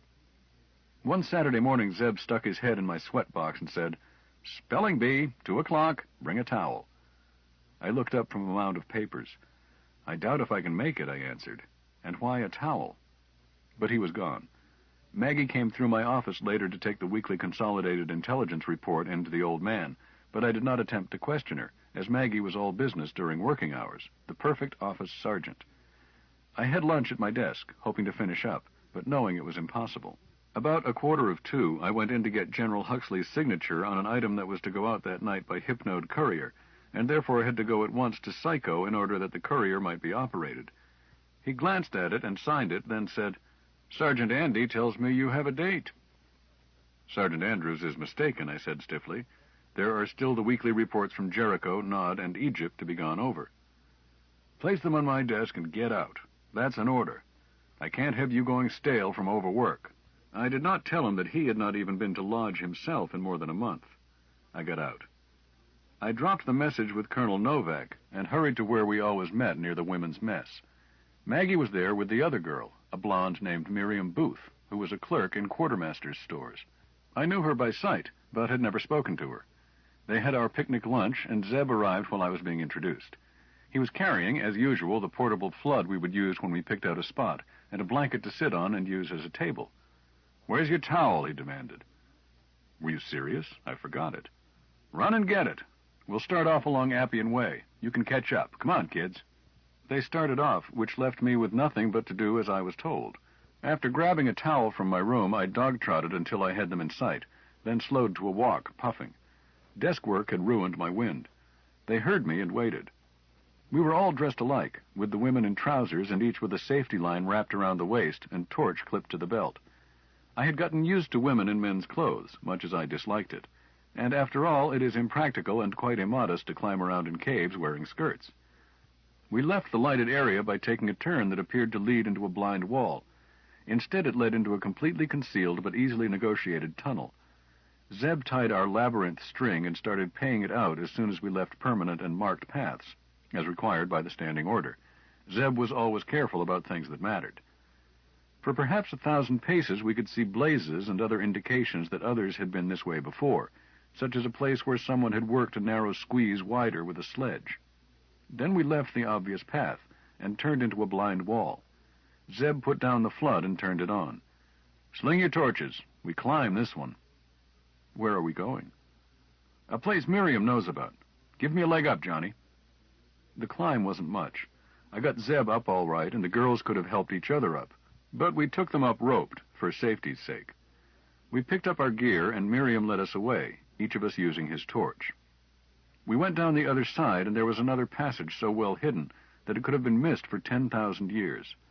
We stopped once while Zeb tied on another ball of string. Shortly, Miriam said, "Slow up, everybody. I think we're there." Zeb flashed his torch around, then set up the portable flood and switched it on. He whistled. "Whew! This is all right." Maggie said softly, "It's lovely." Miriam just grinned triumphantly. I agreed with them all. It was a perfect small domed cavern, perhaps 80 feet wide and much longer. How long I could not tell, as it curved gently away in a gloom-filled turn. But the feature of the place was a quiet, inky-black pool that filled most of the floor. In front of us was a tiny beach of real sand that might have been laid down 1,000,000 years ago for all I knew. Our voices echoed pleasantly and a little bit spookily in the chamber, being broken up and distorted by stalactites and curtains hanging from the roof. Zeb walked down to the water's edge, squatted, and tested it with his hand. "Not too cold," he announced. "Well, the last one in is a proctor's narc." I recognized the old swimming hole call, even though the last time I had heard it as a boy it had been, "Last one in is a dirty pariah." But here I could not believe it. Zeb was already unbuttoning his shirt. I stepped up to him quickly and said privately, "Zeb, mixed bathing? You must be joking." "Not a bit of it." He searched my face. "Why not? What's the matter with you, boy? Afraid someone will make you do penance? They won't, you know. That's all over with." But what?" I could not answer. The only way I could make the words come out would have been in the terms we had been taught in the church, and I knew that Zeb would laugh at me, in front of the women. Probably they would laugh, too, since they had known and I hadn't. "But Zeb," I insisted, "I can't. You didn't tell me. And I don't even have a bathing outfit." "Neither do I. Didn't you ever go in raw as a kid and get paddled for it?" He turned away without waiting for me to answer this enormity and said, "Are you frail vessels waiting on something?" "Just for you two to finish your debate," Maggie answered, coming closer. "Zeb, I think Mimi and I will use the other side of that boulder, all right?" "Okay, but wait a second. No diving. You both understand. And a safety man on the bank at all times. John and I will take turns." "Pooh," said Miriam. "I dove the last time I was here." "You weren't with me then, that's sure. No diving, or I'll warm your pants where they are tightest." She shrugged. "All right, Colonel Crosspatch. Come on, Mag." They went on past us and around a boulder half as big as a house. Miriam stopped, looked right at me, and waggled a finger. "No peeking now." I blushed to my ears. They disappeared, and we heard no more of them, except for giggles. I said hurriedly, "Look, you do as you please, and on your own head be it, but I'm not going in. I'll sit here on the bank and be safety man." "Suit yourself. I was going to match you for first duty, but nobody's twisting your arm. Pay out a line, though, and have it ready for heaving. Not that we'll need it. Both the girls are strong swimmers." I said desperately, "Zeb, I'm sure the General would forbid swimming in these underground pools." "That's why we didn't mention it. Never worry the CO unnecessarily. Standing orders in Joshua's army circa 1400 B.C. He went right on peeling off his clothes. I don't know why Miriam warned me not to peek. Not that I would. For when she was undressed, she came straight out from behind that boulder, not toward us, but toward the water. But the floodlight was full on her, and she even turned toward us for an instant, then shouted, "Come on, Maggie. Zeb is going to be last if you hurry." I did not want to look, and I could not take my eyes off her. I had never seen anything remotely resembling the sight she was in my life, and only once a picture, one in the possession of a boy in my parish school, and on that occasion I had gotten only a glimpse, and then had promptly reported him. But I could not stop looking, burning with shame as I was. Zeb beat Maggie into the water. I don't think she cared. He went into the water quickly, almost breaking his own injunction against diving. Sort of a surface dive, I would call it, running into the water and then breaking into a racing start. His powerful crawl was soon overtaking Miriam, who had started to swim toward the far end. Then Maggie came out from behind the boulder and went into the water. She did not make a major evolution of it the way Miriam had, but simply walked quickly and with quiet grace into the water. When she was waist-deep, she let herself sink forward and struck out in a strong breaststroke, then shifted to a crawl and followed the others, whom I could hear but hardly see in the distance. Again, I could not take my eyes away if my eternal soul had depended on it. What is it about the body of a human woman that makes it the most terribly beautiful sight on earth? Is it, as some claim, simply a necessary instinct to make sure that we comply with God's will and replenish the earth? Or is it some stranger, more wonderful thing? I found myself quoting, "How fair and how pleasant art thou, O love, for delights. This thy stature is like to a palm tree, and thy breasts to clusters of grapes." Then I broke off, ashamed, remembering that the Song of Songs, which is Solomon's, was a chaste and holy allegory, having nothing to do with such things. I sat down on the sand and tried to compose my soul. After a while I felt better, and my heart stopped pounding so hard. When they all came swimming back, with Zeb in the lead, racing Miriam, I even managed to throw them a smile. It no longer seemed quite so terrible, and as long as they stayed in the water, the women were not shockingly exposed. Perhaps evil was truly in the eye of the beholder, in which case the idea was to keep it out of mine. Zeb called out, "Ready to be relieved?" I answered firmly, "No. Go ahead and have your fun." "Okay." He turned like a dolphin and started back the other way. Miriam followed him. Maggie came in to where it was shallow, rested her fingertips on the bottom, and held facing me, with just her head and her ivory shoulders out of the inky water, while her waist-length mane of hair floated around her. "Poor John," she said softly. "I'll come out and spell you." "Oh, no, really." "Are you sure?" "Quite sure." "All right." She turned, flipped herself over, and started after the others. For one ghostly, magic instant, she was partly out of the water. Maggie came back to my end of the cavern about 10 minutes later. "I'm cold," she said briefly, climbed out, and strode quickly to the protection of the boulder. Somehow she was not naked, but merely unclothed, like Mother Eve. There was a difference. Miriam had been naked. With Maggie out of the water and neither one of us speaking, I noticed for the first time that there was no other sound. Now, there is nothing so quiet as a cave. Anywhere else at all there is noise, but the complete 0 decibel which obtains underground if one holds still and says nothing is very different. The point is that I should have been able to hear Zeb and Miriam swimming. Swimming need not be noisy, but it can't be as quiet as a cave. I sat up suddenly and started forward, then stopped with equal suddenness, as I did not want to invade Maggie's dressing room, which another dozen steps would have accomplished. But I was really worried, and did not know what to do. Throw a line? Where? Peel down and search for them, if necessary.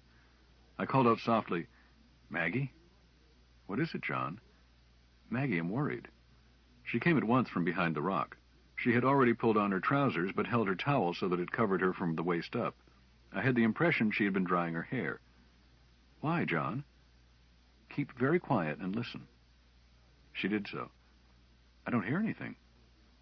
"That's just it. We should. I could hear you all swimming even when you were down at the far end, out of my sight. Now there isn't a sound, not a splash. Do you suppose they possibly could both have hit their heads on the bottom at the same time?" "Oh, stop worrying, John. They're all right." "But I am worried. They're just resting, I'm sure. There is another little beach down there about half as big as this. That's where they are. I climbed up on it with them. Then I came back. I was cold." I made up my mind, realizing that I had let my modesty hold me back from my plain duty. "Turn your back. No, go behind the boulder. I want to undress." "What? I tell you it's not necessary." She did not budge. I opened my mouth to shout. Before I got it out, Maggie had a hand over my mouth, which caused her towel to be disarranged and flustered us both. "Oh, heavens," she said sharply. "Keep your big mouth shut." She turned suddenly and flipped the towel. When she turned back, she had it about her like a stole, covering her front well enough, I suppose, without the need to hold it. "John Lyle, come here and sit down. Sit down by me." She sat on the sand and patted the place by her, and such was the firmness with which she spoke that I did as I was told. "By me," she insisted. "Come closer. I don't want to shout." I inched gingerly closer until my sleeve brushed her bare arm. "That's better," she agreed, keeping her voice low so that it did not resound around the cavern. "Now, listen to me. There are 2 people down there of their own free will. They are entirely safe. I saw them. And they are both excellent swimmers. The thing for you to do, John Lyle, is to mind your own business and restrain that nasty itch to interfere." "I'm afraid I don't understand you." Truthfully, I was afraid I did. "Oh, goodness me. See here, does Miriam mean anything to you?" "Why, no, not especially." I should think not, since you haven't addressed 6 words to her since we started out. Very well, then. Since you have no cause to be jealous, if 2 people choose to be alone, why should you stick your nose in? Understand me now? I guess so. Then just be quiet. I was quiet. She didn't move. I was acutely aware of her nakedness, for now she was naked, though covered, and I hoped that she was not aware that I was aware. Besides that, I was acutely aware of being almost a participant in, well, I don't know what. I told myself angrily that I had no right to assume the worst, like a morals proctor. Presently I said, Maggie... Yes, John. I don't understand you. Why not, John? Not that it is really needful. You don't seem to give a hoot that Zeb is down there with Miriam, alone. Should I give a hoot? Confound the woman. She was deliberately misunderstanding me. Well, look, somehow I had gotten the impression that you and Zeb, well, I suppose I sort of expected that you 2 meant to get married, when you could. She laughed a low chuckle that had little mirth in it. I suppose you could have gotten that impression. But believe me, the matter is all settled and for the best. Huh? Don't misunderstand me. I am very fond of Zebediah, and I know he is equally fond of me. But we are both dominant types psychologically. You should see my profile chart. It looks like the Rocky Mountains. 2 such people should not marry. Such marriages are not made in heaven, believe me. Fortunately, we found it out in time. Oh, indeed. Now, I don't know just how the next thing happened. I was thinking that she seemed rather forlorn, and the next thing I knew, I was kissing her. She lay back in my arms and returned the kiss with a fervor I would not have believed possible. As for me, my head was buzzing and my eyeballs were knocking together, and I couldn't have told you whether I was 1,000 feet underground or on dress parade. Then it was over. She looked up for a bare moment into my eyes and whispered, Dear John. Then she got suddenly to her feet, leaned over me, careless of the towel, and patted my cheek. Judith is a very lucky girl. I wonder if she knows it. Maggie, I said. She turned away and said without looking back, I really must finish dressing. I'm cold. She had not felt cold to me.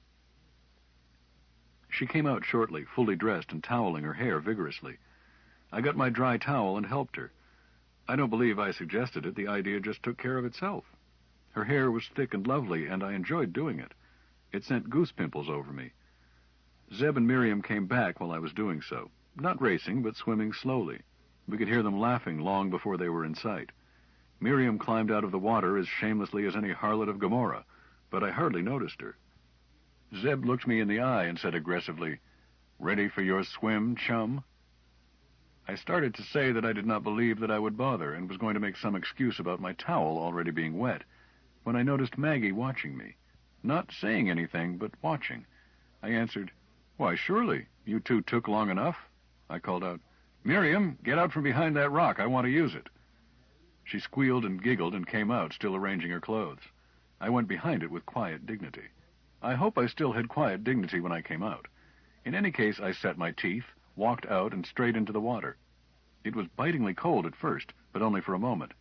I was never varsity, but I swam on my class team, and I've even been in the Hudson on New Year's Day. I liked that black pool once I was in. I just had to swim down to the other end. Sure enough, there was a little shelf beach there. I did not go up on it. On the way back, I tried to swim down to the bottom. I could not find it, but it must have been over 20 feet down. I liked it down there, black and utterly still. Had I the breath for it, or gills, it seemed to me that it would have been a good place to stay, away from profits, away from cabals and paperwork and worries and problems too subtle for me. I came up gasping, then struck out hard for our picnic beach. The girls already had the food laid out, and Zeb shouted for me to hurry. Zeb and Maggie did not look up as I got out of the water, but I caught Miriam eyeing me. I don't think I blushed. I never did like blondes anyhow. I think Lilith must have been a blonde. 11. The Supreme Council, consisting of heads of departments, General Huxley and a few others, met weekly or oftener to advise the General, exchange views, and consider the field reports. About a month after our rather silly escapade in the underground pool, They were in session, and I was with them, not as a member, but as recorder. My own girl was ill, and I had borrowed Maggie from G2 to operate the voice writer, since she was cleared for top secret. We were always terribly short-handed of competent personnel. My nominal boss, for example, was Wing General Pennoyer, who carried the title of Chief of Staff. But I hardly ever saw him, as he was also Chief of Ordnance. Huxley was his own Chief of Staff, and I was sort of a glorified aide. Midshipmite and bosun tight and crew of the captain's gig. I even tried to see to it that Huxley took his stomach medicine regularly. This meeting was bigger than usual. The regional commanders of Gath, Canaan, Jericho, Babylon, and Egypt were present in person. Nod and Damascus were represented by deputies. Every Cabal district of the United States except Eden, and we were holding a sensitive hookup to Louisville for that command, using idea code that the sensitives themselves would not understand.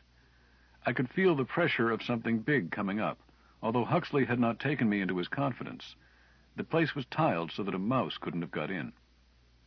We droned through the usual routine reports. It was duly recorded that we now had 8,709 accepted members, either lodge brethren or tested and bound members of the parallel military organization. There were listed as recruited and instructed more than 10 times that number of fellow travelers, who could be counted on to rise against the Prophet, but who had not been entrusted with knowledge of the actual conspiracy. The figures themselves were not encouraging. We were always in the jaws of a dilemma. 100,000 men was a handful to conquer a continent-wide country, whereas the less than 9,000 party to the conspiracy itself were way too many to keep a secret. We necessarily relied on the ancient cell system, wherein no man knew more than he had to know, and could not give away too much no matter what an inquisitor did to him. No, not even if he had been a spy. But we had our weekly losses even at this passive stage. One entire lodge had been surprised in session and arrested in Seattle 4 days earlier. It was a serious loss, but only 3 of the chairs had possessed critical knowledge, and all 3 had suicided successfully. Prayers would be said for all of them at a grand session that night, but here it was a routine report. We had lost 4 hatchet men that week, but 23 assassinations had been accomplished, one of them the elder inquisitor for the entire lower Mississippi Valley. The chief of communications reported that the brethren were prepared to disable 91%, figured on population coverage, of the radio and TV stations in the country, and that with the aid of assault groups, we could reasonably hope to account for the rest, with the exception of the Voice of God station at New Jerusalem, which was a special problem. The chief of combat engineering reported readiness to sabotage the power supply of the 46 largest cities, again with the exception of New Jerusalem, the supply of which was self-contained with the pile located under the temple. Even there, major interruption could be accomplished at distribution stations if the operation warranted the expenditure of sufficient men. Major surface transportation and freight routes could be sabotaged sufficiently with present plans and personnel to reduce traffic to 12% of normal. The reports went on and on. Newspapers, student action groups, rocket field seizure or sabotage, miracles, rumor propagation, water supply, incident incitement, counter-espionage, long-range weather prediction, weapons distribution. War is a simple matter compared with revolution. War is an applied science with well-defined principles tested in history. Analogous situations may be found from ballista to H-bomb.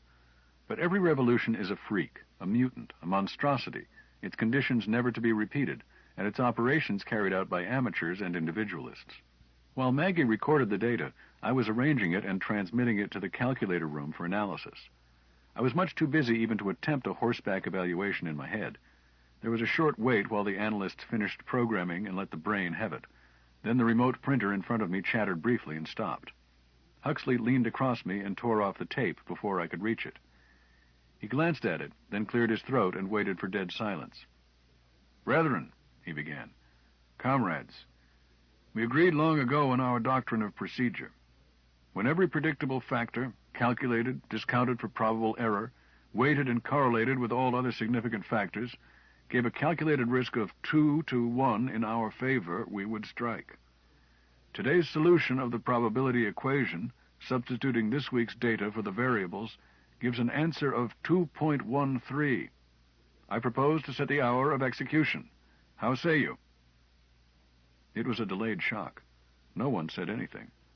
Hope delayed too long makes reality hard to believe, and all of these men had waited for years, some for most of a lifetime. Then they were on their feet, shouting, sobbing, cursing, pounding each other's backs.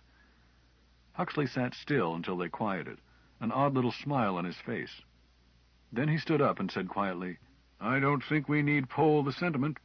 I will set the hour after I have—" "General, if you please, I do not agree." It was Zeb's boss, Sector General Novak, Chief of Psych.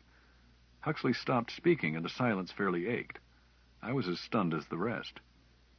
Then Huxley said quietly, "This council usually acts by unanimous consent. We have long since arrived at the method for setting the date. But I know that you would not disagree without good reason. We will listen now to Brother Novak." Novak came slowly forward and faced them. "Brethren," he began, running his eyes over bewildered and hostile faces, "you know me, and you know I want this thing as much as you do. I have devoted the last 17 years to it. It has cost me my family and my home. But I can't let you go ahead without warning you, when I am sure that the time is not yet. I know with mathematical certainty that we are not ready for revolution." He had to wait and hold up both hands for silence. They did not want to hear him. "Hear me out. I concede that all military plans are ready. I admit that if we strike now, we have a strong probability of being able to seize the country. Nevertheless, we are not ready." "Why not?" "Because a majority of the people still believe in the established religion. They believe in the divine authority of the prophet. We can seize power, but we can't hold it." "The devil we won't. Listen to me. No people was ever held in subjection long except through their own consent. For 3 generations, the American people have been conditioned from cradle to grave by the cleverest and most thorough psychotechnicians in the world. They believe.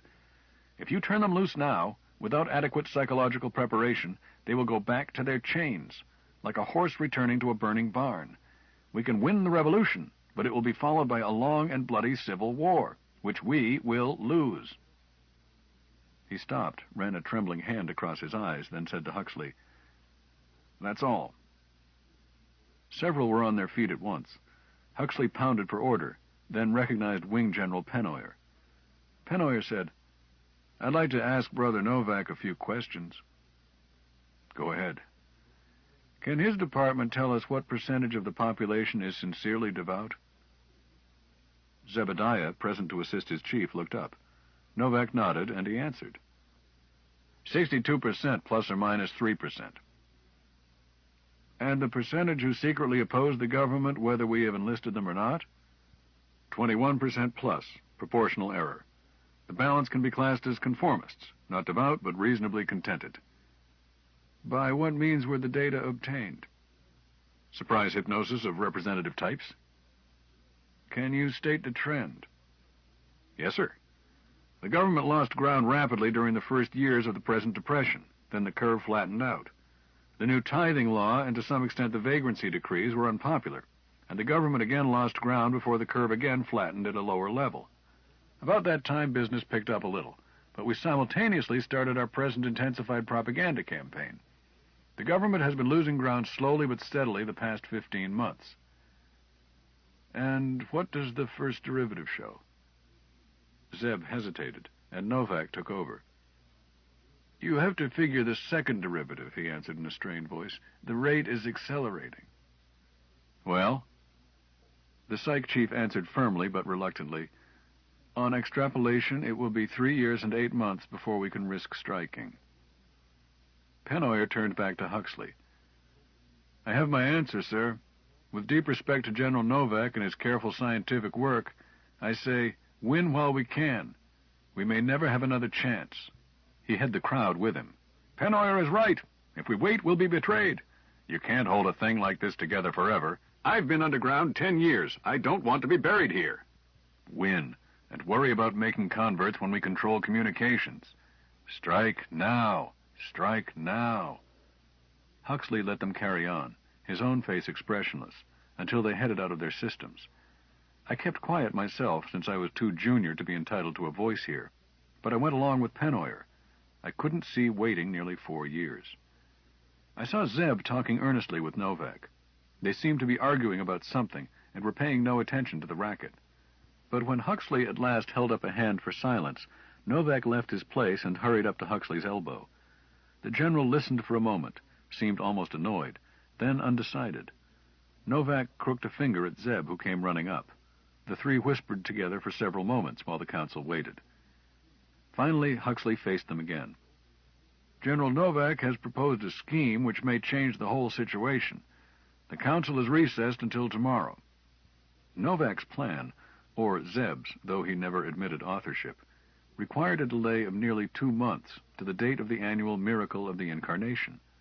For what was contemplated was no less than tampering with the miracle itself. In hindsight, it was an obvious and probably essential stratagem. The psych boss was right. In essence, a dictator's strength depends not upon guns, but on the faith his people place in him. This had been true of Caesar, of Napoleon, of Hitler, of Stalin. It was necessary to strike first at the foundation of the prophet's power, the popular belief that he ruled by direct authority of God. Future generations will undoubtedly find it impossible to believe the importance, the extreme importance, both to religious faith and political power, of the miracle of incarnation. To comprehend it even intellectually, it is necessary to realize that the people literally believed that the first prophet actually and physically returned from heaven once each year to judge the stewardship of his divinely appointed successor and to confirm him in his office. The people believed this. The minority of doubters dared not open their faces to dispute it, for fear of being torn limb from limb. And I am speaking of a rending that leaves blood on the pavement, not some figure of speech. Spitting on the flag would have been much safer. I had believed it myself all my life. It would never have occurred to me to doubt such a basic article of faith, and I was what is called an educated man, one who had been let into the secrets and trained in the production of lesser miracles. I believed it. The ensuing 2 months had all the endless time-stretching tension of the waiting period while coming into range and before "commence firing." Yet we were so busy that each day and each hour was too short. In addition to preparing the still more miraculous intervention in the miracle, we used the time to whet our usual weapons to greater fineness. Zeb and his boss, Sector General Novak, were detached almost at once. Novak's orders read, "Proceed to Beulah Land and take charge of Operation Bedrock." I cut the orders myself, not trusting them to a clerk, but no one told me where Beulah Land might be found on a map. Huxley himself left when they did, and was gone for more than a week, leaving Pennoyer as acting C&C. He did not tell me why he was leaving, of course, nor where he was going, but I could fill in. Operation Bedrock was a psychological maneuver, but the means must be physical, and my boss had once been head of the Department of Applied Miracles at the Point. He may have been the best physicist in the entire cabal. In any case, I could guess with certainty that he intended at the very least to see for himself that the means were adequate and the techniques foolproof. For all I know, he may actually have used soldering iron and screwdriver and electronic micrometer himself that week. The general did not mind getting his hands dirty. I missed Huxley personally. Pennoyer was inclined to reverse my decisions on minor matters and waste my time and his on details a top CO can't and should not cope with. But he was gone part of the time, too. There was much coming and going, and more than once I had to chase down the senior department head present, tell him that he was acting, and get him to sign where I had initialed. I took to scrawling I.M. Dumbjohn, Wing General FUSA acting, as indecipherably as possible on all routine internal papers. I don't think anybody ever noticed. Before Zeb left, another thing happened which really has nothing to do with the people of the United States and the struggle to regain their freedoms. But my own personal affairs are so tied into this account that I mention it. Perhaps the personal angle really is important. Certainly the order under which this journal was started called for it to be personal and subjective. However, I had retained a copy and added to it, because I found it helped me to get my own confused thoughts straight, while going through a metamorphosis as drastic as that from caterpillar into moth. I am typical, perhaps, of the vast majority, the sort of person who has to have his nose rubbed in a thing before he recognizes it, while Zeb and Maggie and General Huxley were of the elite minority of naturally free souls, the original thinkers, the leaders. I was at my desk trying to cope with the usual spate of papers when I received a call to see Zeb's boss at my earliest convenience. Since he already had his orders, I left word with Huxley's orderly and hurried over. He cut short the formalities. "Major, I have a letter for you which communications sent over for analysis to determine whether it should be rephrased or simply destroyed. However, on the urgent recommendation of one of my division heads, I am taking the responsibility of letting you read it without paraphrasing. You will have to read it here." I said, "Yes, sir," feeling quite puzzled. He handed it to me. It was fairly long, and I suppose it could have held half a dozen coded messages, even idea codes that could come through paraphrasing. I don't remember much of it, just the impact it had on me. It was from Judith. "My dear John, I shall always think of you fondly, and I shall never forget what you have done for me. Never meant for each other. Mr. Mendoza has been most considerate. I know you will forgive me. He needs me. It must have been fate that brought us together. If you ever visit Mexico City, you must think of our home as yours. I will always think of you as my strong and wise older brother, and I will always be a sister." There was more, lots more, all of the same sort. I think the process is known as breaking it gently. Novak reached out and took the letter from me. "I didn't intend for you to have time to memorize it," he said dryly, then dropped it at once into his desk incinerator. He glanced back at me. "Maybe you had better sit down, Major. Do you smoke?" I did not sit down, but I was spinning so fast that I accepted the cigarette and let him light it for me. Then I choked on tobacco smoke, and the sheer physical discomfort helped to bring me back to reality. I thanked him and got out, went straight to my room, called my office, and left word where I could be found if the General really wanted me. But I told my secretary that I was suddenly quite ill, and not to disturb me if it could possibly be helped. I may have been there about an hour. I wouldn't know. Lying face down and doing nothing, not even thinking. There came a gentle tap at the door, then it was pushed open. It was Zeb. "How do you feel?" he said. "Numb," I answered. It did not occur to me to wonder how he knew, and at the time I had forgotten the division head who had prevailed upon Novak to let me see it in the clear. He came on in, sprawled in a chair, and looked at me. I rolled over and sat on the edge of the bed.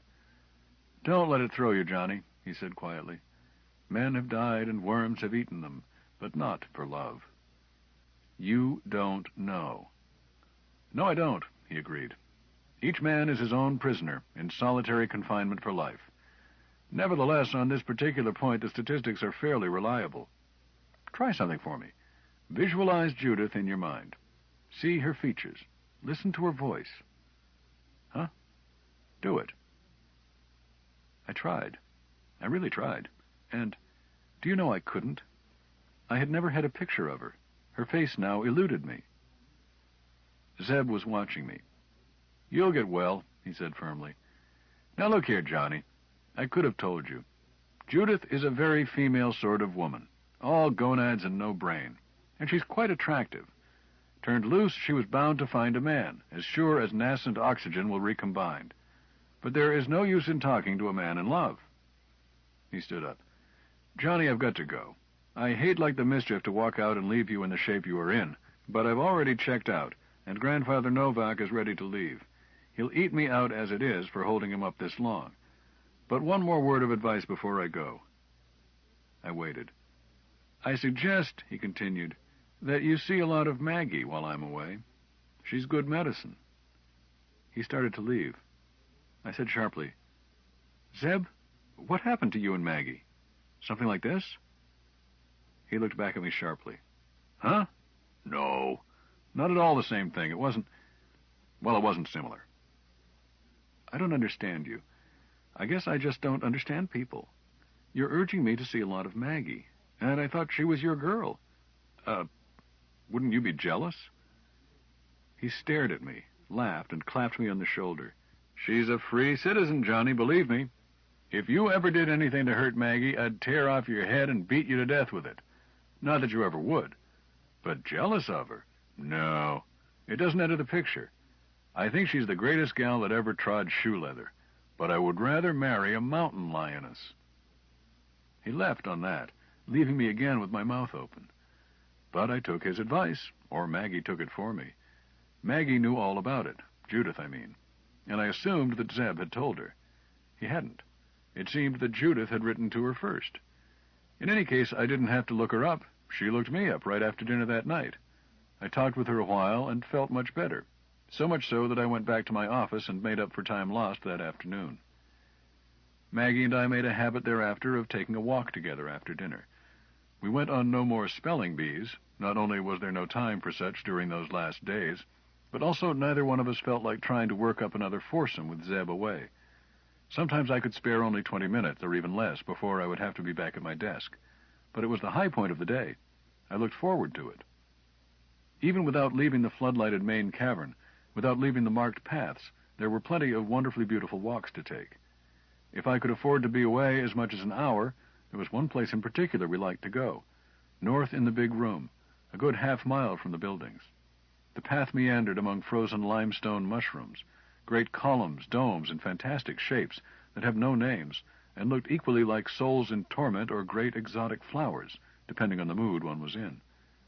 At a spot nearly 100 feet higher than the main floor, we had found a place only a few feet off the authorized path, where nature had contrived a natural stone bench. We would sit there and stare down at the toy village, talk, and Maggie would smoke. I had taken to lighting her cigarettes for her, as I had seen Zeb do. It was a little attention she liked, and I had learned to avoid getting smoke caught in my throat. About 6 weeks after Zeb had left, and only days before M hour, we were doing this and were talking about what it would be like after the revolution, and what we would do with ourselves. I said that I supposed I would stay in the regular army, assuming there was such, and that I was eligible for it. What will you do, Maggie? She exhaled smoke slowly. I haven't thought that far, John. I haven't any profession. That is to say, we are trying our best to make the one I did have obsolete. She smiled wryly. I'm not educated in anything useful. I can cook, and I can sew, and I can keep house. I suppose I should try to find a job as a housekeeper. Competent servants are always scarce, they say. The idea of the courageous and resourceful Sister Magdalene, so quick with a vibroblade when the need arose, tramping from one employment bureau to another in search of menial work to keep her body fed, was an idea at once distasteful to me. General housework and cooking, live-in, Thursday Eve, and alternate Sundays off, references required. Maggie? Maggie, who had saved my own probably worthless life at least twice, and never hesitated nor counted the cost? Not Maggie. I blurted out, Look, you don't have to do that. It's what I know. Yes, but... Well, why don't you cook and keep house for me? I'll be drawing enough to support both of us, even if I have to go back to my permanent rank. Maybe it isn't much, but shucks, you're welcome to it. She looked up. Why, John, how very generous. She crushed out the cigarette and threw it aside. I do appreciate it, but it wouldn't work. I imagine there will be just as many gossips after we have won as before. Your colonel would not like it. I blushed red and almost shouted, That wasn't what I meant at all. What? Then what did you mean? I had not really known until the words came out. Now I knew, but not how to express it. I meant, look, Maggie, you seem to like me well enough, and we get along well together. That is, why don't we... I halted, hung up. Side 4, Revolt in 2100, continuing with If This Goes On page 109. She stood up and faced me. John, are you proposing marriage to me? I said gruffly, that was the general idea. It bothered me to have her standing in front of me, so I stood up too. She looked at me gravely, searching my face, then said humbly, I'm honored and grateful, and I am deeply touched. But, oh no, John. The tears started out of her eyes, and she started to bawl.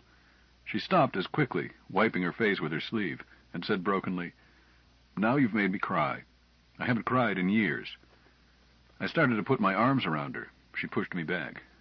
No, John, listen to me first. I'll accept that job as your housekeeper, but I won't marry you. Why not? Why not? Oh, my dear, my very dear. Because I am an old, tired woman, that's why. Old? You can't be more than a year or two older than I am. 3 at the outside, it doesn't matter. I'm 1,000 years older than you are. Think who I am, where I've been, what I've known.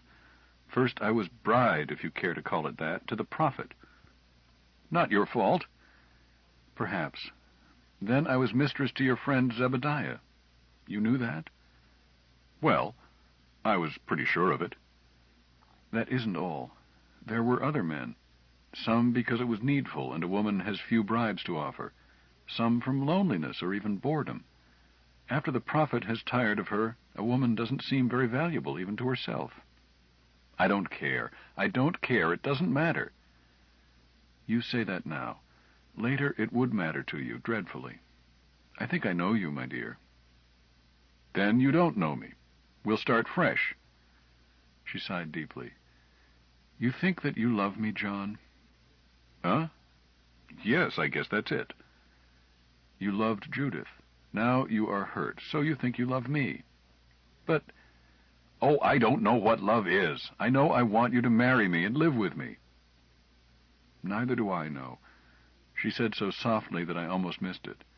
Then she moved into my arms as easily and naturally as if she had always lived there. When we had finished kissing each other, I said, You will marry me, then? She threw her head back and stared as if she were frightened. Oh, no. Huh? But I thought, No, dear, no. I'll keep your house and cook your food and make your bed, and sleep in it if you want me to. But you don't need to marry me. But, Sheol, Maggie, I won't have it that way. You won't? We'll see. She was out of my arms, although I had not let go. I'll see you tonight, about 1, after everyone is asleep. Leave your door unlatched. Maggie! I shouted. She was headed down the path, running as if she were flying. I tried to catch up, tripped on a stalagmite, and fell. When I picked myself up, she was out of sight. Here is an odd thing. I had always thought of Maggie as quite tall, stately, almost as tall as I was. But when I held her in my arms, she was short. I had to lean way over to kiss her. 12. On the night of the miracle, all that were left of us gathered in the main communications room. My boss and myself, the chief of communications and his technical crew, a few staff officers. A handful of men and a few dozen women, too many to crowd into the comm shack, were in the main mess hall, where a relay screen had been rigged for them. Our underground city was a ghost town now, with only a skeleton crew to maintain communications for the commanding general. All the rest had gone to battle stations. We few who were left had no combat stations in this phase. Strategy had been settled. The hour of execution was set for us by the miracle. Tactical decisions for a continent could not be made from headquarters, and Huxley was too good a general to try. His troops had been disposed, and his subordinate commanders were now on their own. All he could do was wait and pray. All that we could do, too. I didn't have any fingernails left to bite. The main screen in front of us showed in brilliant color and perfect perspective the interior of the temple. The services had been going on all day. Processional, hymns, prayers and more prayers, sacrifice, genuflection, chanting, endless monotony of colorful ritual. My old regiment was drawn up in 2 frozen ranks, helmets shining, spears allied like the teeth of a comb. I made out Peter von Eyck, master of my home lodge, his belly corseted up, motionless before his platoon. I knew from having handled the dispatch that Master Peter had stolen a print of the film we had to have. His presence in the ceremonies was reassuring. Had his theft even been suspected, our plans could not possibly succeed. But there he was. Around the other 3 walls of the comm room were a dozen smaller screens, scenes from as many major cities, crowds in Rittenhouse Square, the Hollywood Bowl jam-packed, throngs in local temples. In each case, the eyes of all were riveted on a giant television screen showing the same scene in the great temple that we were watching. Throughout all America, it would be the same. Every mortal soul who could possibly manage it was watching some television screen somewhere, waiting, waiting, waiting for the miracle of the Incarnation. Behind us, a psych operator bent over a sensitive who worked under hypnosis. The sensitive, a girl about 19, stirred and muttered. The operator bent closer. Then he turned to Huxley and the communications chief. "The Voice of God station has been secured, sir." Huxley merely nodded. I felt like turning handsprings if my knees had not been so weak. This was the key tactic, and one that could not possibly be executed until minutes before the miracle. Since television moves only on line of sight or in its own special cable, the only possible way to tamper with this nationwide broadcast was at the station of origin. I felt a wild burst of exultation at their success, followed by an equally sudden burst of sorrow, knowing that not one of them could hope to live out the night. Never mind. If they could hold out for a few more minutes, their lives would have counted. I commended their souls to the great architect. We had men for such jobs where needed, mostly brethren whose wives had faced an inquisitor. The comm chief touched Huxley's sleeve. "It's coming, sir."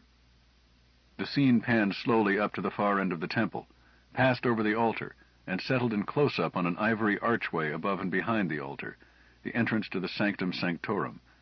It was closed with heavy cloth-of-gold drapes. The pickup camera held steady, with the curtained entranceway exactly filling the screen. "They can take over any time now, sir." Huxley turned his head to the psych operator. "Is that ours yet? See if you can get a report from the voice of God." "Nothing, sir. I'll let you know." I could not take my eyes off the screen. After an interminable wait, the curtains stirred and slowly parted, drawn up and out on each side. And there, standing before us almost life-size, and so real that I felt he could step out of the screen, was the prophet incarnate. He turned his head, letting his gaze rove from side to side, then looked right at me, his eyes staring right into mine. I wanted to hide. I gasped and said involuntarily, "You mean we can duplicate that?" The comm chief nodded. "To the millimeter, or I'll eat the difference. Our best impersonator, prepared by our best plastic surgeons. That may be our film already." "But it's real." Huxley glanced at me. "A little less talk, please, Lyle." It was the nearest he had ever come to bawling me out. I shut up and studied the screen. That powerful, totally unscrupulous face, that burning gaze. An actor? No, I knew that face. I had seen it too many times in too many ceremonies. Something had gone wrong, and this was the prophet incarnate himself. I began to sweat that stinking sweat of fear. I very much believed that had he called me by name out of that screen, I would have confessed my treasons and thrown myself on his mercy. Huxley said crossly, "Can't you raise New Jerusalem?" The psych operator answered, "No, sir. I'm sorry, sir." The prophet started his invocation. His compelling organ-like voice rolled through magnificent periods. Then he asked the blessings of eternal God for the people this coming year. He paused, looked at me again, then rolled his eyes up to heaven, lifted his hands and commenced his petition to the first prophet, asking him to confer on his people the priceless bounty of seeing and hearing him in the flesh, and offering for that purpose the flesh of the present prophet as an instrument. He waited. The transformation started, and my hackles stood up. I knew now that we had lost. Something had gone wrong, and God alone knew how many men had died through the error. The features of the prophet began to change. He stretched an inch or two in height, his rich robes darkened, and there, standing in his place, dressed in a frock coat of a bygone era, was the Reverend Nehemiah Scudder, first prophet and founder of the new crusade. I felt my stomach tighten with fear and dread, and I was a little boy again, watching it for the first time in my parish church. He spoke to us first with his usual yearly greeting of love and concern for his people. Gradually he worked himself up, his face sweating and his hands clutching in the style that had called down the Spirit in 1,000 Mississippi Valley camp meetings. My heart began to beat faster. He was preaching against sin in all its forms, the harlot whose mouth is like honey, the sins of the flesh, the sins of the spirit, the money changers. At the height of his passion, he led into a new subject in a fashion that caught me by surprise. "But I did not return to you this day to speak to you of the little sins of little people. No, I come to tell you of a truly hellish thing, and to bid you to gird on your armor and fight. Armageddon is upon you. Rise up, mine hosts, and fight you the battle of the Lord. For Satan is upon you. He is here among you, here tonight in the flesh. With the guile of the serpent he has come among you, taking on the form of the vicar of the Lord. Yea, he has disguised himself falsely, taken on the shape of the prophet incarnate. Smite him, smite his hirelings. In the name of God, destroy them all." 13. "Broiler from Voice of God," the psych operator said quietly. "The station is now off the air, and demolition will take place in approximately 30 seconds. An attempt will be made to beat a retreat before the building goes up. Good luck. Message ends." Huxley muttered something, and left the now dark big screen. The smaller screens monitoring scenes around the country were confusing but heartening. There was fighting and rioting everywhere. I watched it, still stunned, and tried to figure out which was friend and which was foe. In the Hollywood Bowl, the crowd boiled up over the stage, and by sheer numbers overran and trampled the officials and clergy seated there. There were plenty of guards stationed around the edges of the bowl, and it should not have happened that way. But instead of the murderous enfilading fire one would have expected, there was one short blast from a tripod mounted on the hillside northeast of the stage. Then the guard was shot, apparently by another of the guards. Apparently, the chancy tour de force against the prophet himself was succeeding beyond all expectations. If government forces were everywhere as disorganized as they were at the Hollywood Bowl, the job would not be one of fighting, but of consolidating an accomplished fact. The monitor from Hollywood went dead, and I shifted to another screen, Portland, Oregon. More fighting. I could see men with white armbands, the only uniform we had allowed ourselves for M-Hour, but not all the violence came from our brethren in the armbands. I saw an armed proctor go down before bare fists and not get up. Testing messages and early reports were beginning to come in, now that it was feasible to use our own radio, now that we had at long last shown our hand. I stopped looking and went back to help my boss keep track of them. I was still dazed, and could still see in my mind the incredible face of the prophet, both prophets. If I had been emotionally battered by it, what did the people think? The devout, the believers? The first clear-cut report other than contact messages was from Lucas in New Orleans. Have taken control of city center, power and comm stations. Mop-up squads seizing ward police stations. Federal guards here demoralized by stereocast. Sporadic fighting broke out among guards themselves. Little organized resistance. Establishing order under martial law. So mote it be. Lucas. Then reports started pouring in. Kansas City, Detroit, Philadelphia, Denver, Boston, Minneapolis, all the major cities. They varied but told the same story. Our synthetic prophets' call to arms, followed at once by a cutting of all regular methods of communication, had made of the government forces a body without a head, flopping around and fighting itself. The power of the prophet was founded on superstition and fraud. We had turned superstition back on him to destroy him. Lodge that night was the grandest I have ever attended. We tiled the communications room itself, with the comm chief sitting as secretary and passing incoming messages to General Huxley, sitting as master in the east, as fast as they came in.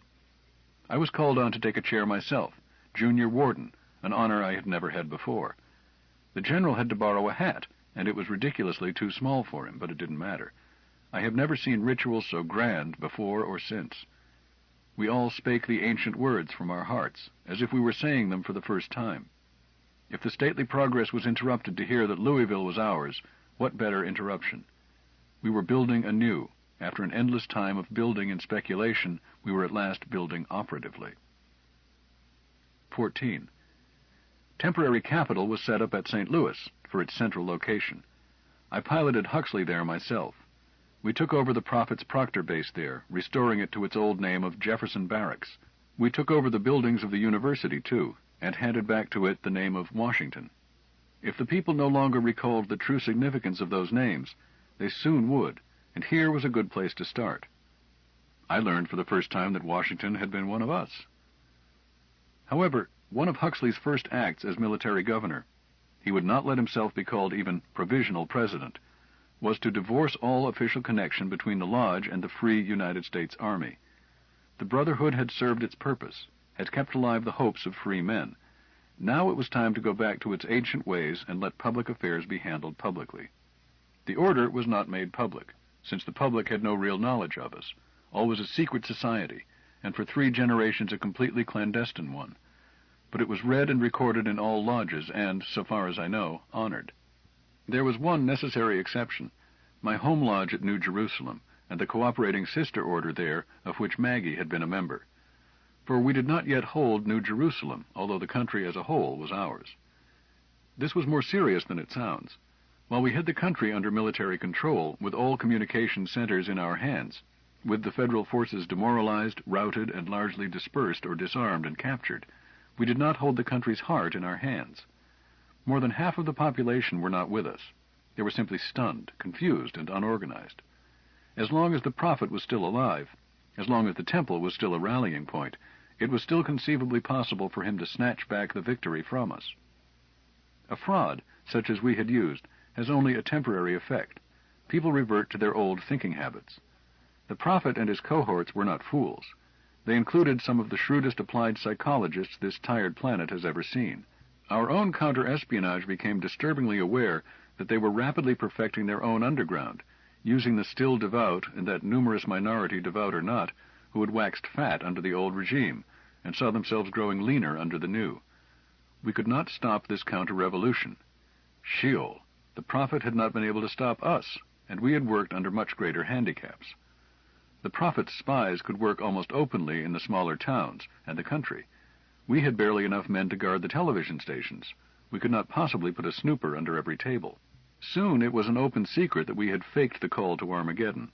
One would think that this fact in itself would show to anyone who knew it that all of the miracles of incarnation had been frauds, trick television and nothing more.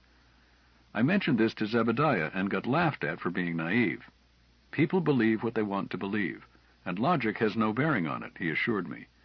In this case, they wanted to believe in their old-time religion, as they learned it at their mother's knees. It restored security to their hearts. I could sympathize with that. I understood it. In any case, New Jerusalem must fall, and time was against us. While we were worrying over this, a provisional constitutional convention was being held in the great auditorium of the university. Huxley opened it, refused again the title, offered by acclamation, of president, then told them bluntly that all laws since the inauguration of President Nehemiah Scudder were of no force, void, and that the old Constitution and Bill of Rights were effective as of now, subject to the exigencies of temporary military control. Their single purpose, he said, was to work out orderly methods of restoring the old free democratic processes. Any permanent changes in the Constitution, if needed, would have to wait until after free elections. Then he turned the gavel over to Novak and left. I did not have time for politics, but I hid out from work and caught most of one afternoon session because Zebediah had tipped me off that significant fireworks were coming up. I slipped into a back seat and listened. One of Novak's bright young men was presenting a film. I saw the tail end of it only, but it seemed to be more or less a standard instruction film, reviewing the history of the United States, discussing civil liberty, explaining the duties of a citizen in a free democracy. Not the sort of thing ever seen in the prophet's schools, but making use of the same techniques which had long been used in every school in the country. The film ended, and the bright young man, I could never remember his name, perhaps because I disliked him. Stokes? Call him Stokes, anyway. Stokes began to speak. This reorientation film, he began, is of course utterly useless in recanalizing an adult. His habits of thought are much too set to be affected by anything as simple as this. Then why waste our time with it? Someone called out. Please. Nevertheless, this film was prepared for adults, provided the adult has been placed in a receptive frame of mind. Here is the prologue. The screen lighted up again. It was a simple and beautiful pastoral scene, with very restful music. I could not figure what he was getting at, but it was soothing. I remembered that I had not had much sleep the past 4 nights. Come to think about it, I couldn't remember when I had had a good night's sleep. I slouched back and relaxed. I didn't notice the change from scenery to abstract patterns. I think the music continued, but it was joined by a voice, warm, soothing, monotonous. The patterns were going round and around, and I was beginning to bore right into the screen. Then Novak had left his chair and switched off the projector with a curse. I jerked awake with that horrid shocked feeling that makes one almost ready to cry. Novak was speaking, sharply but quietly, to Stokes. Then Novak faced the rest of us. Up on your feet, he ordered. 7th inning stretch. Take a deep breath. Shake hands with the man next to you. Slap him on the back, hard. We did so, and I felt foolish, also irritated. I had felt so good just a moment before, and now I was reminded of the mountain of work I must move if I were to have 10 minutes with Maggie that evening. I thought about leaving, but the BYM had started talking again. As Dr. Novak has pointed out, he went on, not sounding quite so sure of himself, it is not necessary to use the prologue on this audience, since you don't need reorientation. But this film, used with the preparatory technique, and possibly in some cases with a light dose of one of the hypnotic drugs, can be depended on to produce an optimum political temperament in 83% of the populace. This has been demonstrated on a satisfactory test group. The film itself represents several years of work, analyzing the personal conversion reports of almost everyone, surely everyone in this audience, who joined our organization while it was still underground. The irrelevant has been eliminated. The essential has been abstracted. What remains will convert a devout follower of the Prophet to free manhood, provided he is in a state receptive to suggestion when he is exposed to it. So that was why we had each been required to bare our souls. It seemed logical to me. God knew that we were sitting on a time bomb, and we couldn't wait for every lunk to fall in love with a holy deaconess, and thereby be shocked out of his groove. There wasn't time. But an elderly man, whom I did not know, was on his feet on the other side of the hall. He looked like the pictures of Mark Twain, an angry Mark Twain. "Mr. Chairman." "Yes, comrade, state your name and district." "You know what my name is, Novak. Winters, from Vermont. Did you okay this scheme?" "No." It was a simple declarative. "He's one of your boys?" "He is a free citizen. I supervised the preparation of the film itself and the research which preceded it. The use of null-vol suggestion techniques came from the research group he headed. I disapproved the proposal, but agreed to schedule time to present it. I repeat, he is a free citizen, free to speak, just as you are." "May I speak now?" "You have the floor." The old man drew himself up and seemed to swell up. "I shall. Gentlemen, ladies, comrades, I have been in this for more than 40 years, more years than that young pup has been alive. I have a brother, as good a man as I am, but we haven't spoken in many years, because he is honestly devout in the established faith, and he suspects me of heresy. Now this cub with his bulging forehead and his whirling lights would condition my brother to make him politically reliable." He stopped to gasp asthmatically and went on. "Free men aren't conditioned. Free men are free because they are ornery and cussed and prefer to arrive at their own prejudices in their own way, not have them spoon-fed by a self-appointed mind-tinkerer. We haven't fought. Our brethren haven't bled and died just to change bosses, no matter how sweet their motives. I tell you, we got into the mess we are in through the efforts of those same mind-tinkerers. They've studied for years how to saddle a man and ride him. They started with advertising and propaganda and things like that, and they perfected it to the point where what used to be simple, honest swindling, such as any salesman might use, became a mathematical science that left the ordinary man helpless."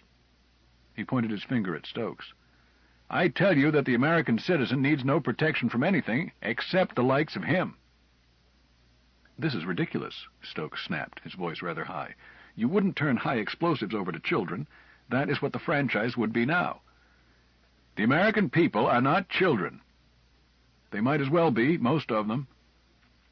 Winters turned his eyes around the hall. "You see what I mean, friends. He's as ready to play God as the prophet was. I say give 'em their freedom. Give 'em their clear rights as men and free men and children under God. If they mess it up again, that's their doing. But we have no right to operate on their minds." He stopped and labored again to catch his breath. Stokes looked contemptuous. "We can't make the world safe for children, nor for men either, and God didn't appoint us to do it." Novak said gently, "Are you through, Mr. Winters?" "I'm through." "And you've had your say, too, Stokes. Sit down." Then I had to leave, so I slipped out, and missed what must have been a really dramatic event if you care for that sort of thing. I don't. Old Mr. Winters dropped dead about the time I must have been reaching the outer steps. Novak did not let them recess on that account. They passed 2 resolutions: that no citizen should be subjected to hypnosis or other psychomanipulative technique without his written consent, and that no religious or political test should be used for franchise in the first elections. I don't know who was right. It certainly would have made life easier in the next few weeks if we had known that the people were solidly behind us. Temporarily rulers we might be, but we hardly dared go down a street in uniform at night in groups of less than 6. Oh yes, we had uniforms now, almost enough for one for each of us, of the cheapest materials possible, and in the standard army sizes, either too large or too small. Mine was too tight. They had been stockpiled across the Canadian border, and we got our own people into uniform as quickly as possible. A handkerchief tied around the arm is not enough. Besides our own simple powder blue dungarees, there were several other uniforms around, volunteer brigades from outside the country, and some Native American outfits. The Mormon battalions had their own togs, and they were all growing beards as well. They went into action singing the long-forbidden, "Come, come, ye saints." Utah was one state we didn't have to worry about, now that the saints had their beloved temple back. The Catholic Legion had its distinctive uniform, which was just as well since hardly any of them spoke English.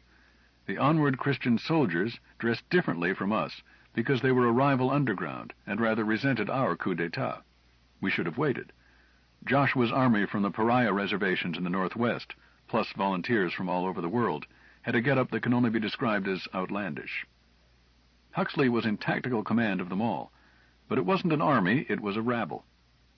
The only thing that was hopeful about it was that the Prophet's army had not been large, less than 200,000, more of an internal police than an army, and of that number only a few had managed to make their way back to New Jerusalem to augment the palace garrison.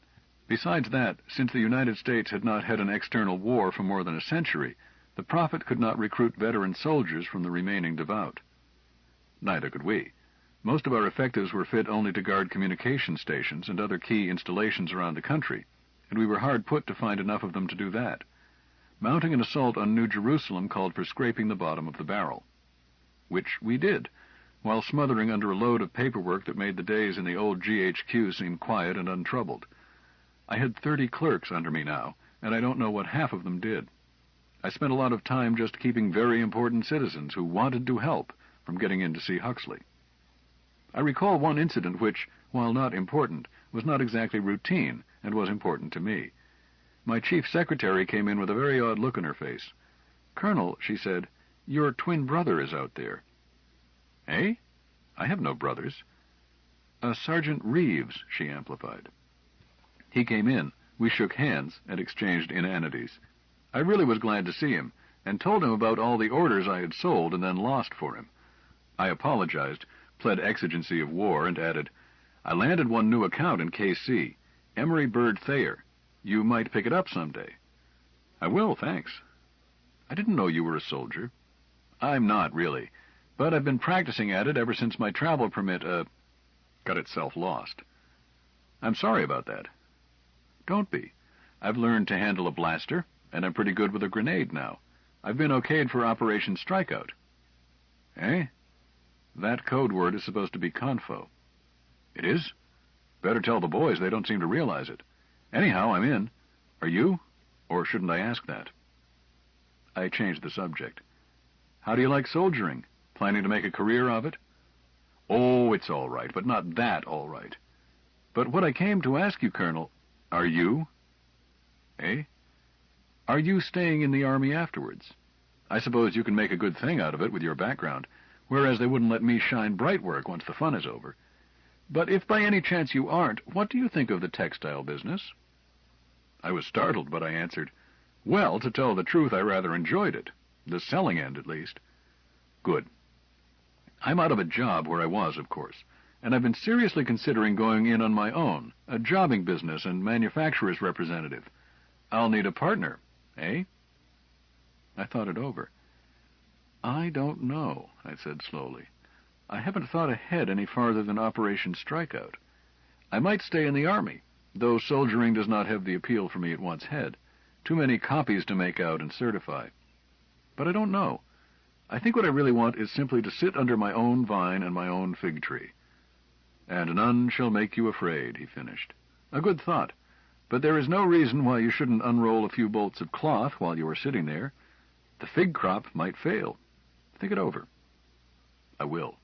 I surely will." 15. Maggie and I were married the day before the assault on New Jerusalem. We had a 20-minute honeymoon, holding hands on the fire escape outside my office. Then I flew Huxley to the jump-off area. I was in the flagship during the attack. I had asked permission to pilot a rocket jet as my combat assignment, but he had turned me down. "What for, John?" he had asked. "This isn't going to be won in the air. It will be settled on the ground." He was right, as usual. We had few ships and still fewer pilots who could be trusted. Some of the Prophet's Air Force had been sabotaged on the ground. A goodly number had escaped to Canada and elsewhere, and been interned. With what planes we had been bombing the palace and temple regularly, just to make them keep their heads down. But we could not hurt them seriously that way, and both sides knew it. The palace, ornate as it was above ground, was probably the strongest bomb-proof ever built. It had been designed to stand direct impact of a fission bomb without damage to personnel in its deepest tunnels. And that was where the Prophet was spending his days, one could be sure. Even the part above ground was relatively immune to ordinary HE bombs, such as we were using. We weren't using atomic bombs for 3 reasons. We didn't have any. The United States was not known to have had any since the Johannesburg Treaty after World War III. We could not get any. We might have negotiated a couple of bombs from the Federation had we been conceded to be the legal government of the United States. But while Canada had recognized us, Great Britain had not, and neither had the North African Confederacy. Brazil was teetering.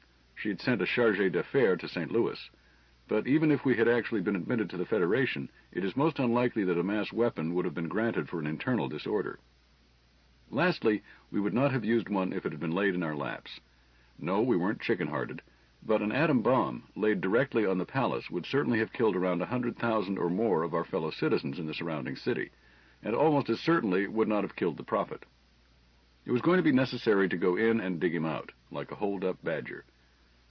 Rendezvous was made on the east shore of the Delaware River.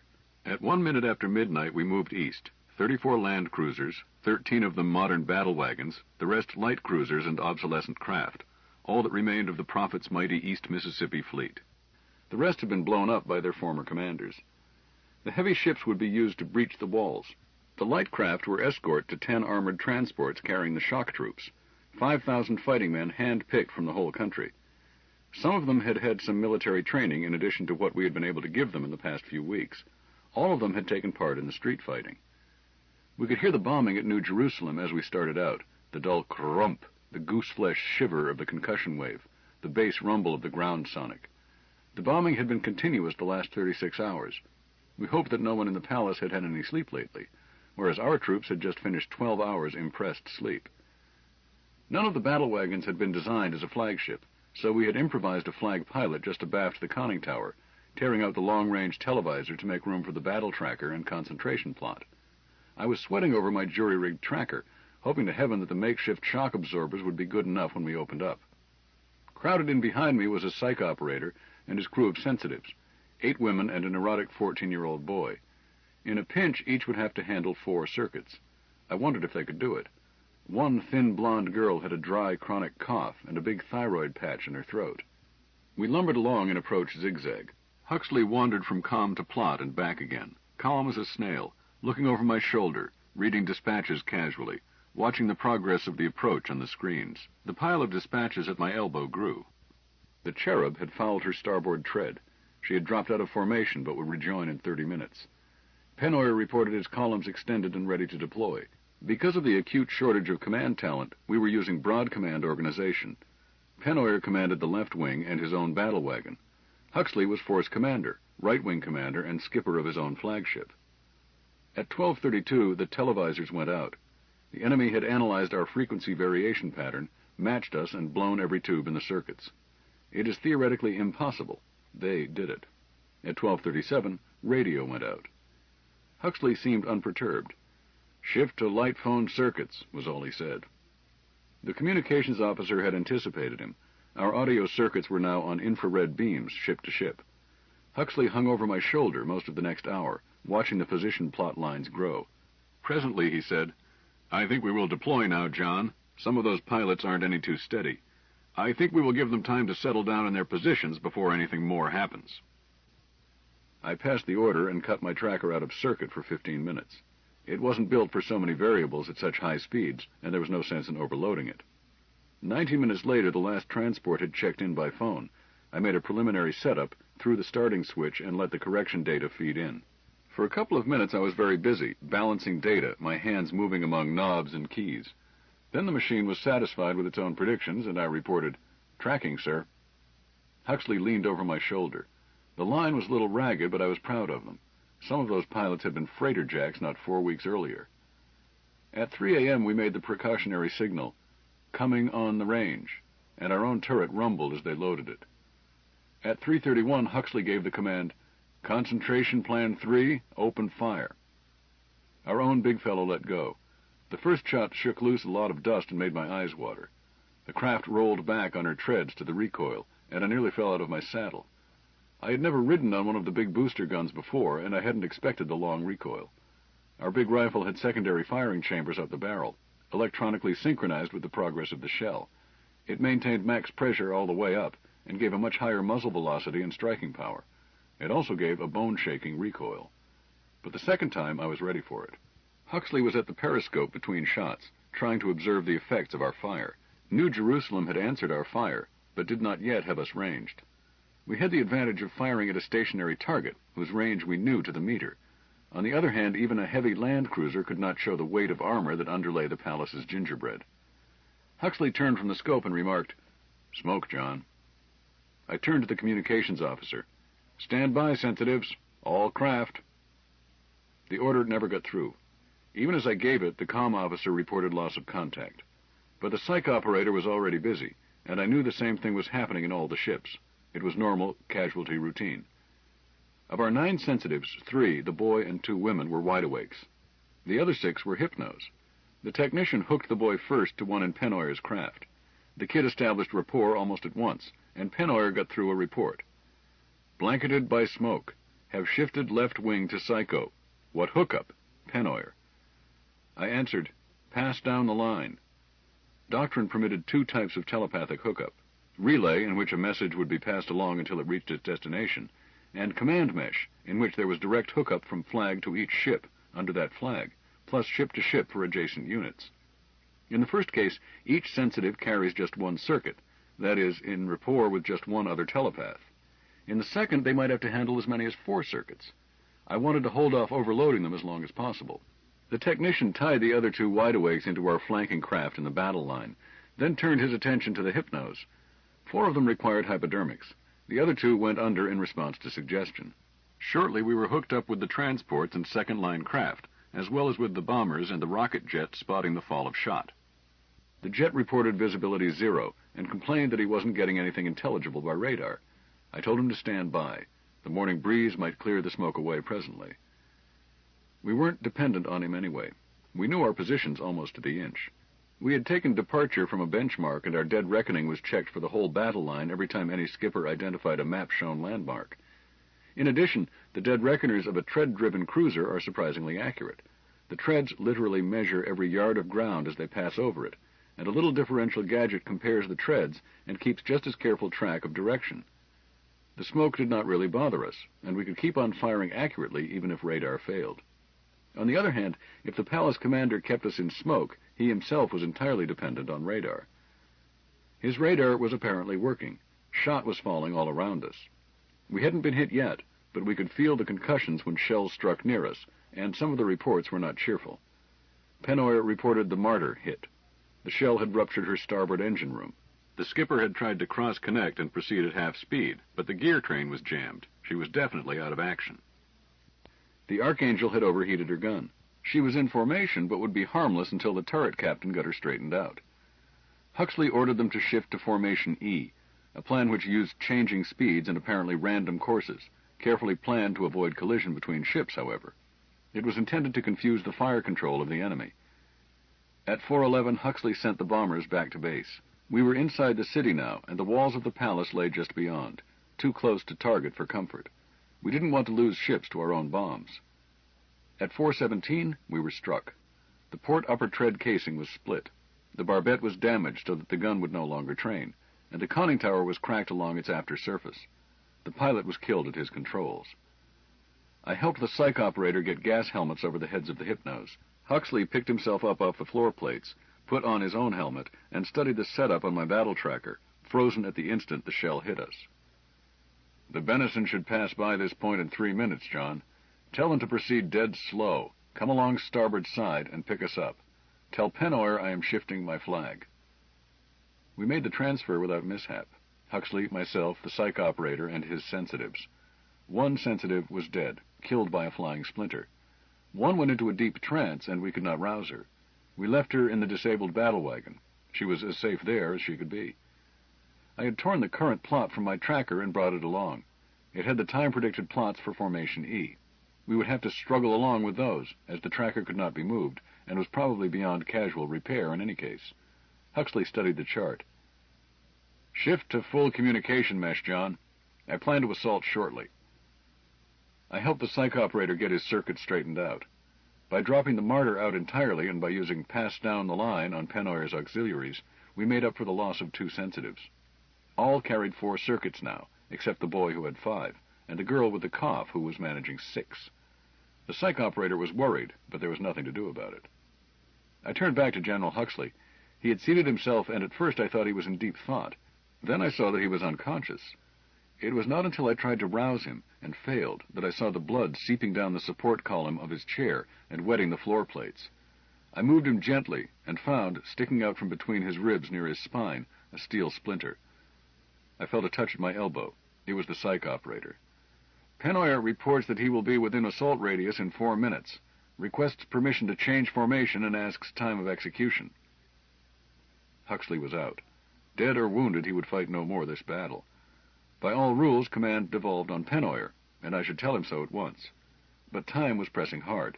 It would involve a drastic change of setup, and we had been forced to send Pennoyer into battle with only 3 sensitives. It was a physical impossibility. What should I do? Turn the flag over to the skipper of the Benison? I knew the man, stolid, unimaginative, a gunner by disposition. He was not even in his conning tower, but had been fighting his ship from the fire control station in the turret. If I called him down here, he would take many minutes to comprehend the situation, and then give the wrong orders. With Huxley out, I had not an ounce of real authority. I was a brevet, short-tailed colonel, only days up from major and a legate by rights. I was what I was as Huxley's flunky. Should I turn command over to Pennoyer and lose the battle with proper military protocol? What would Huxley have me do if he could make the decision? It seemed to me that I worried that problem for an hour. The chronograph showed 13 seconds between reception of Pennoyer's dispatch and my answer. "Change formation at will. Stand by for execution signal in 6 minutes." The order given, I sent word to the forward dressing station to attend to the general. I shifted the right wing to assault echelon, then called the transport Sweet Chariot. Subplan D. Leave formation and proceed on duty assigned. The psych operator eyed me, but transmitted my orders.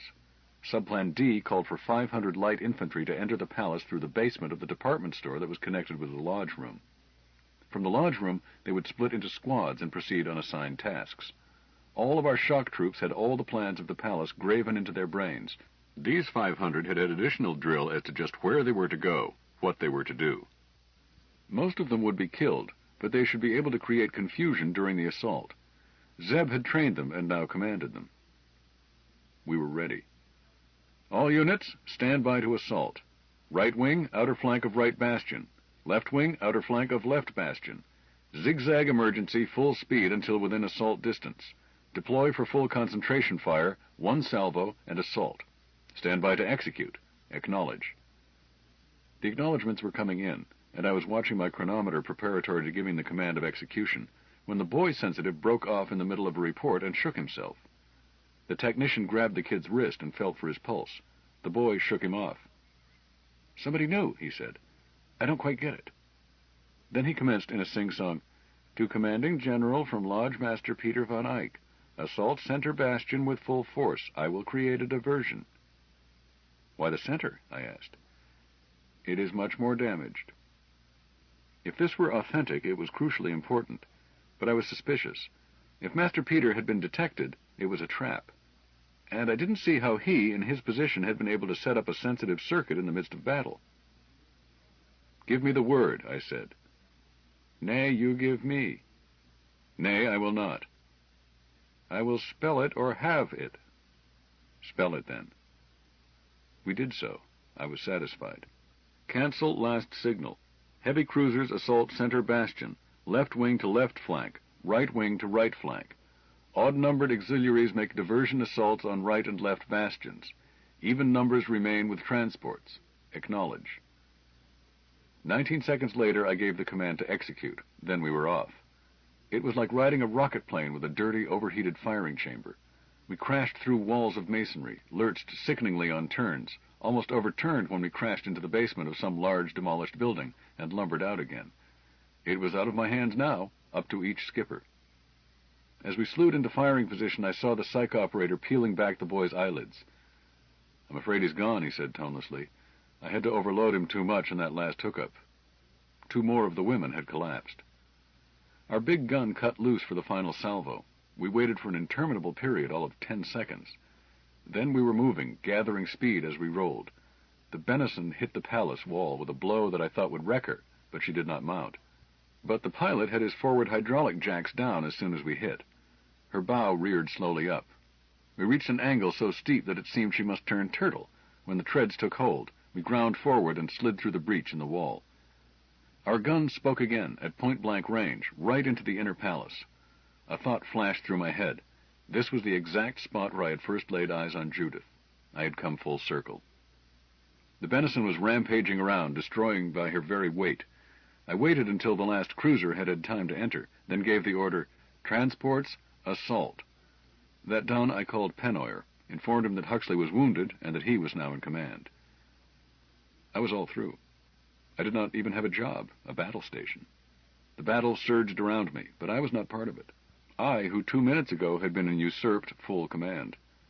I stopped to light a cigarette and wondered what to do with myself. I put it out after one soul-satisfying drag and scrambled up into the fire control tower of the turret and peered out the after slits. A breeze had come up and the smoke was clearing. The transport Jacob's Ladder I could see just pulling out of the breach. Her sides fell away and ranks of infantry sprang out, blasters ready. A sporadic fire met them. Some fell, but most returned the fire and charged the inner palace. The Jacob's Ladder cleared the breach, and the Ark took her place. The troop's commander in the Ark had orders to take the Prophet alive. I hurried down ladders from the turret, ran down the passageway between the engine rooms, and located the escape hatch in the floor plates, clear at the stern of the Benison. Somehow I got it unclamped, swung up the hatch cover, and stuck my head down. I could see men running out beyond the treads. I drew my blaster, dropped to the ground, and tried to catch up with them, running out the stern between the big treads. They were men from the Ark, right enough. I attached myself to a platoon and trotted along with them. We swarmed into the inner palace. But the battle was over. We encountered no organized resistance. We went on down and down and down, and found the Prophet's bomb-proof. The door was open, and he was there. But we did not arrest him. The virgins had gotten to him first. He no longer looked imperious. They had left him barely something to identify at an inquest.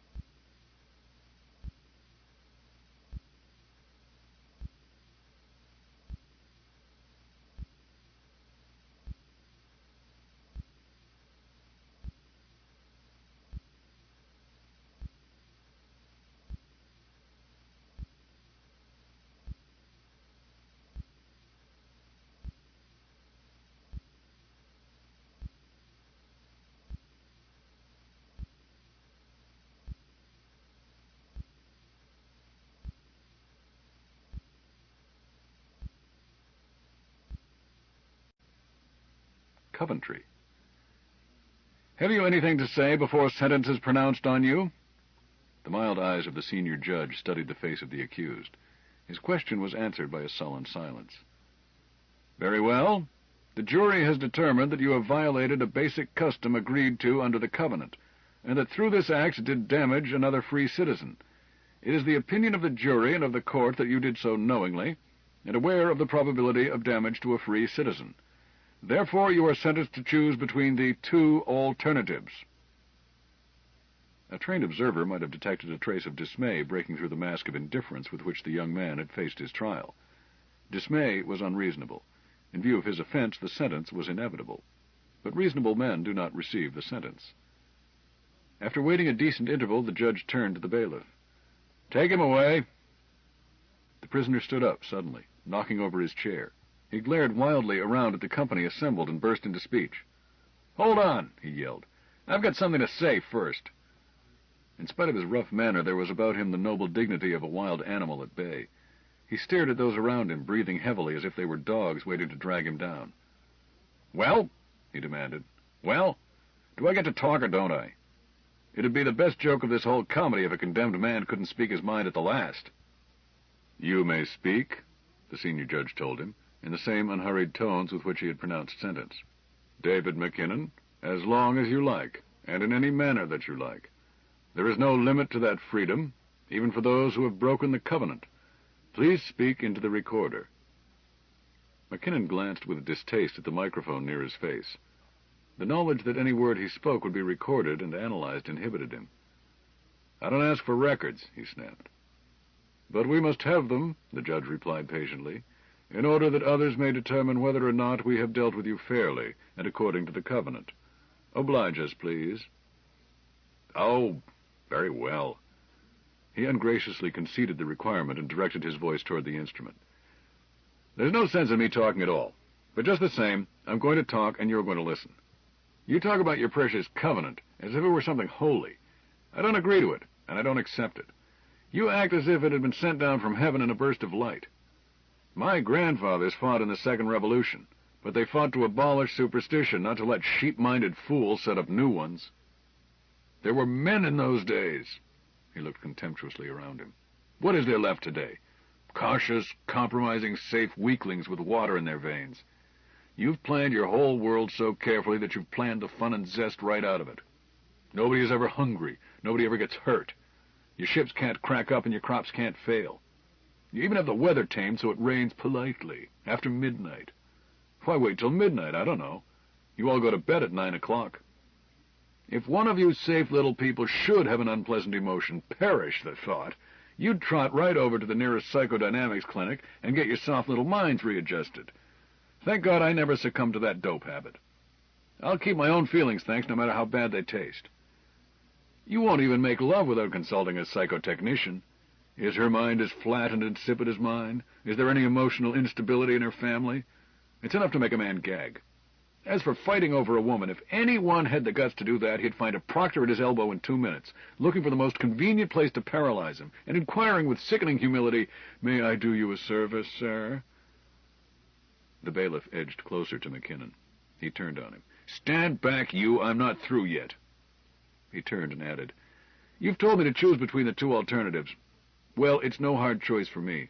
Before I'd submit to treatment, before I'd enter one of your neat little, safe little, pleasant little reorientation homes and let my mind be pried into by a lot of soft-fingered doctors, before I did anything like that, I'd choose a nice, clean death. Oh, no! There is just one choice for me, not two. I'd take the choice of going to Coventry, and glad of it, too. I hope I never hear of the United States again. But there is just one thing I want to ask you before I go. Why do you bother to live anyhow? I would think that any one of you would welcome an end to your silly, futile lives just from sheer boredom. That's all." He turned back to the bailiff. "Come on, you." "One moment, David McKinnon." The senior judge held up a restraining hand. "We have listened to you. Although custom does not compel it, I am minded to answer some of your statements. Will you listen?" Unwilling, but less willing to appear loutish in the face of a request so obviously reasonable, the younger man consented. The judge commenced to speak in gentle, scholarly words, appropriate to a lecture-room. "David McKinnon, you have spoken in a fashion that doubtless seems wise to you. Nevertheless, your words were wild and spoken in haste. I am moved to correct your obvious misstatements of fact. The covenant is not a superstition, but a simple temporal contract entered into by those same revolutionists for pragmatic reasons.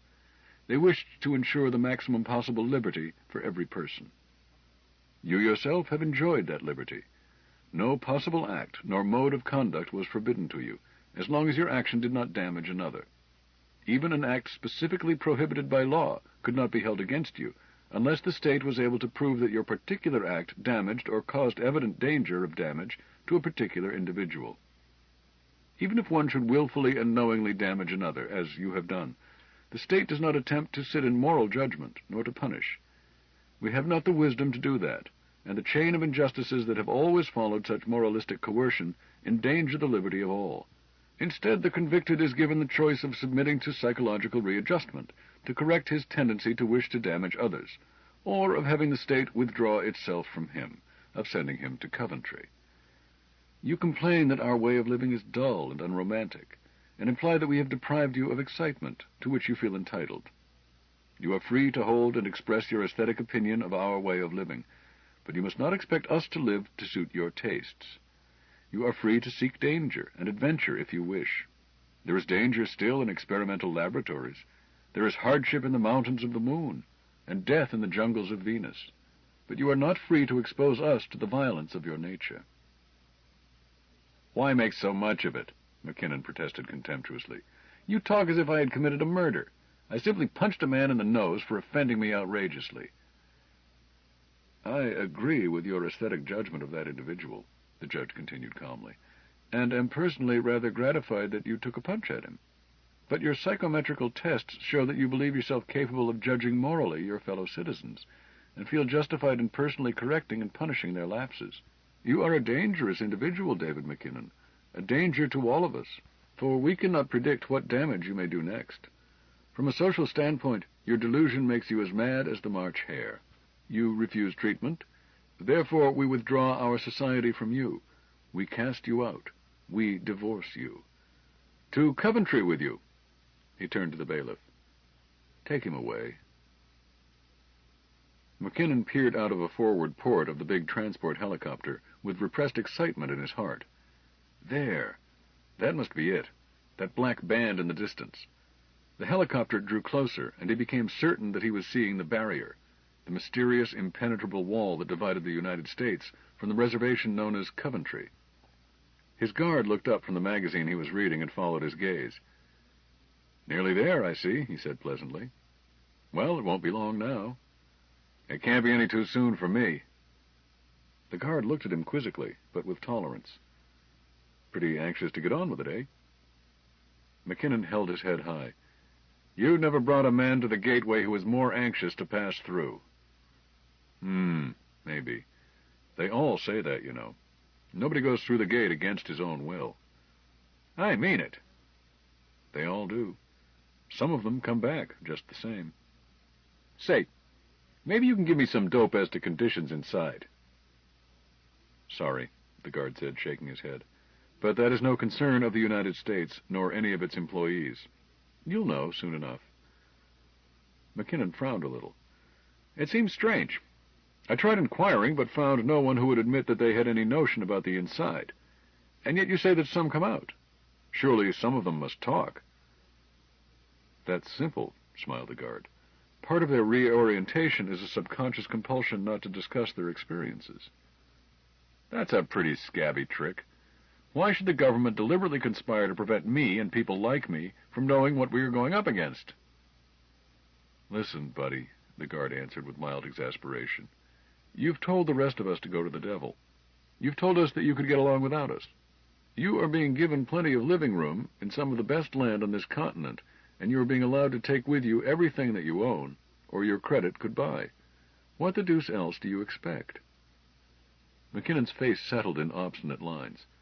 What assurance have I that there will be any land left for me? That's your problem. The government sees to it that there is plenty of land for the population. The divvy-up is something you rugged individualists have to settle among yourselves. You've turned down our type of social cooperation. Why should you expect the safeguards of our organization? The guard turned back to his reading and ignored him. They landed on a small field which lay close under the blank black wall. No gate was apparent, but a guardhouse was located at the side of the field. McKinnon was the only passenger. While his escort went over to the guardhouse, he descended from the passenger compartment and went around to the freight hold. 2 members of the crew were letting down a ramp from the cargo port. When he appeared, one of them eyed him and said, "Okay, there's your stuff. Help yourself." He sized up the job and said, It's quite a lot, isn't it? I'll need some help. Will you give me a hand with it? The crew member addressed paused to light a cigarette before replying. It's your stuff. If you want it, get it out. We take off in 10 minutes. The two walked around him and re-entered the ship. Why, you... McKinnon shut up and kept the rest of his anger to himself. The surly louts. Gone was the faintest trace of regret at leaving civilization. He'd show them. He could get along without them. But it was 20 minutes and more before he stood beside his heaped-up belongings and watched the ship rise. Fortunately, the skipper had not been adamant about the time limit. He turned and commenced loading his steel tortoise. Under the romantic influence of the classic literature of a bygone day, he had considered using a string of burros, but had been unable to find a zoo that would sell them to him. It was just as well. He was completely ignorant of the limits, foibles, habits, vices, illnesses, and care of those useful little beasts, and unaware of his own ignorance. Master and servant would have vied in making each other unhappy. The vehicle he had chosen was not an unreasonable substitute for burros. It was extremely rugged, easy to operate, and almost foolproof. It drew its power from 6 square yards of sun-power screens on its low-curved roof. These drove a constant-load motor, or, when halted, replenished the storage battery against cloudy weather or night travel. The bearings were everlasting, and every moving part, other than the caterpillar treads and the controls, were sealed up, secure from inexpert tinkering. It could maintain a steady 6 miles per hour on smooth, level pavement. When confronted by hills or rough terrain, it did not stop, but simply slowed until the task demanded equaled its steady power output. The steel tortoise gave McKinnon a feeling of Crusoe-like independence. It did not occur to him his chattel was the end product of the cumulative effort and intelligent cooperation of hundreds of thousands of men, living and dead. He had been used all his life to the unfailing service of much more intricate machinery, and honestly regarded the tortoise as a piece of equipment of the same primitive level as a woodsman's axe or a hunting knife. His talents had been devoted in the past to literary criticism rather than engineering, but that did not prevent him from believing that his native intelligence and the aid of a few reference books would be all that he would really need to duplicate the tortoise, if necessary. Metal ores were necessary, he knew, but saw no obstacle in that, his knowledge of the difficulties of prospecting, mining, and metallurgy being as sketchy as his knowledge of burros. His goods filled every compartment of the compact little freighter. He checked the last item from his inventory and ran a satisfied eye down the list. Any explorer or adventurer of the past might well be pleased with such equipment, he thought. He could imagine showing Jack London his knockdown cabin. "See, Jack," he would say, "it's proof against any kind of weather, perfectly insulated, walls and floor, and can't rust. It's so light that you can set it up in 5 minutes by yourself, yet it's so strong that you can sleep sound with the biggest grizzly in the world snuffling right outside your door." And London would scratch his head and say, "Dave, you're a wonder. If I'd had that in the Yukon, it would have been a cinch." He checked over the list again. Enough concentrated and desiccated food and vitamin concentrates to last 6 months. That would give him time enough to build hothouses for hydroponics and get his seeds started. Medical supplies? He did not expect to need those, but foresight was always best. Reference books of all sorts. A light sporting rifle, vintage last century. His face clouded a little at this. The War Department had positively refused to sell him a portable blaster. When he had claimed the right of common social heritage, they had grudgingly provided him with the plans and specifications and told him to build his own. Well, he would, the first spare time he got. Everything else was in order. McKinnon climbed into the cockpit, grasped the 2 hand controls, and swung the nose of the tortoise toward the guardhouse.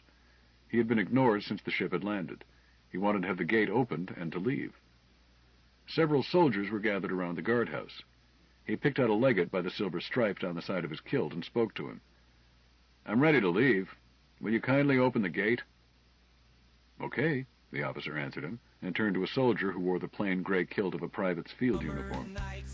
"Jenkins, tell the powerhouse to dilate.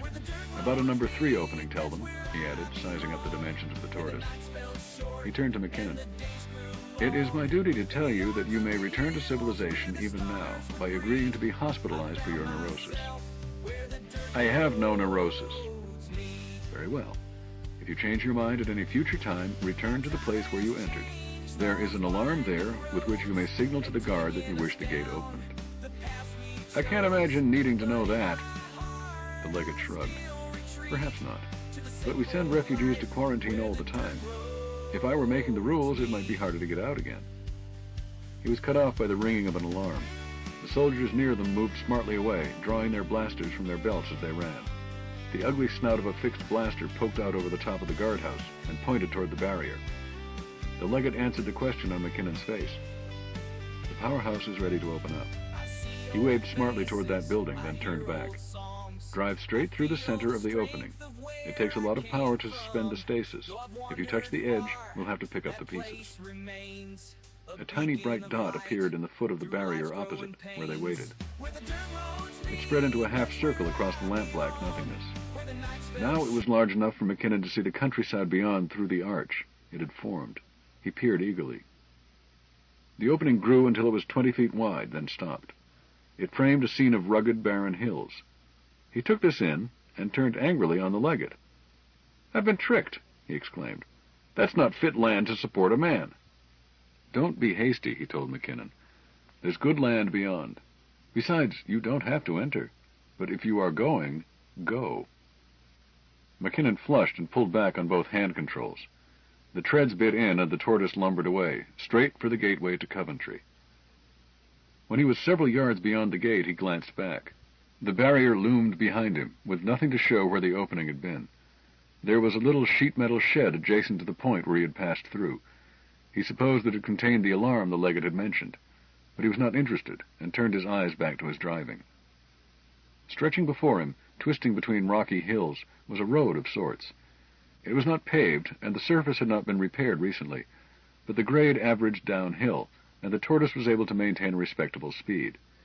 He continued down it, not because he fancied it, but because it was the only road which led out of surroundings obviously unsuited to his needs.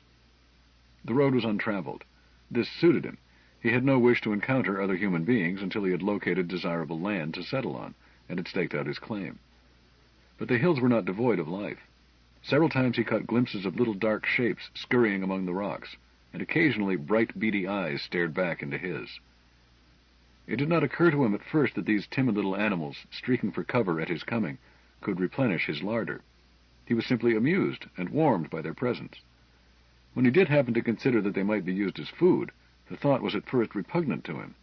The custom of killing for sport had ceased to be customary long before his time, and inasmuch as the development of cheap synthetic proteins in the latter half of the preceding century had spelled the economic ruin of the business of breeding animals for slaughter, it is doubtful if he had ever tasted animal tissue in his life. But once considered, it was logical to act. He expected to live off the country. Although he had plenty of food on hand for the immediate future, it would be wise to conserve it by using what the country offered. He suppressed his aesthetic distaste and ethical misgivings, and determined to shoot one of the little animals at the first opportunity. Accordingly, he dug out the rifle, loaded it, and placed it handy. With the usual perversity of the world as it is, no game was evident for the next half hour. He was passing a little shoulder of rocky outcropping when he saw his prey. It peeked at him from behind a small boulder, its sober eyes wary but unperturbed. He stopped the tortoise and took careful aim, resting and steadying the rifle on the side of the cockpit. His quarry accommodated him by hopping out into full view. He pulled the trigger, involuntarily tensing his muscles and squinting his eyes as he did so. Naturally, the shot went high and to the right. But he was much too busy just then to be aware of it. It seemed that the whole world had exploded.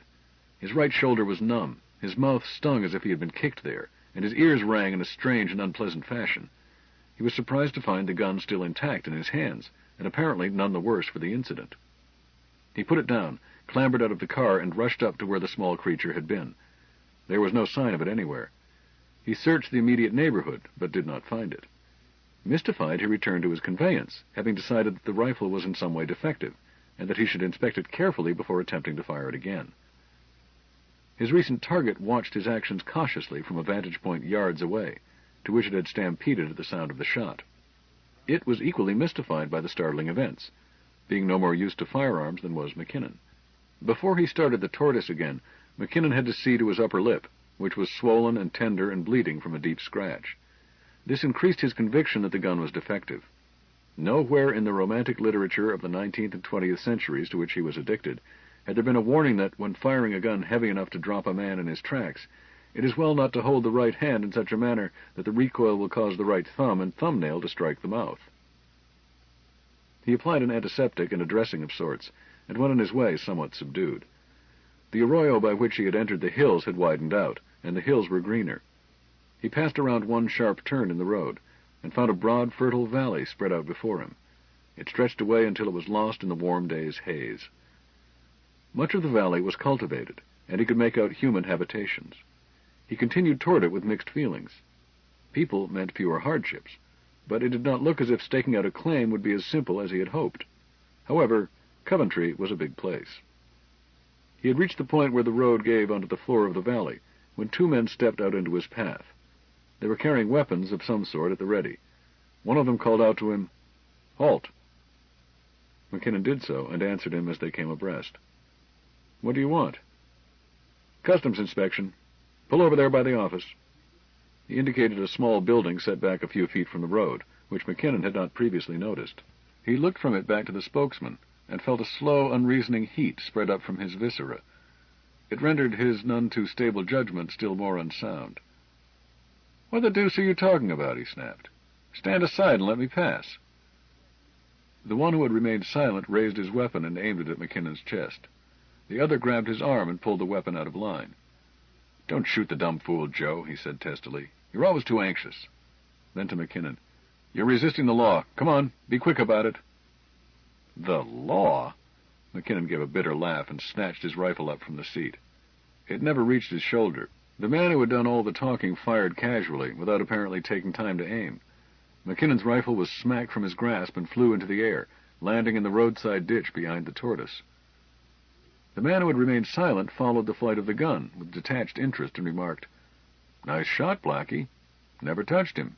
"Oh, just luck," the other demurred, but grinned his pleasure at the compliment. "Glad I didn't nick him, though. Saves writing out a report." He reassumed an official manner, spoke again to McKinnon, who had been sitting dumbfounded, rubbing his smarting hands. "Well, tough guy, do you behave, or do we come up there and get you?" McKinnon gave in. He drove the tortoise to the designated spot and waited sullenly for orders. "Get out and start unloading," he was told. He obeyed under compulsion. As he piled his precious possessions on the ground, the one addressed as Blackie separated the things into two piles, while Joe listed them on a printed form. He noticed presently that Joe listed only the items that went into the first pile. He understood this when Blackie told him to reload the tortoise with the items from that pile, and commenced himself to carry goods from the other pile into the building. He started to protest. Joe punched him in the mouth, coolly and without rancor. McKinnon went down, but got up again, fighting. He was in such a blind rage that he would have tackled a charging rhino. Joe timed his rush and clipped him again. This time he could not get up at once. Blackie stepped over to a washstand in one corner of the office. He came back with a wet towel and chucked it at McKinnon. "Wipe your face on that, bud, and get back in the buggy. We got to get going." McKinnon had time to do a lot of serious thinking as he drove Blackie into town. Beyond a terse answer of "prize court" to McKinnon's inquiry as to their destination, Blackie did not converse, nor did McKinnon press him, anxious as he was to have information. His mouth pained him from repeated punishment, his head ached, and he was no longer tempted to precipitate action by hasty speech. Evidently, Coventry was not quite the frontier anarchy he had expected it to be. There was a government of sorts, apparently, but it resembled nothing he had ever been used to. He had visualized a land of noble, independent spirits, who gave each other wide berth and practiced mutual respect. There would be villains, of course, but they would be treated to summary and probably lethal justice, as quickly as they demonstrated their ugly natures. He had a strong, though subconscious, assumption that virtue is necessarily triumphant. But having found government, he expected it to follow the general pattern that he had been used to all his life: honest, conscientious, reasonably efficient, and invariably careful of a citizen's rights and liberties. He was aware that government had not always been like that, but he had never experienced it. The idea was as remote and implausible as cannibalism or chattel slavery. Had he stopped to think about it, he might have realized that public servants in Coventry would never have been examined psychologically to determine their temperamental fitness for their duties, and since every inhabitant of Coventry was there, as he was, for violating a basic custom and refusing treatment thereafter, it was a foregone conclusion that most of them would be erratic and arbitrary. He pinned his hope on the knowledge that they were going to court. All he asked was a chance to tell his story to the judge. His dependence on judicial procedure may appear inconsistent in view of how recently he had renounced all reliance on organized government, But while he could renounce government verbally, he could not do away with a lifetime of environmental conditioning. He could curse the court that had humiliated him by condemning him to the two alternatives, but he expected courts to dispense justice. He could assert his own rugged independence, but he expected persons he encountered to behave as if they were bound by the covenant. He had met no other sort. He was no more able to discard his past history than he would have been to discard his accustomed body. But he did not know it yet. McKinnon failed to stand up when the judge entered the courtroom. Court attendants quickly set him right, but not before he had provoked a glare from the bench. The judge's appearance and manner were not reassuring. He was a well-fed man of ruddy complexion, whose sadistic temper was evident in face and mien. They waited while he dealt drastically with several petty offenders. It seemed to McKinnon as he listened that almost everything was against the law. Nevertheless, he was relieved when his name was called. He stepped up and undertook at once to tell his story. The judge's gavel cut him short. "What is this case?" the judge demanded, his face set in grim lines. "Drunk and disorderly, apparently. I shall put a stop to this slackness among the young if it takes the last ounce of strength in my body." He turned to the clerk. "Any previous offenses?" The clerk whispered in his ear. The judge threw McKinnon a look of mixed annoyance and suspicion, then told the customs guard to come forward. Blackie told a clear, straightforward tale with the ease of a man used to giving testimony. McKinnon's condition was attributed to resisting an officer in the execution of his duty. He submitted the inventory his colleague had prepared, but failed to mention the large quantity of goods which had been abstracted before the inventory was made. The judge turned to McKinnon. "Do you have anything to say for yourself?" "I certainly have, Doctor," he began eagerly. "There isn't a word of—" Bang! The gavel cut him short. A court attendant hurried to McKinnon's side and attempted to explain to him the proper form to use in addressing the court. The explanation confused him. In his experience, judge naturally implied a medical man, a psychiatrist skilled in social problems. Nor had he heard of any special speech forms appropriate to a courtroom. But he amended his language as instructed. "May it please the honorable court, this man is lying. He and his companion assaulted and robbed me.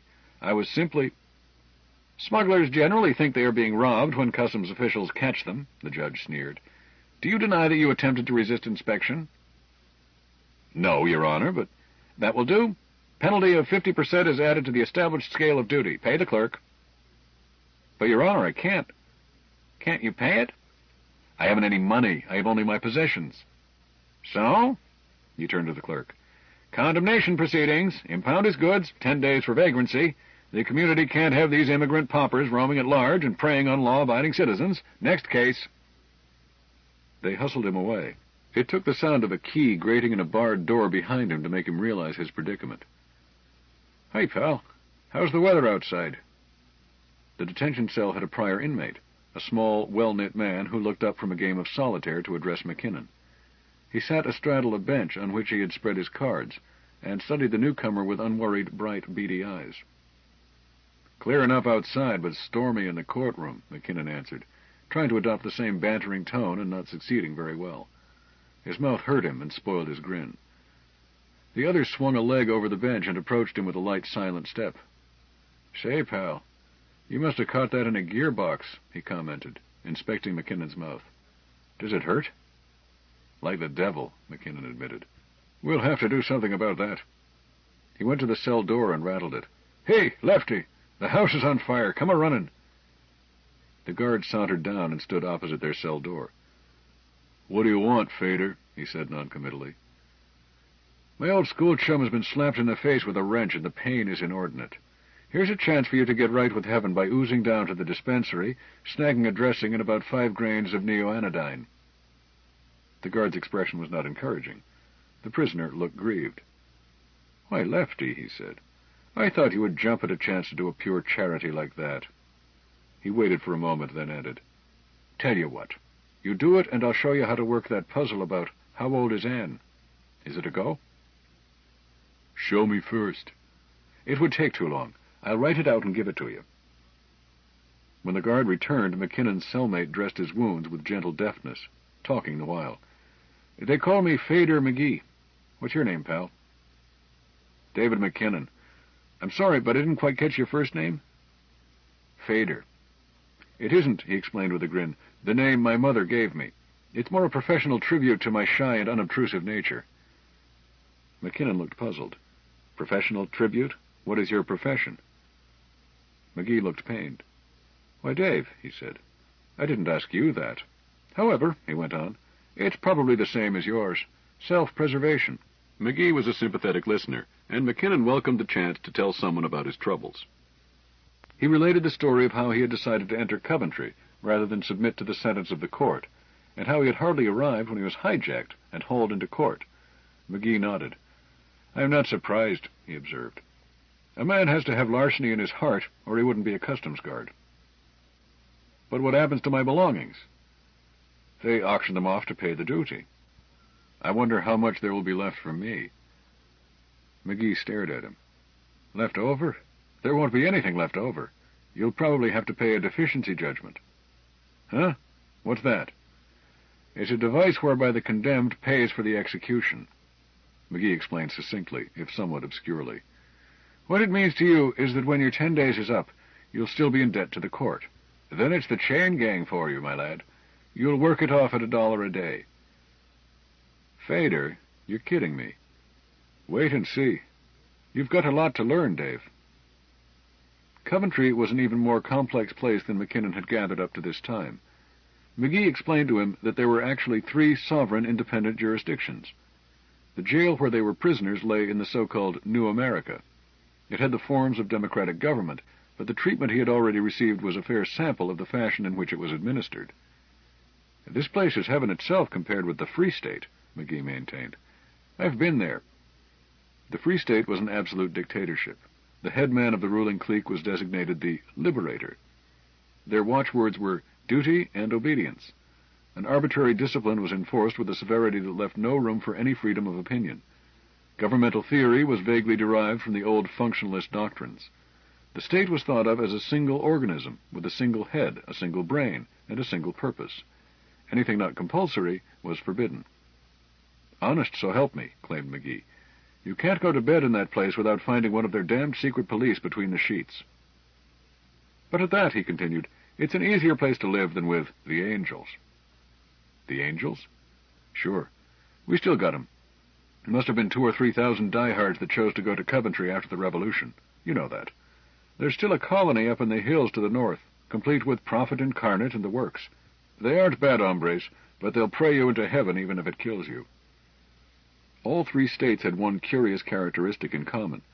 Each one claimed to be the only legal government of the entire United States, and each looked forward to some future day when they would reclaim the unredeemed portion, i.e., outside Coventry. To the angels this was an event which would occur when the first prophet returned to earth to lead them again. In New America it was hardly more than a convenient campaign plank, to be forgotten after each election. But in the Free State it was a fixed policy. Pursuant to this purpose, there had been a whole series of wars between the Free State and New America. The Liberator held, quite logically, that New America was an unredeemed section, and that it was necessary to bring it under the rule of the Free State before the advantages of their culture could be extended to the outside. McGee's words demolished McKinnon's dream of finding an anarchistic utopia within the barrier, but he could not let his fond illusion die without a protest.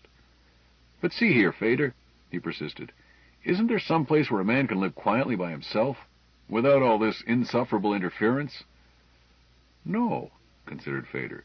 "No, not unless you took to the hills and hid. Then you would be all right, as long as you steered clear of the angels. But it would be pretty slim pickings living off the country. Ever tried it?" "No, not exactly, but I've read all the classics, Zane Grey and Emerson Hough and so forth." "Well, maybe you could do it. But if you really want to go off and be a hermit, you would do better to try it on the outside, where there aren't so many objections to it." "No." McKinnon's backbone stiffened at once. "No, I'll never do that. I'll never submit to psychological reorientation just to have a chance to be let alone. If I could go back to where I was before a couple of months ago, before I was arrested, it might be all right to go up to the Rockies or look up an abandoned farm somewhere. But with that diagnosis staring me in the face, after being told I wasn't fit for human society until I had my emotions retailored to fit a cautious little pattern, I couldn't face it. Not if it meant going to a sanitarium." "I see," agreed Fader, nodding. "You want to go to Coventry, but you don't want the barrier to shut you off from the rest of the world." "No, that's not quite fair. Well, maybe, in a way. Say, you don't think I'm not fit to associate with, do you? You look all right to me, McGee reassured him with a grin. But I'm in Coventry, too, remember. Maybe I'm no judge. You don't talk as if you liked it much. Why are you here? McGee held up a gently admonishing finger. Tut-tut. That is the one question you must never ask a man here. You must assume that he came here because he knew how swell everything is here. Still, you don't seem to like it. I didn't say I didn't like it. I do like it. It has flavor. Its little incongruities are a source of innocent merriment. And any time they turn on the heat, I can always go back through the gate and rest up for a while in a nice quiet hospital until things quiet down. McKinnon was puzzled again. Turn on the heat? Do they supply too hot weather here? Huh? Oh, I didn't mean weather control. There isn't any of that here except what leaks over from outside. I was just using an old figure of speech. What does it mean? McGee smiled to himself. You'll find out. After supper, bread, stew in a metal dish, a small apple, McGee introduced McKinnon to the mysteries of cribbage. Fortunately, McKinnon had no cash to lose. Presently, McGee put the cards down without shuffling them. Dave, he said, are you enjoying the hospitality offered by this institution? Hardly. Why? I suggest that we check out. A good idea, but how? That's what I've been thinking about. Do you suppose you could take another poke on that battered fizz of yours in a good cause? McKinnon cautiously fingered his face. I suppose so, if necessary. It can't do me much more harm, anyhow. That's Mother's little man. Now, listen, this guard, Lefty, in addition to being kind of unbright, is sensitive about his appearance. When they turn out the lights, you... Let me out of here! Let me out of here! McKinnon beat on the bars and screamed. No answer came. He renewed the racket, his voice in hysterical falsetto. Lefty arrived to investigate, grumbling. What the hell's eating on you? He demanded, peering through the bars. McKinnon changed to tearful petition. Oh, Lefty, please let me out of here, please. I can't stand the dark. It's dark in here. Please don't leave me alone. He flung himself sobbing on the bars. The guard cursed to himself. Another slug nutty. Listen, you shut up and go to sleep, or I'll come in there and give you something to yelp for. He started to leave. McKinnon changed instantly to the vindictive, unpredictable anger of the irresponsible. You big, ugly baboon, you rat-faced idiot! Where'd you get that nose? Lefty turned back, fury in his face. He started to speak. McKinnon cut him short. Yeah, he gloated like a nasty little boy. Lefty's mother was scared by a warthog. The guard swung at the spot where McKinnon's face was, pressed between the bars of the door. McKinnon ducked and grabbed simultaneously. Off balance at meeting no resistance, the guard rocked forward, thrusting his forearm between the bars. McKinnon's fingers slid along his arm and got a firm purchase on Lefty's wrist. He threw himself backwards, dragging the guard with him, until Lefty was jammed up against the outside of the barred door, with one arm inside, to the wrist of which McKinnon clung as if welded. The yell which formed in Lefty's throat miscarried. McGee had already acted. Out of the darkness, silent as death, his slim hands had snaked between the bars and embedded themselves in the guard's fleshy neck. Lefty heaved and almost broke free, but McKinnon threw his weight to the right and twisted the arm he gripped in an agonizing, bone-breaking leverage.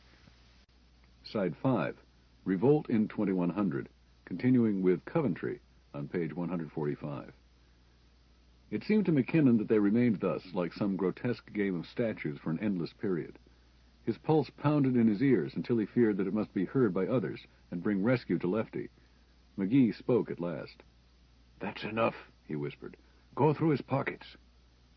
He made an awkward job of it, for his hands were numb and trembling from the strain, and it was anything but convenient to work between the bars. But the keys were there, in the last pocket he tried. He passed them to McGee, who let the guard slip to the floor and accepted them. McGee made a quick job of it. The door swung open with a distressing creak. Dave stepped over Lefty's body, but McGee kneeled down, unhooked a truncheon from the guard's belt, and cracked him behind the ear with it. McKinnon paused. Did you kill him? He asked. Cripes, no, McGee answered softly. Lefty is a friend of mine. Let's go. They hurried down the dimly lighted passageway between cells toward the door leading to the administrative offices, their only outlet. Lefty had carelessly left it ajar, and light shone through the crack, but as they silently approached it, they heard ponderous footsteps from the far side. Dave looked hurriedly for cover, but the best he could manage was to slink back into the corner formed by the cell block in the wall. He glanced around for McGee, but he had disappeared. The door swung open. A man stepped through, paused, and looked around. McKinnon saw that he was carrying a blacklight and wearing its complement, rectifying spectacles. He realized then that the darkness gave him no cover. The blacklight swung his way. He tensed to spring. He heard a dull clunk. The guard sighed, swayed gently, then collapsed into a loose pile. McGee stood over him, poised on the balls of his feet, and surveyed his work, while caressing the business end of the truncheon with the cupped fingers of his left hand. "That will do," he decided. "Shall we go, Dave?" He eased through the door without waiting for an answer. McKinnon was close behind him. The lighted corridor led away to the right and ended in a large double door to the street. On the left wall, near the street door, a smaller office door stood open. McGee drew McKinnon to him. "It's a cinch," he whispered. "There'll be nobody in there now but the desk sergeant. We get past him, then out that door and into the ozone." He motioned Dave to keep behind him and crept silently up to the office door. After drawing a small mirror from a pocket in his belt, he lay down on the floor, placed his head near the door frame, and cautiously extended the tiny mirror an inch or two past the edge. Apparently he was satisfied with the reconnaissance the improvised periscope afforded, for he drew himself back onto his knees and turned his head so that McKinnon could see the words shaped by his silent lips. "It's all right," he breathed. "There is only—" 200 pounds of uniformed nemesis landed on his shoulders. A clanging alarm sounded through the corridor. McGee went down fighting, but he was outclassed and caught off guard. He jerked his head free and shouted, "Run for it, kid!" McKinnon could hear running feet somewhere, but could see nothing but the struggling figures before him. He shook his head and shoulders like a dazed animal, then kicked the larger of the two contestants in the face. The man screamed and let go his hold. McKinnon grasped his small companion by the scruff of the neck and hauled him roughly to his feet. McGee's eyes were still merry. "Well played, my lad," he commended in clipped syllables, as they burst out the street door, "if hardly cricket. Where did you learn La Savate?" McKinnon had not time to answer, being fully occupied in keeping up with McGee's weaving, deceptively rapid progress. They ducked across the street, down an alley, and between two buildings. The succeeding minutes, or hours, were confusion to McKinnon. He remembered afterwards crawling along a rooftop and letting himself down to crouch in the blackness of an interior court, but he could not remember how they had gotten on the roof. He also recalled spending an interminable period alone, compressed inside a most unsavory refuse bin, and his terror when footsteps approached the bin and a light flashed through a crack. A crash and the sound of footsteps in flight immediately thereafter led him to guess that Fader had drawn the pursuit away from him. But when Fader did return and open the top of the bin, McKinnon almost throttled him before identification was established. When the active pursuit had been shaken off, McGee guided him across town, showing a sophisticated knowledge of back ways and shortcuts, and a genius for taking full advantage of cover. They reached the outskirts of the town in a dilapidated quarter, far from the civic center. McGee stopped. "I guess this is the end of the line, kid," he told Dave. "If you follow this street, you'll come to open country shortly. That's what you wanted, wasn't it?" "I suppose so," McKinnon replied uneasily, and peered down the street. Then he turned back to speak again to McGee. But McGee was gone. He had faded away into the shadows. There was neither sight nor sound of him. McKinnon started in the suggested direction with a heavy heart. There was no possible reason to expect McGee to stay with him. The service Dave had done him with a lucky kick had been repaid with interest. Yet he had lost the only friendly companionship he had found in a strange place. He felt lonely and depressed. He continued along, keeping to the shadows, and watching carefully for shapes that might be patrolmen. He had gone a few hundred yards and was beginning to worry about how far it might be to open countryside, when he was startled into gooseflesh by a hiss from a dark doorway. He did his best to repress the panic that beset him, and was telling himself that policemen never hiss, when a shadow detached itself from the blackness and touched him on the arm. "Dave," it said softly. McKinnon felt a childlike sense of relief and well-being. "Fader." "I changed my mind, Dave. The gendarmes would have you in tow before morning. You don't know the ropes, so I came back." Dave was both pleased and crestfallen. "Hell's bells, Fader," he protested. "You shouldn't worry about me. I'll get along." McGee shook him roughly by the arm. "Don't be a chump.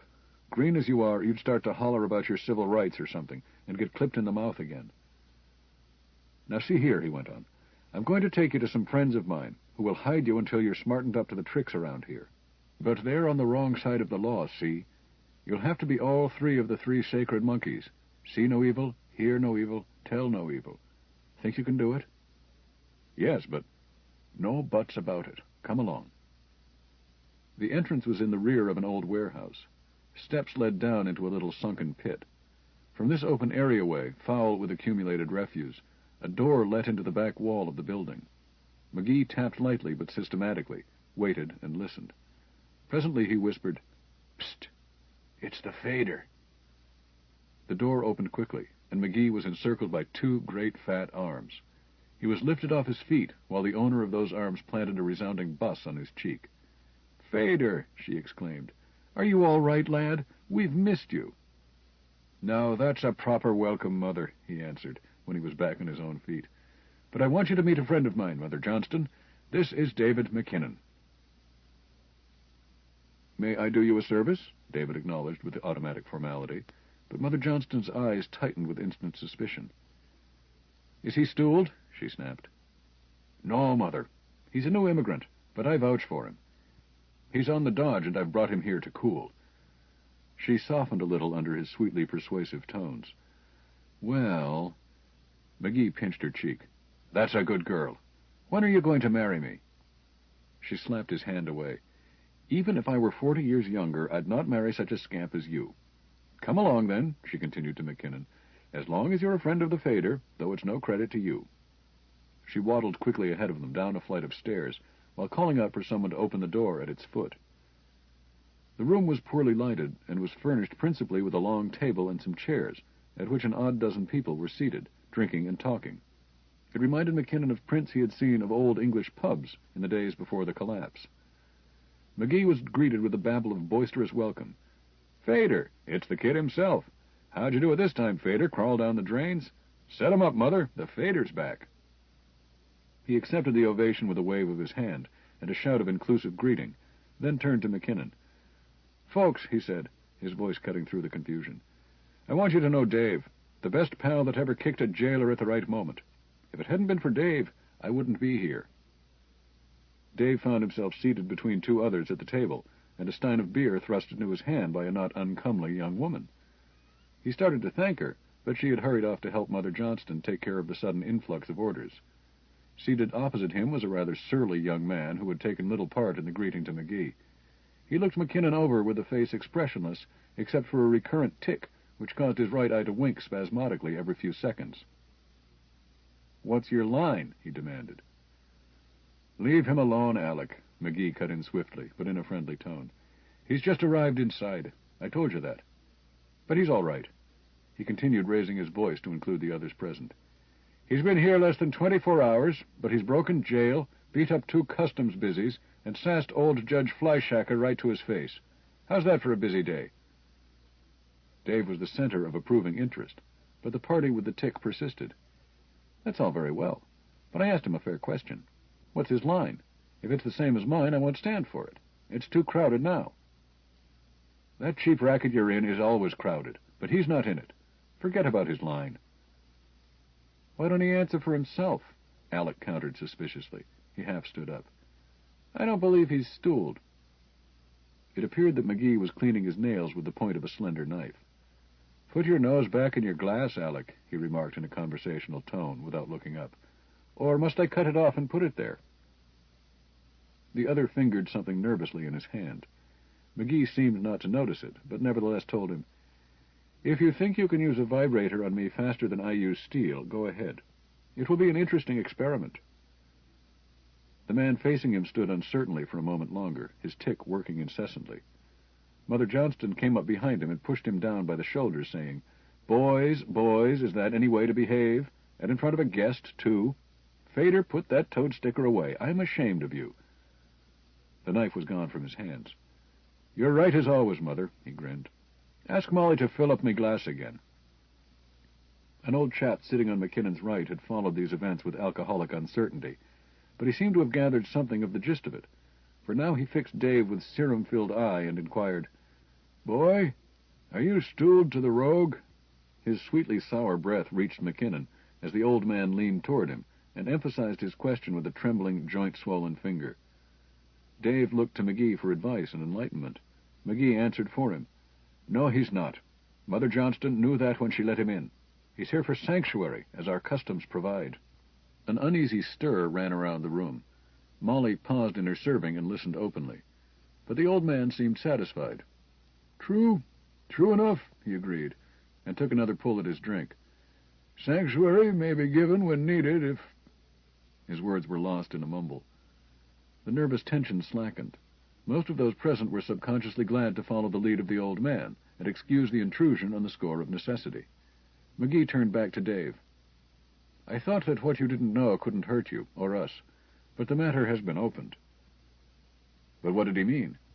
"Gramps asked if you had been stooled to the rogue, whether or not you were a member of the ancient and honorable fraternity of thieves, cutthroats, and pickpockets."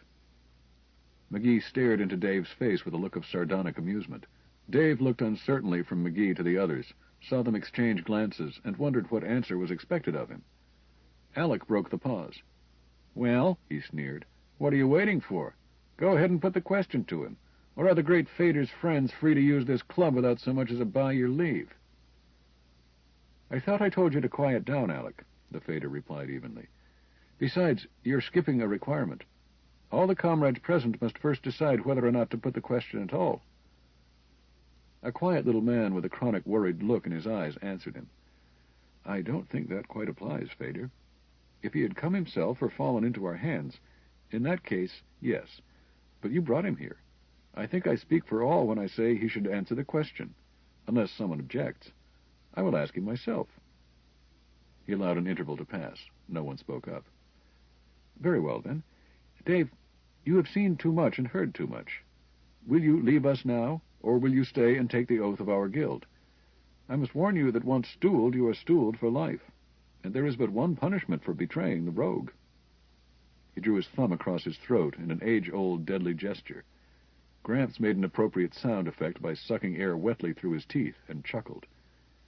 Dave looked around. McGee's face gave him no help. "What is it that I have to swear to?" he temporized. The parley was brought to an abrupt ending by the sound of pounding outside. There was a shout, muffled by two closed doors and a stairway, of, "Open up down there!"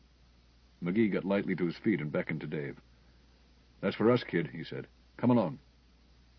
He stepped over to a ponderous old-fashioned radio phonograph which stood against the wall, reached under it, fiddled for a moment, then swung out one side panel of it. Dave saw that the mechanism had been cunningly rearranged in such a fashion that a man could squeeze inside it. McGee urged him into it, slammed the panel closed, and left him. His face was pressed up close to the slotted grill, which was intended to cover the sound box. Molly had cleared off the two extra glasses from the table and was dumping one drink so that it spread along the tabletop and erased the rings their glasses had made. McKinnon saw the Fader slide under the table and reach up. Then he was gone. Apparently he had, in some fashion, attached himself to the underside of the table. Mother Johnston made a great to-do of opening up. The lower door she opened at once, with much noise. Then she clumped slowly up the steps, pausing, wheezing, and complaining aloud. He heard her unlock the outer door. "A fine time to be waking honest people up," she protested. "It's hard enough to get the work done and make both ends meet, without dropping what I'm doing every 5 minutes and—" "Enough of that, old girl," a man's voice answered. "Just get along downstairs. We have business with you." "What sort of business?" she demanded. "It might be selling liquor without a license, but it's not, this time." "I don't. This is a private club. The members own the liquor. I simply serve it to them." "That's as may be. It's those members I want to talk to. Get out of the way now and be spry about it." They came pushing into the room, with Mother Johnston, still voluble, carried along in by the van. The speaker was a sergeant of police. He was accompanied by a patrolman. Following them were two other uniformed men, but they were soldiers. McKinnon judged by the markings on their kilts that they were corporal and private, provided the insignia in New America were similar to those used by the United States Army. The sergeant paid no attention to Mother Johnston. "All right, you men," he called out. "Line up." They did so, ungraciously but promptly. Molly and Mother Johnston watched them, and moved closer to each other. The police sergeant called out, "All right, Corporal, take charge." The boy who washed up in the kitchen had been staring round-eyed. He dropped a glass. It bounced around on the hard floor, giving out bell-like sounds in the silence. The man who had questioned Dave spoke up. "What's all this?" The sergeant answered with a pleased grin. "Conscription, that's what it is. You are all enlisted in the Army for the duration." Press gang. It was an involuntary gasp that came from no particular source. The corporal stepped briskly forward. "Form a column of twos," he directed. But the little man with the worried eyes was not done. "I don't understand this," he objected. "We signed an armistice with the Free State 3 weeks ago." "That's not your worry," countered the sergeant, "nor mine. We are picking up every able-bodied man not in essential industry. Come along." "Then you can't take me." "Why not?" He held up the stump of a missing hand. The sergeant glanced from it to the corporal, who nodded grudgingly and said, "Okay, but report to the office in the morning and register." He started to march them out when Alec broke ranks and backed up to the wall, screaming, "You can't do this to me! I won't go!" His deadly little vibrator was exposed in his hand, and the right side of his face was drawn up in a spastic wink that left his teeth bare. "Get him, Steves," ordered the corporal. The private stepped forward, but stopped when Alec brandished the vibrator at him. He had no desire to have a vibro blade between his ribs, and there was no doubt as to the uncontrolled dangerousness of his hysterical opponent. The corporal, looking phlegmatic, almost bored, leveled a small tube at a spot on the wall over Alec's head. Dave heard a soft pop and a thin tinkle. Alec stood motionless for a few seconds, his face even more strained, as if he were exerting the limit of his will against some unseen force, then slid quietly to the floor. The tonic spasm in his face relaxed, and his features smoothed into those of a tired and petulant and very bewildered little boy. "Two of you birds carry him," directed the corporal. "Let's get going." The sergeant was the last to leave. He turned at the door and spoke to Mother Johnston. "Have you seen the Fader lately?" "The Fader?" She seemed puzzled. "Why, he's in jail." "Ah, yes, so he is." He went out.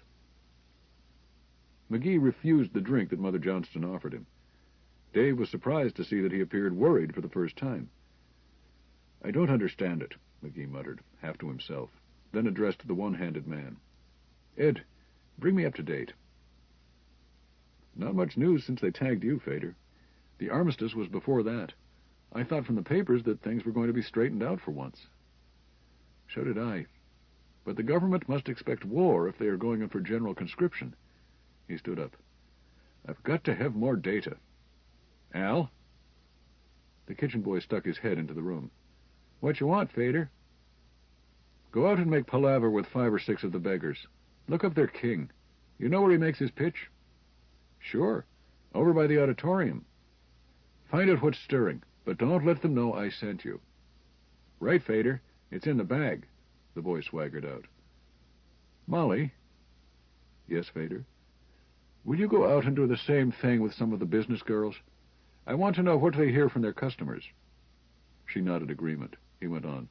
"Better look up that little redhead that has her beat up on Union Square. She can get secrets out of a dead man. Here." He pulled a wad of bills out of his pocket and handed her several. "You better take this grease. You might have to pay off a cop to get back out of the district." McGee was not disposed to talk, and insisted that Dave get some sleep. He was easily persuaded, not having slept since he entered Coventry. That seemed like a lifetime past. He was exhausted. Mother Johnston fixed him a shakedown in a dark, stuffy room on the same underground level. It had none of the hygienic comforts to which he was accustomed: air conditioning, restful music, hydraulic mattress, nor soundproofing. And he missed his usual relaxing soak and auto massage, but he was too tired to care. He slept in clothing and under covers for the first time in his life. He woke up with a headache, a taste in his mouth like tired sin, and a sense of impending disaster. At first he could not remember where he was. He thought he was still in detention outside. His surroundings were inexplicably sordid. He was about to ring for the attendant and complain, when his memory pieced in the events of the day before. Then he got up and discovered that his bones and muscles were painfully sore and, which was worse, that he was, by his standards, filthy dirty. He itched. He entered the common room and found McGee sitting at the table. He greeted Dave. "Hi, kid. I was about to wake you." You've slept almost all day. We've got a lot to talk about. Okay, shortly. Where's the fresher? Over there. It was not Dave's idea of a refreshing chamber, but he managed to take a sketchy shower in spite of the slimy floor. Then he discovered that there was no air blast installed, and he was forced to dry himself unsatisfactorily with his handkerchief. He had no choice in clothes. He must put back on the ones he had taken off or go naked. He recalled that he had seen no nudity anywhere in Coventry, even at sports. A difference in customs, no doubt. He put his clothes back on, though his skin crawled at the touch of the once-used linen. But Mother Johnston had thrown together an appetizing breakfast for him. He let coffee restore his courage as McGee talked. It was, according to Fader, a serious situation. New America and the Free State had compromised their differences and had formed an alliance. They quite seriously proposed to break out of Coventry and attack the United States. McKinnon looked up at this. That's ridiculous, isn't it? They would be outnumbered enormously. Besides, how about the barrier? I don't know yet, but they have some reason to think that they can break through the barrier. And there are rumors that whatever it is can be used as a weapon, too, so that a small army might be able to whip the whole United States. McKinnon looked puzzled. Well, he observed, I haven't any opinion of a weapon I know nothing about. But as to the barrier, I'm not a mathematical physicist, but I was always told that it was theoretically impossible to break the barrier, that it was just a nothingness that there was no way to touch. Of course, you can fly over it, but even that is supposed to be deadly to life. Suppose they had found some way to shield from the effects of the barrier's field, suggested McGee. Anyhow, that's not the point for us. The point is, they've made this combine. The Free State supplies the techniques and most of the officers, and New America, with its bigger population, supplies most of the men. And that means to us that we don't dare show our faces anyplace, or we are in the army before you can blink. Which brings me to what I was going to suggest.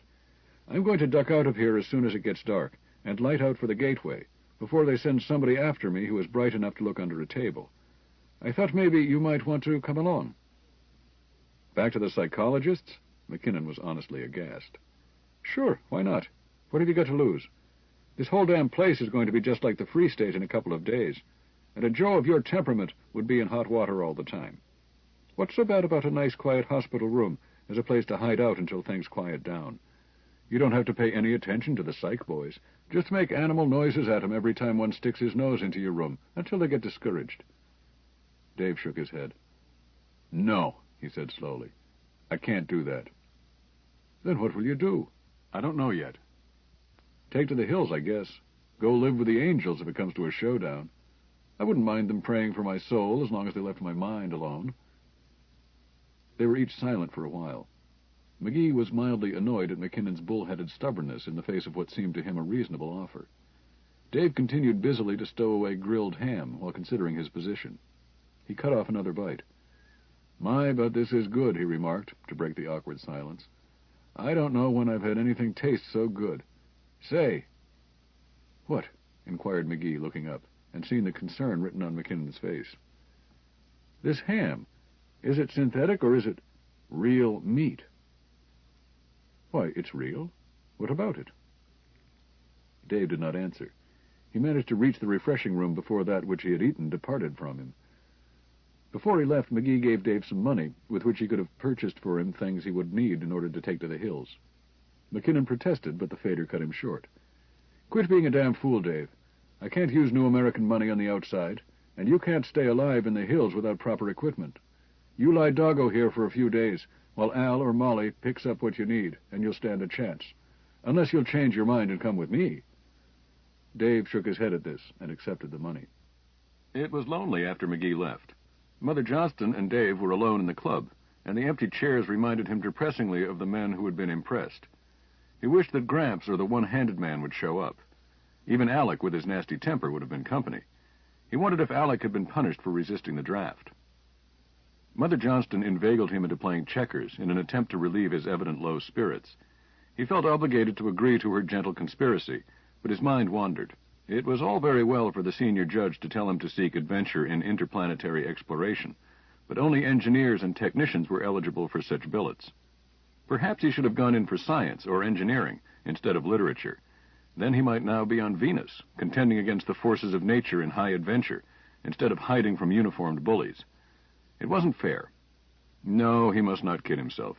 There was no room for an expert in literary history in the raw frontier of the planets.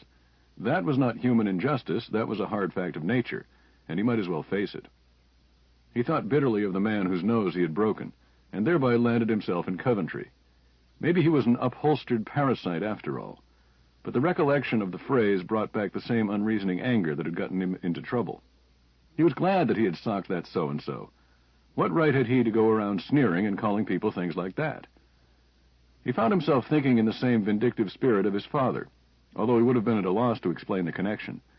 The connection was not superficially evident, for his father would never have stooped to name-calling. Instead, he would have offered the sweetest of smiles and quoted something nauseating in the way of sweetness and light. Dave's father was one of the nastiest little tyrants that ever dominated a household under the guise of loving kindness. He was of the more in sorrow than in anger, this hurts me more than it does you school, and all his life had invariably been able to find an altruistic rationalization for always having his own way. Convinced of his own infallible righteousness, he had never valued his son's point of view on anything, but had dominated him in everything, always from the highest moralistic motives. He had had two main bad effects on his son. The boy's natural independence, crushed at home, rebelled blindly at every sort of discipline, authority, or criticism which he encountered elsewhere, and subconsciously identified with the not-to-be-criticized paternal authority. Secondly, through years of association, Dave imitated his father's most dangerous social vice, that of passing unself-critical moral judgments on the actions of others. When Dave was arrested for breaking a basic custom, to wit, atavistic violence, his father washed his hands of him with the statement that he had tried his best to make a man of him, and could not be blamed for his son's failure to profit by his instruction. A faint knock caused them to put away the checkerboard in a hurry. Mother Johnston paused before answering. "That's not our knock," she considered, "but it's not loud enough to be the Nosies. Be ready to hide." McKinnon waited by the foxhole where he had hidden the night before, while Mother Johnston went to investigate. He heard her unbar and unlock the upper door. Then she called out to him in a low but urgent voice, "Dave, come here! Dave, hurry!" It was Fader, unconscious, with his own bloody trail behind him. Mother Johnston was attempting to pick up the limp form. McKinnon crowded in, and between the two of them they managed to get him downstairs and to lay him on the long table. He came to for a moment as they straightened his limbs. "Hey, Dave," he whispered, managing to achieve the ghost of his debonair grin. "Somebody trumped my ace." "You keep quiet," Mother Johnston snapped at him. Then in a lower voice to Dave, "Oh, the poor darling. Dave, we must get him to the doctor." "Can't do that," muttered the Fader. "Got to get to the gate." His voice trailed off. Mother Johnston's fingers had been busy all the while, as if activated by some separate intelligence. A small pair of scissors, drawn from some hiding place about her large person, clipped away at his clothing, exposing the superficial extent of the damage. She examined the trauma critically.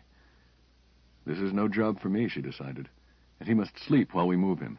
Dave, get that hypodermic kit out of the medicine chest in the fresher." "No, Mother." It was McGee, his voice strong and vibrant. "Get me a pepper pill," he went on. "There's—" "But Fader—" He cut her short. "I've got to get to the doctor all right, but how the devil will I get there if I don't walk?" "We would carry you." "Thanks, Mother," he told her, his voice softened. "I know you would, but the police would be curious. Get me that pill." Dave followed her into the fresher and questioned her while she rummaged through the medicine chest. "Why don't we just send for a doctor?" "There is only one doctor we can trust, and that's the doctor. Besides, none of the others are worth the powder to blast them." McGee was out again when they came back into the room. Mother Johnston slapped his face until he came around, blinking and cursing. Then she fed him the pill. The powerful stimulant, improbable offspring of common coal tar, took hold almost at once. To all surface appearance, McGee was a well man. He sat up and tried his own pulse, searching it out in his left wrist with steady, sensitive fingers. "Regular as a metronome," he announced. "The old ticker can stand that dosage all right." He waited while Mother Johnston applied sterile packs to his wounds, then said goodbye. McKinnon looked at Mother Johnston. She nodded. "I'm going with you," he told the Fader. "What for?" "It will just double the risk." "You're in no fit shape to travel alone, stimulant or no stimulant." "Nuts. I'd have to look after you." I'm going with you. McGee shrugged his shoulders and capitulated. Mother Johnston wiped her perspiring face, kissed both of them. Until they were well out of town, their progress reminded McKinnon of their nightmare flight of the previous evening. Thereafter they continued to the north-northwest by a highway which ran toward the foothills, and they left the highway only when necessary to avoid the sparse traffic. Once they were almost surprised by a police patrol car, equipped with black light and almost invisible. But the fader sensed it in time, and they crouched behind a low wall which separated the adjacent field from the road. Dave inquired how he had known the patrol was near. McGee chuckled. "Damned if I know," he said, "but I believe I could smell a cop staked out in a herd of goats." The fader talked less and less as the night progressed. His usually untroubled countenance became lined and old as the effect of the drug wore off. It seemed to Dave as if this unaccustomed expression gave him a clearer insight into the man's character, that the mask of pain was his true face rather than the unworried features McGee habitually showed the world. He wondered for the 9th time what the fader had done to cause a court to adjudge him socially insane. This question was uppermost in his mind with respect to every person he met in Coventry. The answer was obvious in most cases. Their types of instability were gross and showed up at once. Mother Johnston had been an enigma until she had explained it herself. She had followed her husband into Coventry. Now that she was a widow, she preferred to remain with the friends she knew, and the customs and conditions she was adjusted to, rather than change for another and possibly less pleasing environment. McGee sat down beside the road. "It's no use, kid," he admitted. "I can't make it." "The hell we can't. I'll carry you." McGee grinned faintly. "No, I mean it." Dave persisted. "How much farther is it?" "Matter of 2 or 3 miles, maybe." "Climb aboard." He took McGee pickaback and started on. The first few 100 yards were not too difficult. McGee was 40 pounds lighter than Dave. After that, the strain of the additional load began to tell. His arms cramped from supporting McGee's knees. His arches complained at the weight and the unnatural load distribution, and his breathing was made difficult by the clasp of McGee's arms around his neck. 2 miles to go, maybe more. Let your weight fall forward, and your foot must follow it, else you fall to the ground. It's automatic as pulling teeth. How long is a mile? Nothing in a rocket ship. 30 seconds in a pleasure car. A 10-minute crawl in a steel snail. 15 minutes to trained troops in good condition. How far is it with a man on your back, on a rough road, when you are tired to start with? 5,280 feet. A meaningless figure. But every step takes 24 inches off the total. The remainder is still incomprehensible, an infinity. Count them. Count them till you go crazy, till the figures speak themselves outside your head, and the jar, jar, jar of your enormous benumbed feet beats in your brain. Count them backwards, subtracting 2 each time. No, that's worse. Each remainder is still an unattainable, inconceivable figure. His world closed in, lost its history, and held no future. There was nothing at all, but the torturing necessity of picking up his foot again and placing it forward. No feeling but the heartbreaking expenditure of will necessary to achieve that meaningless act. He was brought suddenly to awareness when McGee's arms relaxed from around his neck. He leaned forward and dropped to one knee to keep from spilling his burden, then eased it slowly to the ground. He thought for a moment that the fader was dead. He could not locate his pulse, and the slack face and limp body were sufficiently corpse-like, but he pressed an ear to McGee's chest and heard with relief the steady flub-dub of his heart. He tied McGee's wrists together with his handkerchief and forced his own head through the encircled arms, but he was unable in his exhausted condition to wrestle the slack weight into position on his back. Fader regained consciousness while McKinnon was struggling. His first words were, "Take it easy, Dave. What's the trouble?" Dave explained. "Better untie my wrists," advised the fader. "I think I can walk for a while." And walk he did, for nearly 300 yards, before he was forced to give up again. "Look, Dave," he said after he had partially recovered, "did you bring along any more of those pepper pills?" "Yes, but you can't take any more dosage. It would kill you." "Yeah, I know, so they say. But that isn't the idea yet. I was going to suggest that you might take one." "Why, of course. Good grief, Fader, but I'm dumb." McGee seemed no heavier than a light coat. The morning star shone brighter, and his strength seemed inexhaustible. Even when they left the highway and started up the cart trail that led to the doctor's home in the foothills, the going was tolerable, and the burden not too great. McKinnon knew that the drugs burned the working tissue of his body long after his proper reserves were gone, and that it would take him days to recover from the reckless expenditure, but he did not mind. No price was too high to pay for the moment when he at last arrived at the gate of the doctor's home, on his own 2 feet, his charge alive and conscious. McKinnon was not allowed to see McGee for 4 days. In the meantime, he was encouraged to keep the routine of a semi-invalid himself in order to recover the 25 pounds he had lost in 2 days and 2 nights, and to make up for the heavy strain on his heart during the last night. A high-caloric diet, sunbaths, rest, and peaceful surroundings, plus his natural good health, caused him to regain weight and strength rapidly. But he enjoyed ill health exceedingly because of the companionship of the doctor himself, and Persephone. Persephone's calendar age was 15. Dave never knew whether to think of her as much older or much younger. She had been born in Coventry and had lived her short life in the house of the doctor, her mother having died in childbirth in that same house. She was completely childlike in many respects, being without experience in the civilized world outside, and having had very little contact with the inhabitants of Coventry, except when she saw them as patients of the doctor. But she had been allowed to read unchecked from the library of a sophisticated and protean-minded man of science. McKinnon was continually being surprised at the extent of her academic and scientific knowledge, much greater than his own. She made him feel as if he were conversing with some aged and omniscient matriarch.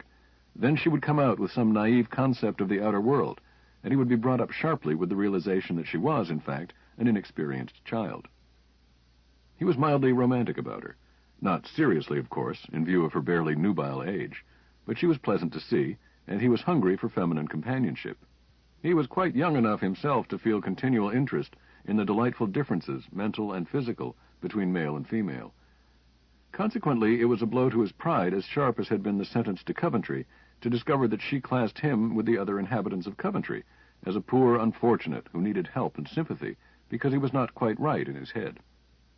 He was furious, and for 1 whole day he sulked alone, but the human necessity for self-justification and approval forced him to seek her out and attempt to reason with her. He explained carefully and with emotional candor the circumstances leading up to his trial and conviction, and embellished the account with his own philosophy and evaluations, then confidently awaited her approval. It was not forthcoming. "I don't understand your viewpoint," she said. "You broke his nose, yet he had done you no harm of any sort. You expect me to approve that?" "But, Persephone," he protested, "you ignore the fact that he called me a most insulting name." "I don't see the connection," she said. "He made a noise with his mouth, a verbal label. If the label does not fit you, the noise is meaningless. If the label is true in your case, if you are the thing that the noise refers to, you are neither more nor less that thing by reason of someone uttering the verbal label. In short, he did not damage you.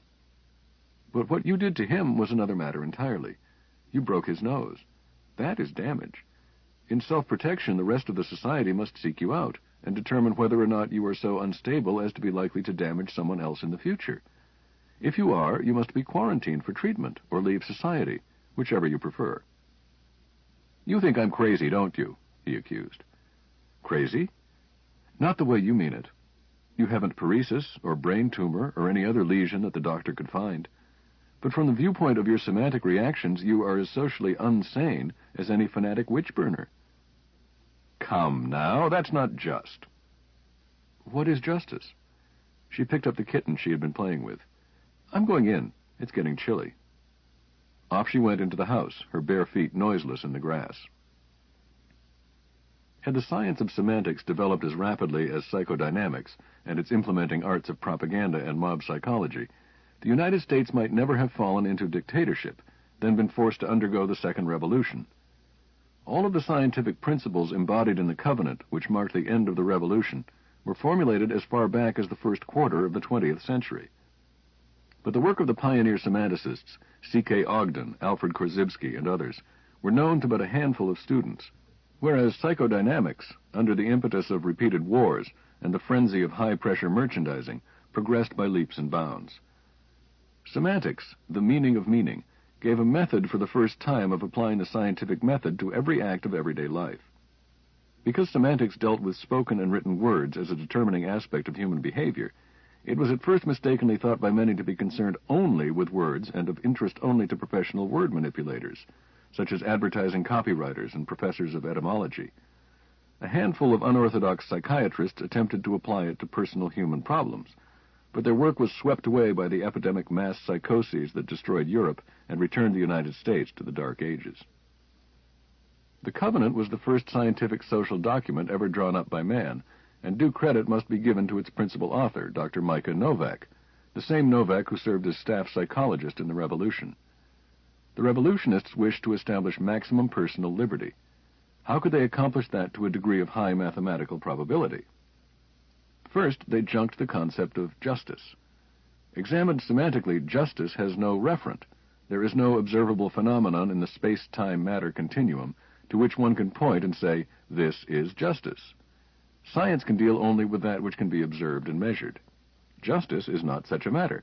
Therefore, it can never have the same meaning to one as to another. Any noises said about it will only add to confusion. But damage, physical or economic, can be pointed to and measured. Citizens were forbidden by the Covenant to damage another. Any act not leading to damage, physical or economic, to some particular person, they declared to be lawful. Since they had abandoned the concept of justice, there could be no rational standards of punishment. Penology took its place with lycanthropy and other forgotten witchcrafts. Yet, since it was not practical to permit a source of danger to remain in the community, social offenders were examined, and potential repeaters were given their choice of psychological readjustment or of having society withdraw itself from them. Coventry. Early drafts of the Covenant contained the assumption that the socially unsane would naturally be hospitalized and readjusted, particularly since current psychiatry was quite competent to cure all non-lesional psychoses, and cure or alleviate lesional psychoses. But Novak set his face against this. No, he protested. The government must never again be permitted to tamper with the mind of any citizen without his consent, or else we set up a greater tyranny than we had before. Every man must be free to accept or reject the Covenant, even though we think him insane. The next time David McKinnon looked up Persephone, he found her in a state of extreme agitation. His own wounded pride was forgotten at once. "Why, my dear," he said, "whatever in the world is the matter?" Gradually he gathered that she had been present at a conversation between McGee and the doctor, and had heard, for the first time, of the impending military operation against the United States. He patted her hand. "So that's all it is," he observed in a relieved voice. "I thought something was wrong with you yourself." "That's all. David McKinnon, do you mean to stand there and tell me that you knew about this and don't consider it worth worrying about?" "Me? Why should I? And for that matter, what could I do?" "What could you do? You could go outside and warn them. That's what you could do. As to why you should... Dave, you're impossible." She burst into tears and ran from the room. He stared after her, mouth open, then borrowed from his remotest ancestor by observing to himself that women are hard to figure out. Persephone did not appear at lunch. McKinnon asked the doctor where she was. "Had her lunch," the doctor told him between mouthfuls. "Started for the Gateway." "What? Why did you let her do that?" "Free agent. Wouldn't have obeyed me anyway. She'll be all right." Dave did not hear the last, being already out of the room and running out of the house. He found her just backing her little monocycle runabout out of its shed. "Persephone!" "What do you want?" she asked, with frozen dignity beyond her years. "You mustn't do this. That's where the fader got hurt." "I am going. Please stand aside." "Then I'm going with you." "Why should you?" "To take care of you." She sniffed. "As if anyone would dare to touch me." There was a measure of truth in what she said. The doctor and every member of his household enjoyed a personal immunity unlike that of anyone else in Coventry. As a natural consequence of the setup, Coventry had almost no competent medical men. The number of physicians who committed social damage was small. The proportion of such who declined psychiatric treatment was negligible, and this negligible remainder were almost sure to be unreliable bunglers in their profession. The doctor was a natural healer, in voluntary exile in order that he might enjoy the opportunity to practice his art in the richest available field. He cared nothing for dry research. What he wanted was patients, the sicker the better, that he might make them well again. He was above custom and above law. In the Free State, the Liberator depended on him for insulin to hold his own death from diabetes at arm's length. In New America, his beneficiaries were equally powerful. Even among the angels of the Lord, the prophet himself accepted the dicta of the doctor without question. But McKinnon was not satisfied. Some ignorant fool, he was afraid, might do the child some harm without realizing her protected status. He got no further chance to protest. She started a little runabout suddenly and forced him to jump out of its path. When he had recovered his balance, she was far down the lane. He could not catch her. She was back in less than 4 hours. He had expected that. If a person as elusive as Fader had not been able to reach the gate at night, it was not likely that a young girl could do so in daylight. His first feeling was one of simple relief. Then he eagerly awaited an opportunity to speak to her. During her absence, he had been turning over the situation in his mind. It was a foregone conclusion that she would fail. He wished to rehabilitate himself in her eyes.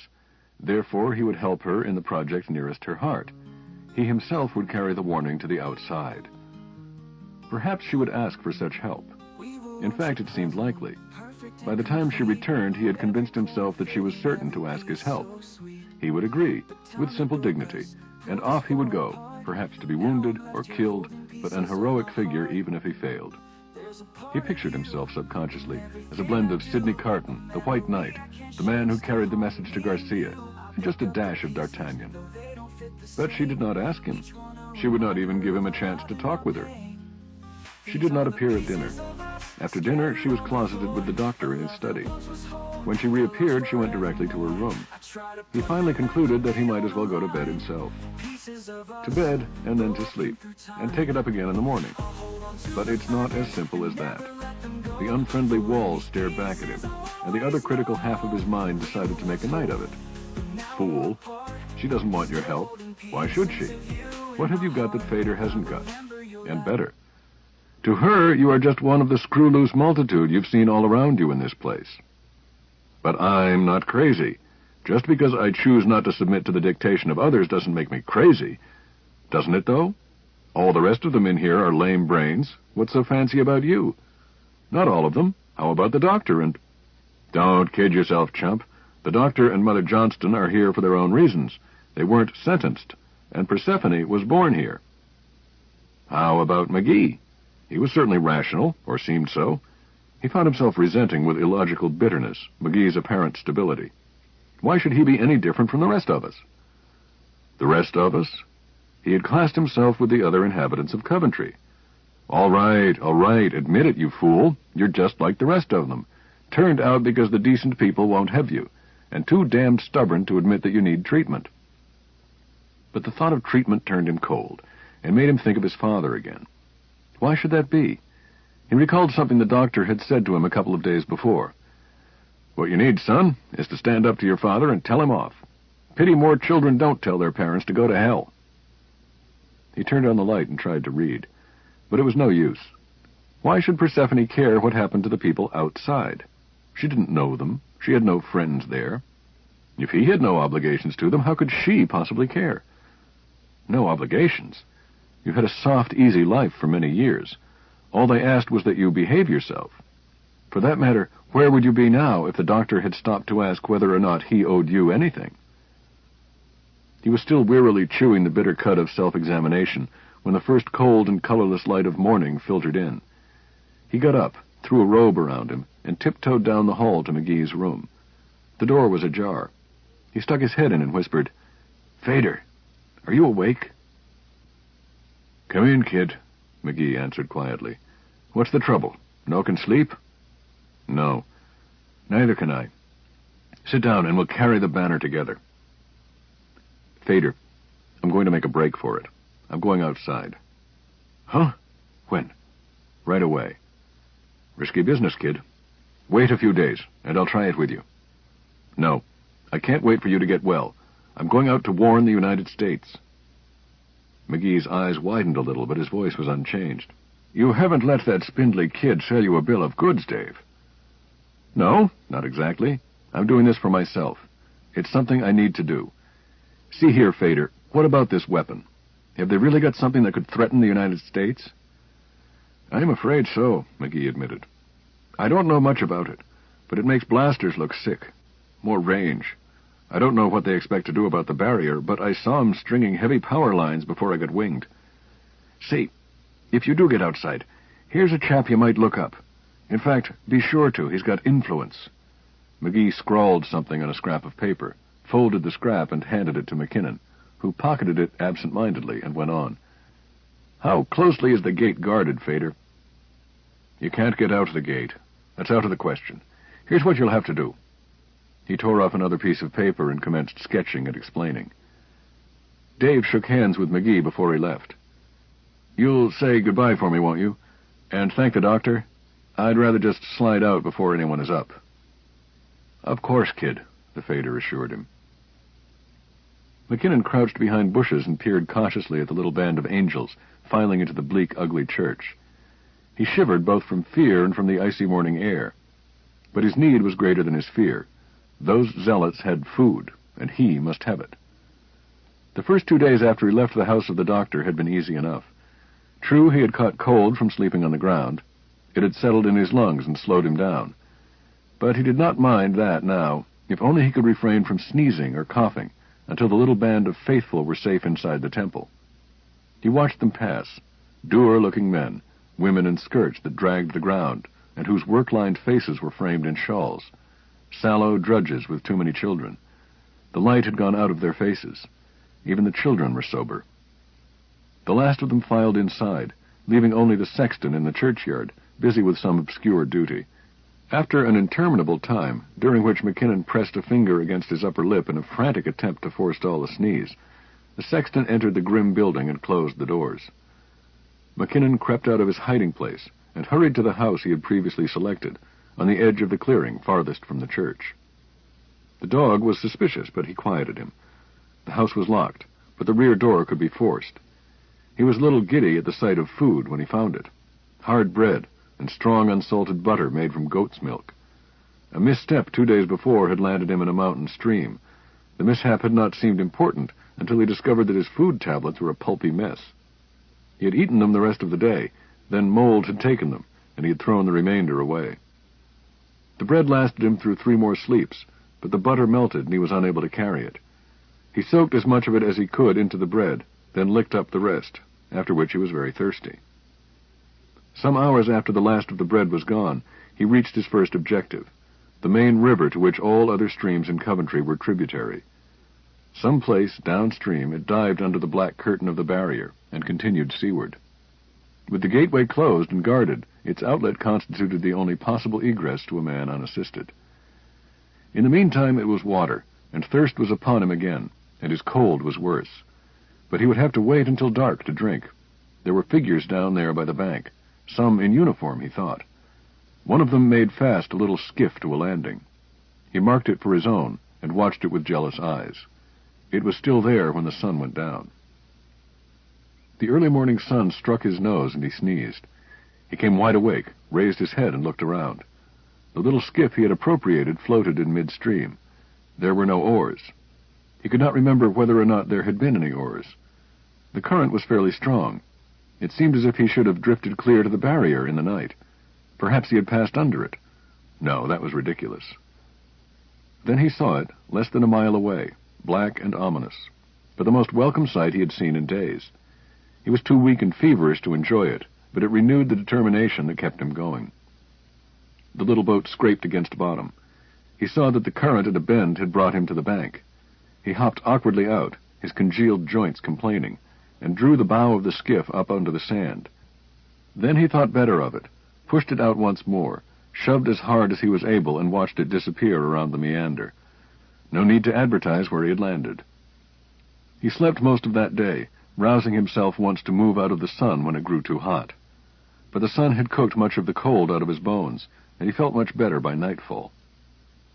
Although the barrier was only a mile or so away, it took most of the night to reach it by following the riverbank. He knew when he had reached it by the clouds of steam that rose from the water. When the sun came up, he considered the situation. The barrier stretched across the water, but the juncture between it and the surface of the stream was hidden by billowing clouds. Someplace down under the surface of the water, how far down he did not know, somewhere down there the barrier ceased, and its raw edge turned the water it touched to steam. Slowly, reluctantly, and most unheroically, he commenced to strip off his clothes. The time had come, and he did not relish it. He came across the scrap of paper that McGee had handed him and attempted to examine it. But it had been pulped by his involuntary dip in the mountain stream and was quite illegible. He chucked it away. It did not seem to matter. He shivered as he stood hesitating on the bank, although the sun was warm. Then his mind was made up for him. He spied a patrol on the far bank. Perhaps they had seen him, perhaps not. He dived.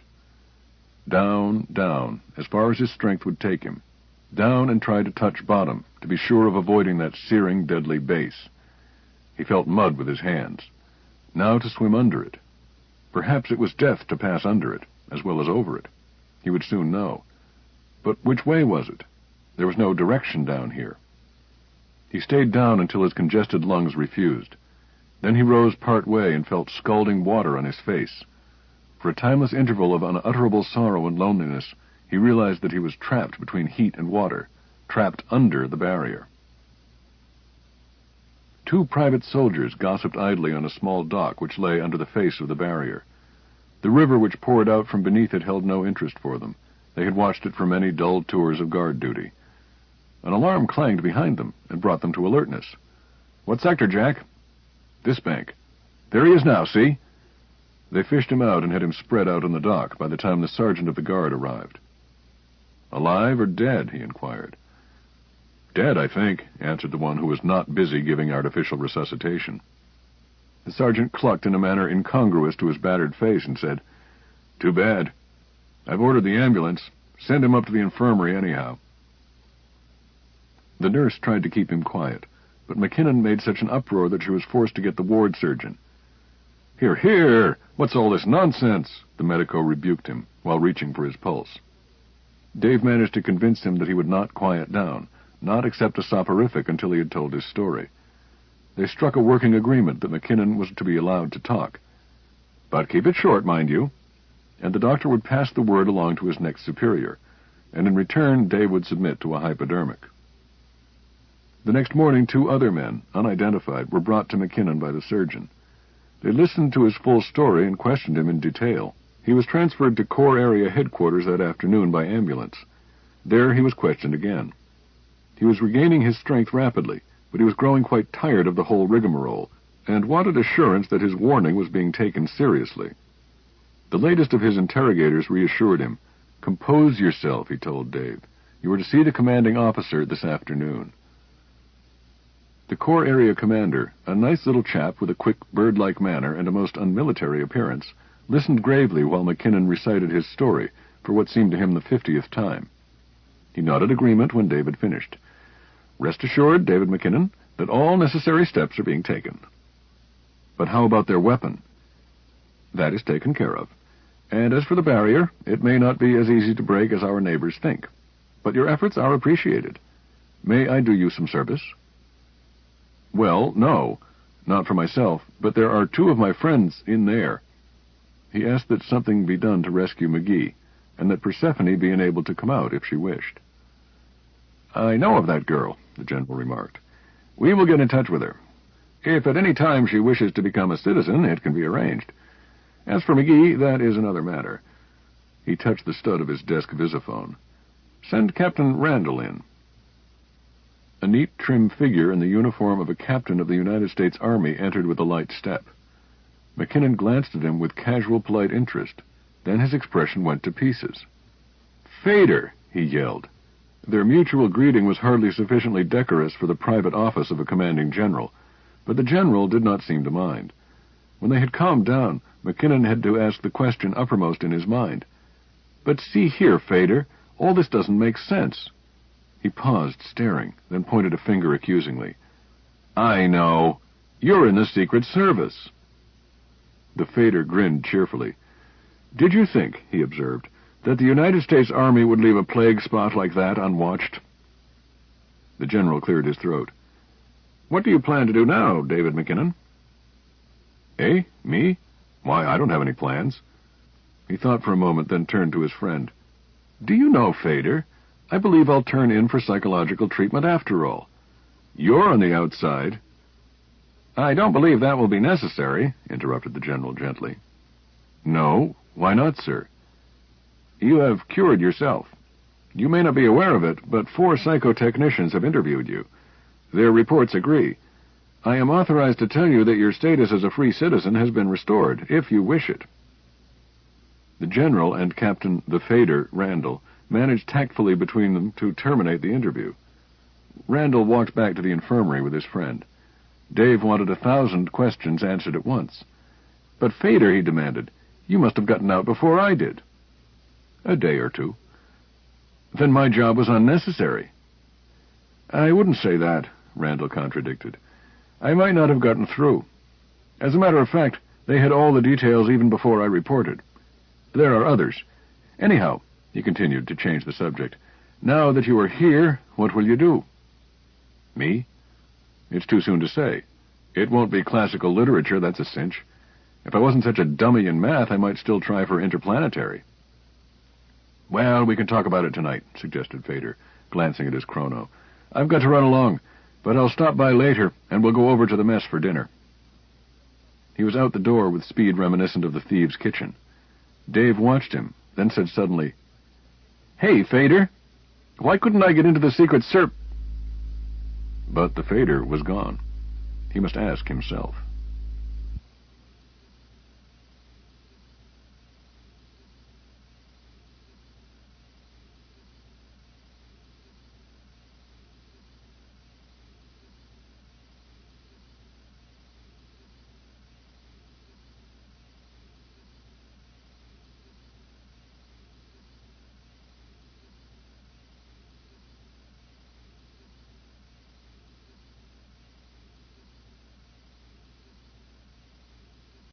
Misfit.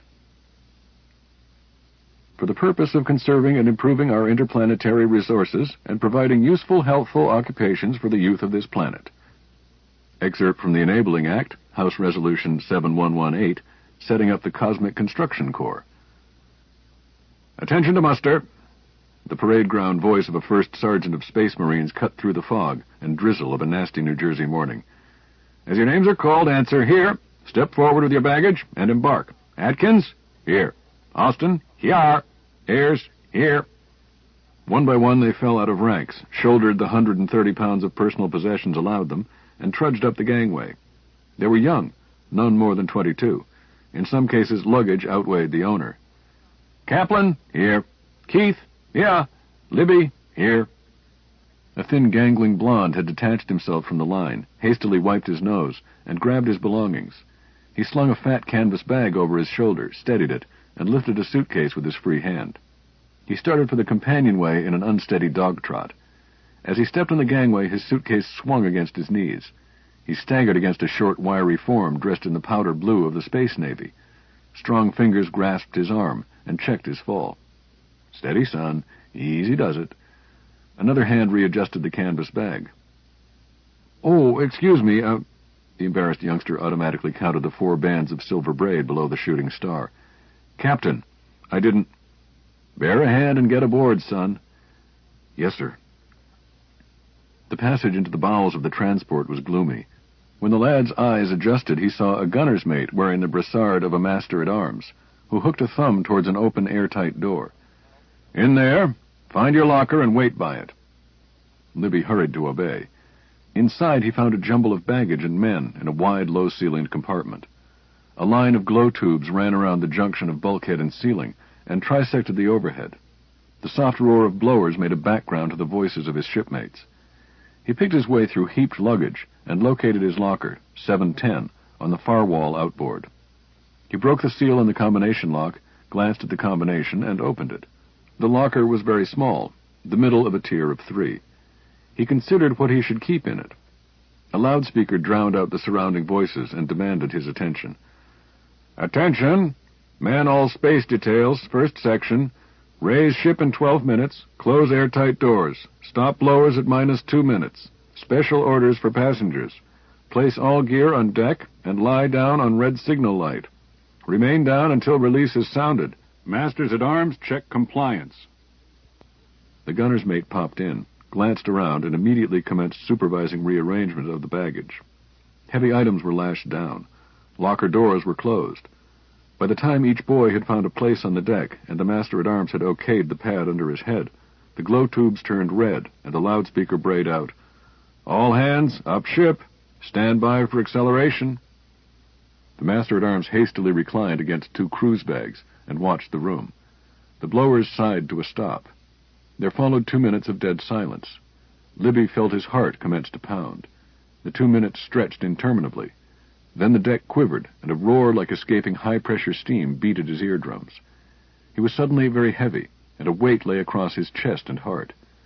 An indefinite time later, the glow tubes flashed white, and the announcer bellowed, "Secure all getting underway details. Regular watch, first section." The blowers droned into life. The master-at-arms stood up, rubbed his buttocks, and pounded his arms, then said, "Okay, boys."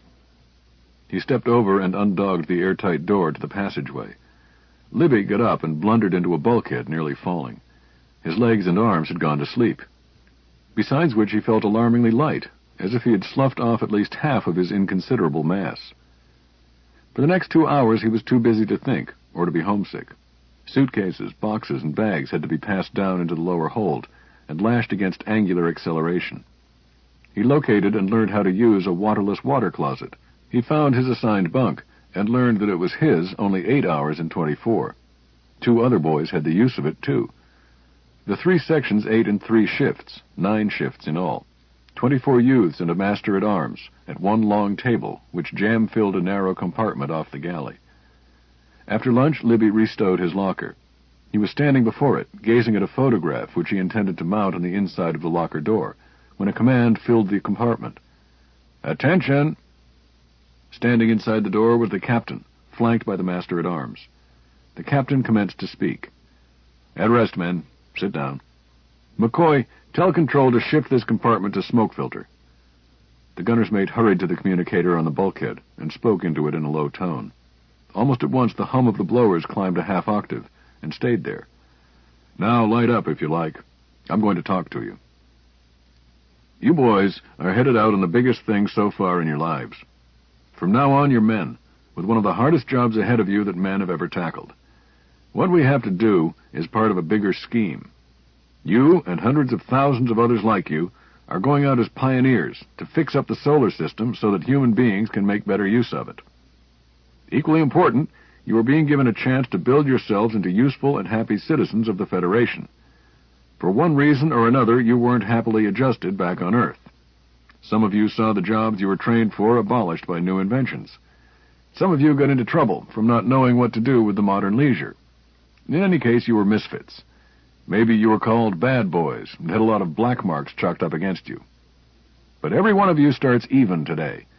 The only record you have in this ship is your name at the top of a blank sheet of paper. It's up to you what goes on that page.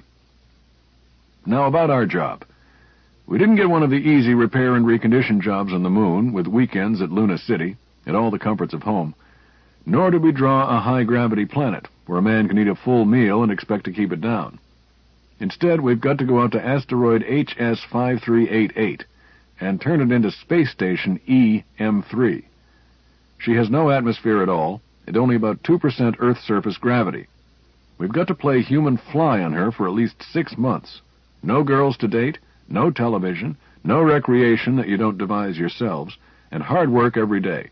You'll get space sick, and so homesick you can taste it, and agoraphobia.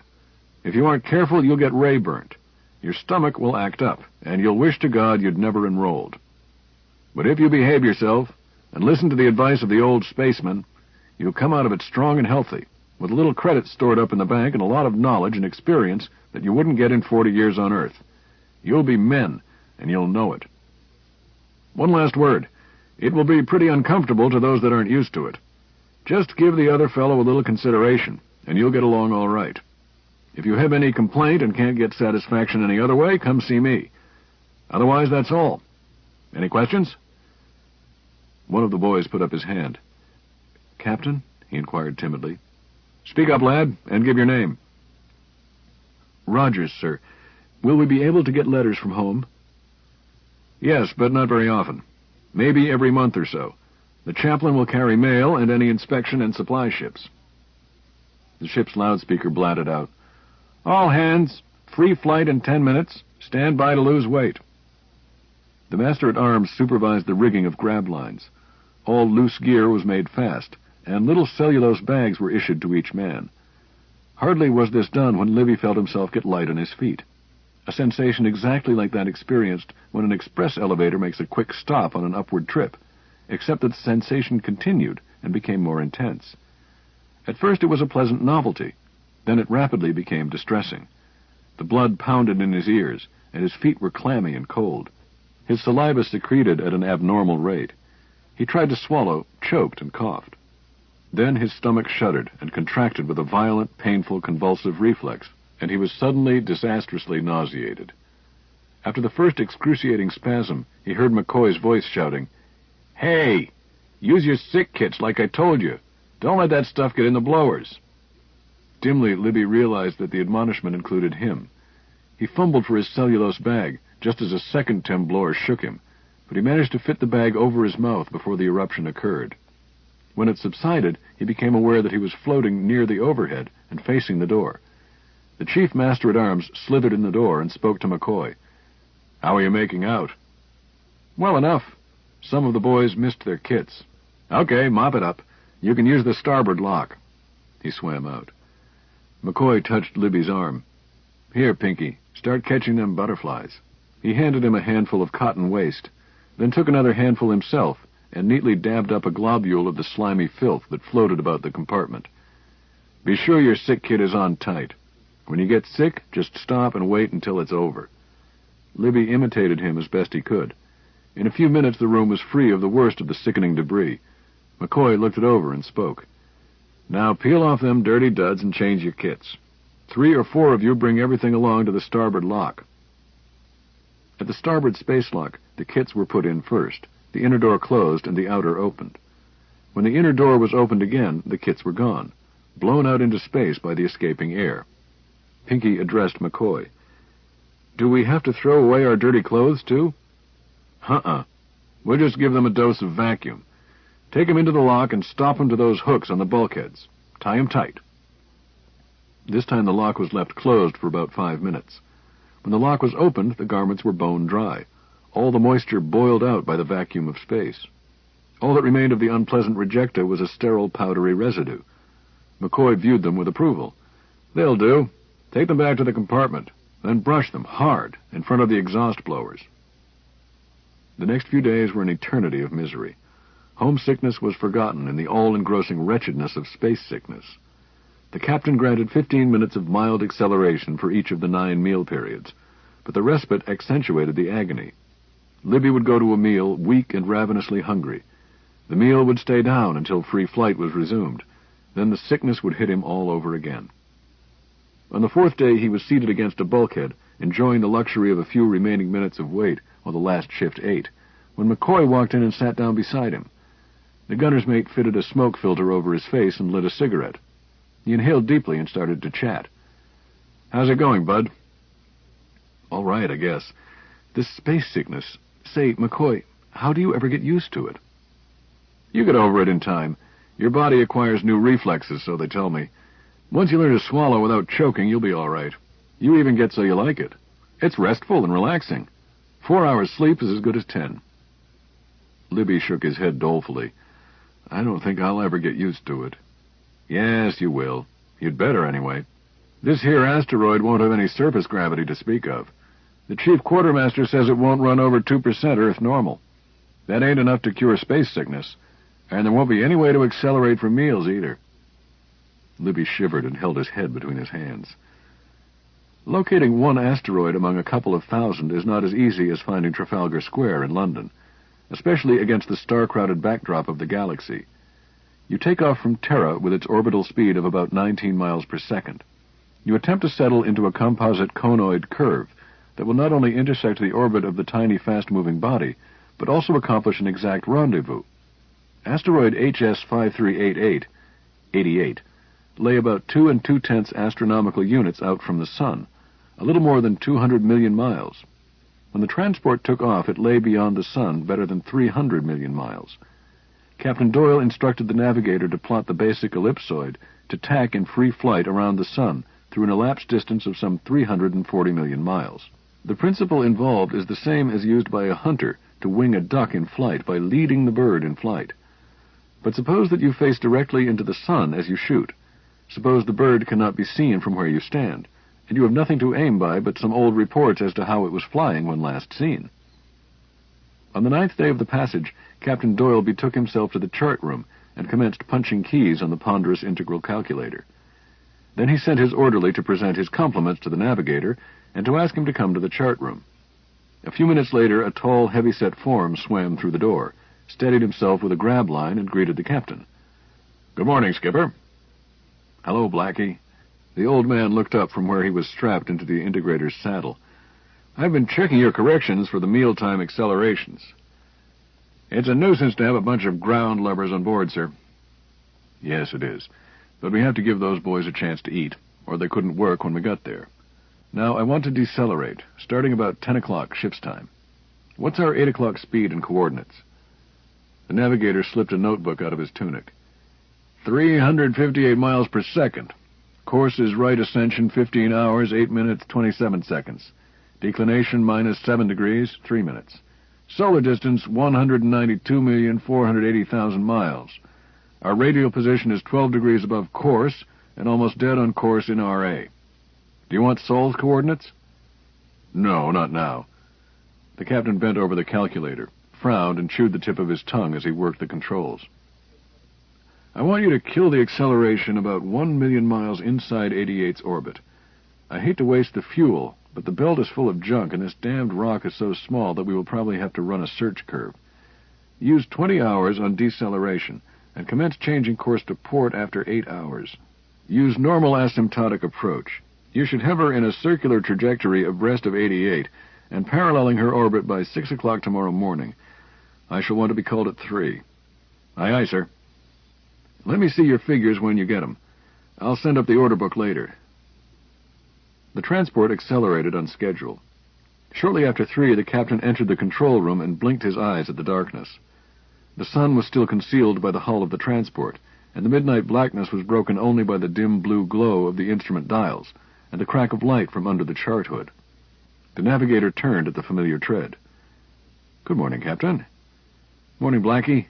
In sight yet?" "Not yet. We've picked out half a dozen rocks, but none of them checked."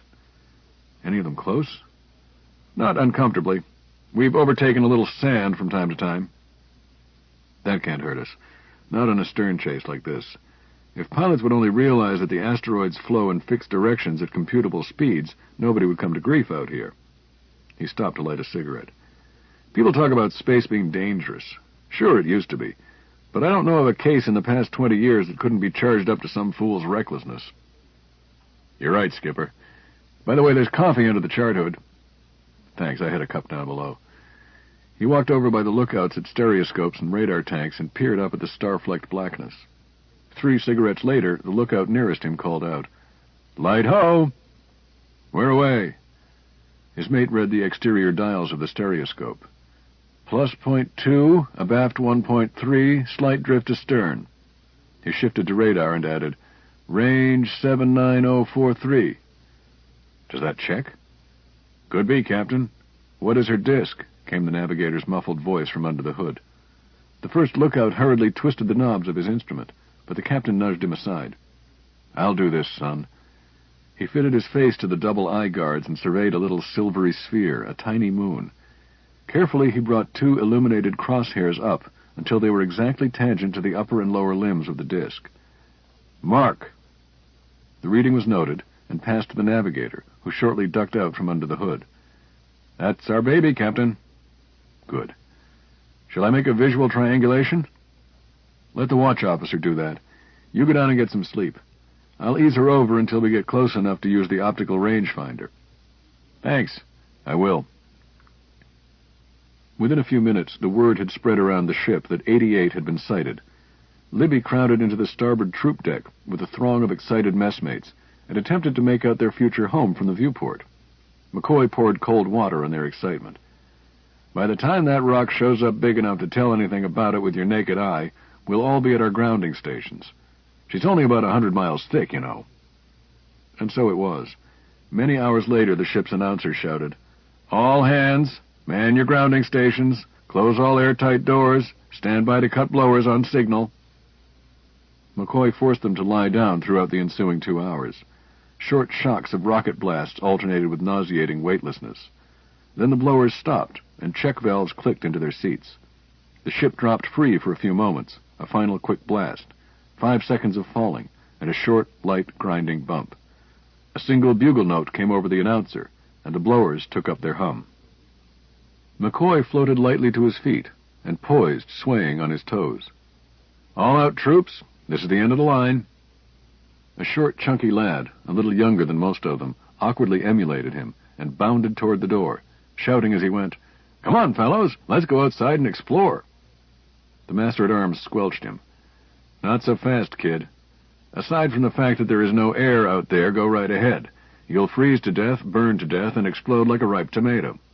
Squad leader, detail 6 men to break out spacesuits. The rest of you stay here and stand by." The working party returned shortly, loaded down with a couple of dozen bulky packages. Libby let go of the 4 he carried and watched them float gently to the deck. McCoy unzipped the envelope from one suit and lectured them about it.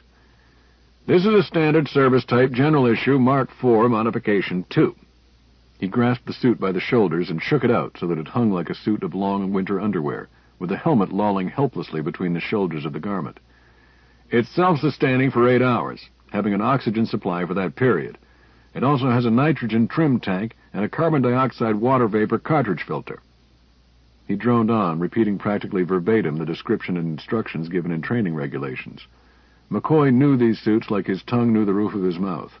The knowledge had meant his life on more than one occasion. "The suit is woven from glass fiber laminated with non-volatile asbestos cellulite. The resulting fabric is flexible, very durable, and it will turn all rays normal to solar space outside the orbit of Mercury. It is worn over your regular clothing, but notice the wire-braced accordion pleats at the major joints. They are so designed as to keep the internal volume of the suit nearly constant when the arms or legs are bent. Otherwise, the gas pressure inside would tend to keep the suit blown up in an erect position, and movement while wearing the suit would be very fatiguing. The helmet is molded from a transparent silicone, leaded and polarized against 2 great ray penetration. It may be equipped with external visors of any needed type. Orders are to wear not less than a number 2 amber on this body. In addition, a lead plate covers the cranium and extends on down the back of the suit, completely covering the spinal column. The suit is equipped with 2-way telephony.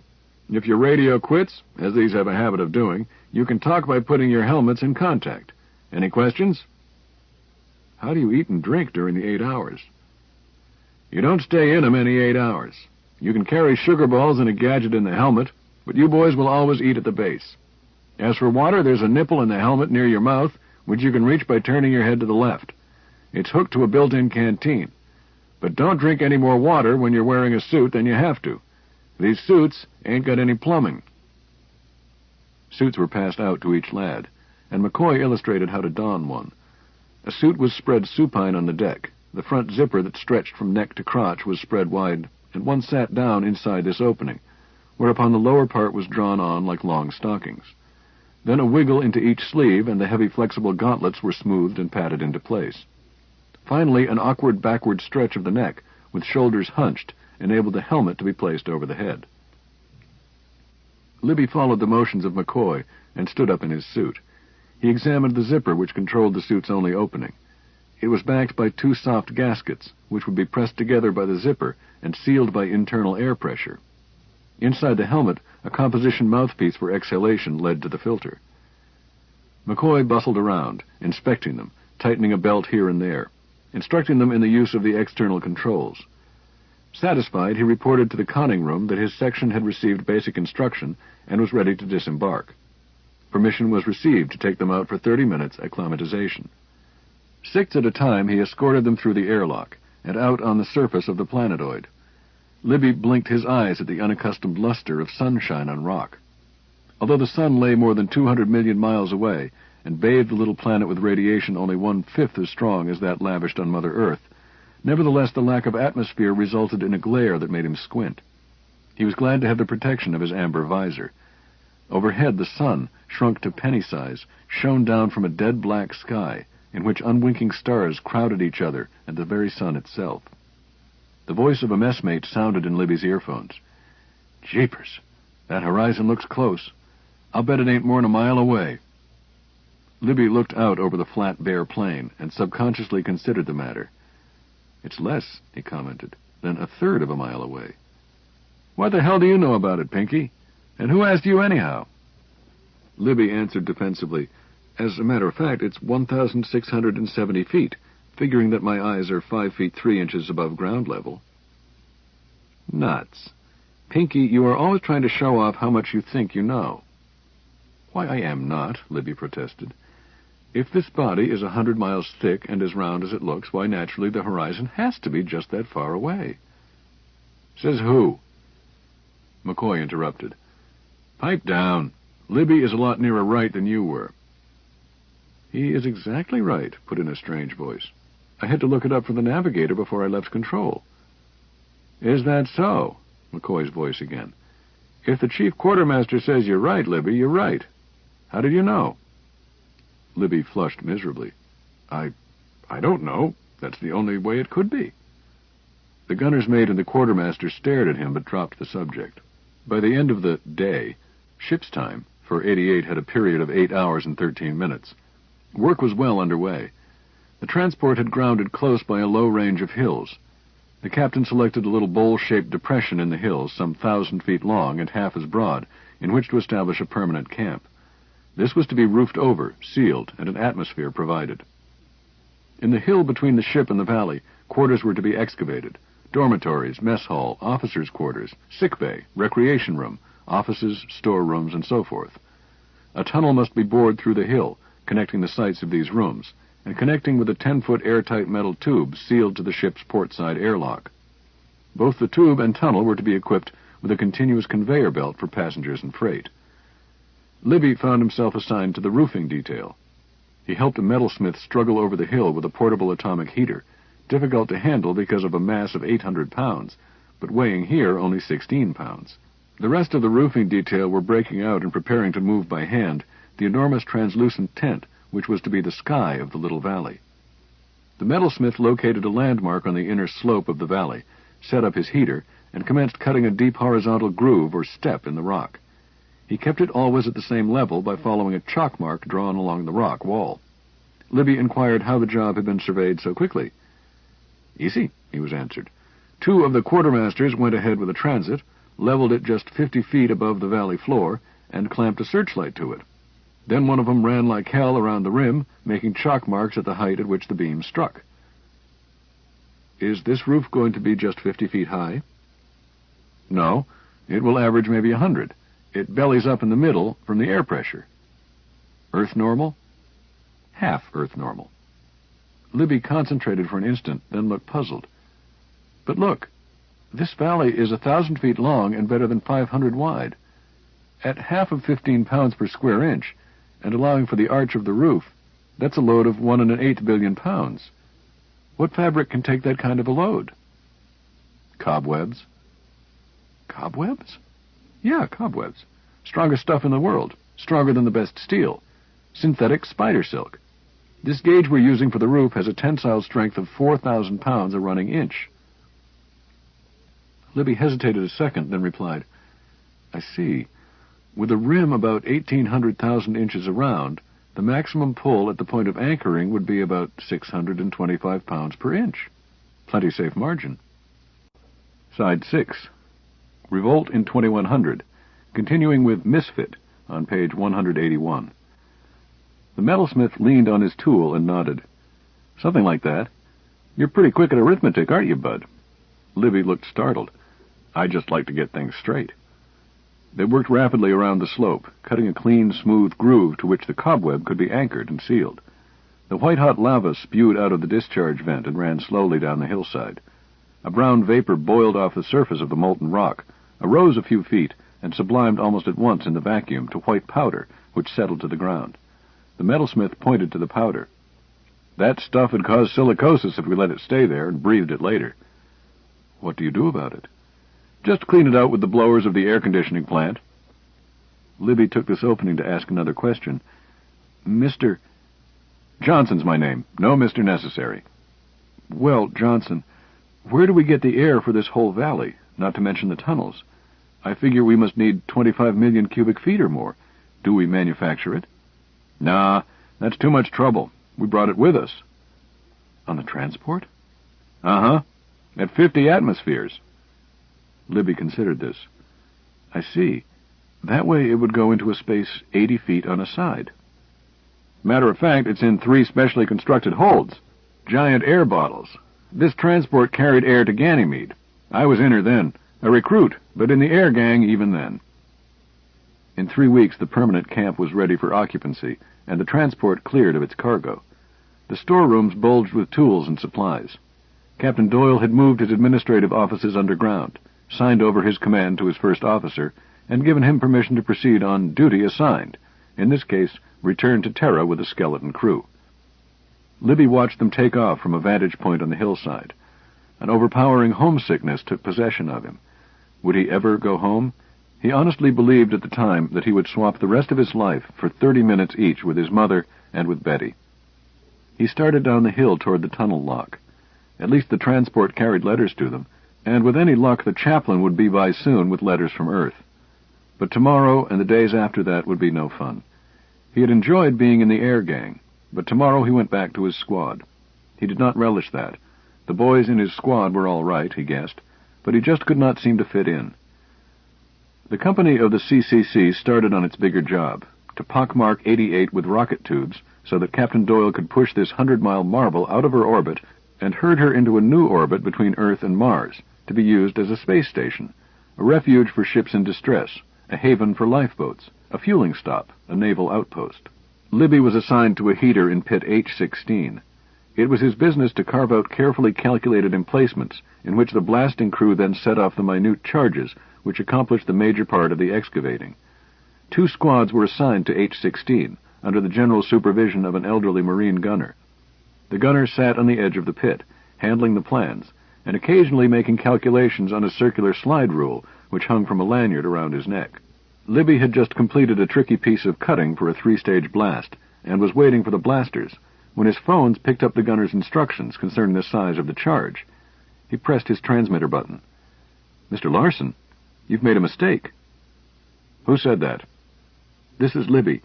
You've made a mistake in the charge. If you set off that charge, you'll blow this pit right out of the ground, and us with it." Marine Gunner Larson spun the dials on his slide rule before replying. "You're all head up over nothing, son. That charge is correct." "No, I'm not, sir," Libby persisted. "You've multiplied where you should have divided." "Have you had any experience at this sort of work?" "No, sir." Larson addressed his next remark to the blasters. "Set the charge." They started to comply. Libby gulped and wiped his lips with his tongue. He knew what he had to do, but he was afraid. 2 clumsy, stiff-legged jumps placed him beside the blasters. He pushed between them and tore the electrodes from the detonator. A shadow passed over him as he worked, and Larson floated down beside him. A hand grasped his arm. "You shouldn't have done that, son. That's direct disobedience of orders. I'll have to report you." He commenced reconnecting the firing circuit. Libby's ears burned with embarrassment, but he answered back with the courage of timidity at bay. "I had to do it, sir. You're still wrong." Larson paused and ran his eyes over the dogged face. "Well, it's a waste of time, but I don't like to make you stand by a charge you're afraid of. Let's go over the calculation together." Captain Doyle sat at his ease in his quarters, his feet on his desk. He stared at a nearly empty glass tumbler. "That's good beer, Blackie. Do you suppose we could brew some more when it's gone?" "I don't know, Captain. Did we bring any yeast?" "Find out, will you?" He turned to a massive man who occupied the 3rd chair. "Well, Larson, I'm glad it wasn't any worse than it was." "What beats me, Captain, is how I could have made such a mistake. I worked it through twice. If it had been a nitro explosive, I'd have known offhand that I was wrong. If this kid hadn't had a hunch, I'd have set it off." Captain Doyle clapped the old warrant officer on the shoulder. "Forget it, Larson. You wouldn't have hurt anybody. That's why I require the pits to be evacuated even for small charges. These isotope explosives are tricky at best. Look what happened in pit A9. 10 days' work shot with 1 charge, and the gunnery officer himself approved that one. But I want to see this boy. What did you say his name was?" "Libby, A.J." Doyle touched a button on his desk. A knock sounded at the door. A bellowed, "Come in," produced a stripling wearing the brassard of corpsman mate of the deck. "Have Corpsman Libby report to me." "Aye, aye, sir." Some few minutes later, Libby was ushered into the captain's cabin. He looked nervously around and noted Larson's presence, a fact that did not contribute to his peace of mind. He reported in a barely audible voice, "Corpsman Libby, sir." The captain looked him over. "Well, Libby, I hear that you and Mr. Larson had a difference of opinion this morning. Tell me about it." I didn't mean any harm, sir." "Of course not. You're not in any trouble. You did us all a good turn this morning. Tell me, how did you know that the calculation was wrong? Had any mining experience?" "No, sir. I just saw that he had worked it out wrong." "But how?" Libby shuffled uneasily. "Well, sir, it just seemed wrong. It didn't fit." "Just a second, Captain. May I ask this young man a couple of questions?" It was Commander Blackie Rhodes who spoke. "Certainly, go ahead." "Are you the lad they call Pinky?" Libby blushed. "Yes, sir." "I've heard some rumors about this boy." Rhodes pushed his big frame out of his chair, went over to a bookshelf and removed a thick volume. He thumbed through it, then with open book before him, started to question Libby. "What's the square root of 95? 9 747 "What's the cube root? 4 563. "What's its logarithm?" "It's what, sir?" "Good Lord, can a boy get through school today without knowing?" The boy's discomfort became more intense. "I didn't get much schooling, sir. My folks didn't accept the covenant until Pappy died, and we had to." "I see. A logarithm is a name for a power to which you raise a given number, called the base, to get the number whose logarithm it is. Is that clear?" Libby thought hard. "I don't quite get it, sir." "I'll try again. If you raise 10 to the second power, square it, it gives 100. Therefore, the logarithm of 100 to the base 10 is 2. In the same fashion, the logarithm of 1,000 to the base 10 is 3. Now, what is the logarithm of 95? Libby puzzled for a moment. "I can't make it come out even. It's a fraction." "That's okay." "Then it's 1 978,000. Just about." Rhodes turned to the captain. "I guess that about proves it, sir." Doyle nodded thoughtfully. "Yes, the lad seems to have intuitive knowledge of arithmetical relationships. But let's see what else he has." "I'm afraid we'll have to send him back to Earth to find out properly." Libby caught the gist of this last remark. "Please, sir, you aren't going to send me home?" "Ma'd be awful vexed with me." No, nothing of the sort. When your time is up, I want you to be checked over in the psychometrical laboratories. In the meantime, I wouldn't part for you for a quarter's pay. I'd give up smoking first. But let's see what else you can do." In the ensuing hour, the captain and the navigator heard Libby. 1. Deduce the Pythagorean proposition. 2. Derive Newton's laws of motion and Kepler's laws of ballistics from a statement of the conditions in which they obtained. 3. Judge length, area, and volume by eye with no measurable error. He had jumped into the idea of relativity and non-rectilinear space-time continua, and was beginning to pour forth ideas faster than he could talk, when Doyle held up a hand. "That's enough, son. You'll be getting a fever. You run along to bed now, and come see me in the morning. I'm taking you off field work." "Yes, sir." "By the way, what is your full name?" "Andrew Jackson Libby, sir." "No, your folks wouldn't have signed the covenant. Good night." "Good night, sir." After he had gone, the two older men discussed their discovery. "How do you size it up, Captain?" "Well, he's a genius, of course. One of those wild talents that will show up once in a blue moon. I'll turn him loose among my books and see how he shapes up. Shouldn't wonder if he were a page-at-a-glance reader, too. It beats me what we turn up among these boys, and not a one of them any account back on Earth." Doyle nodded. "That was the trouble with these kids. They didn't feel needed." 88 swung some millions of miles further around the sun. The pockmarks on her face grew deeper, and were lined with durite, that strange close-packed laboratory product which, usually, would confine even atomic disintegration. Then 88 received a series of gentle pats. All was on the side headed along her course. In a few weeks' time, the rocket blasts had their effect, and 88 was plunging in an orbit toward the Sun. When she reached her station, 1 3/10 the distance from the Sun of Earth's orbit, she would have to be coaxed by another series of pats into a circular orbit. Thereafter, she was to be known as EM3, Earth-Mars Space Station Spot 3. Hundreds of millions of miles away, 2 other CCC companies were inducing 2 other planetoids to quit their age-old grooves and slide between Earth and Mars, to land in the same orbit as 88. One was due to ride this orbit 120 degrees ahead of 88, the other 120 degrees behind. When EM1, EM2, and EM3 were all on station, no hard-pushed traveler of the spaceways on the Earth-Mars passage would ever again find himself far from land or rescue.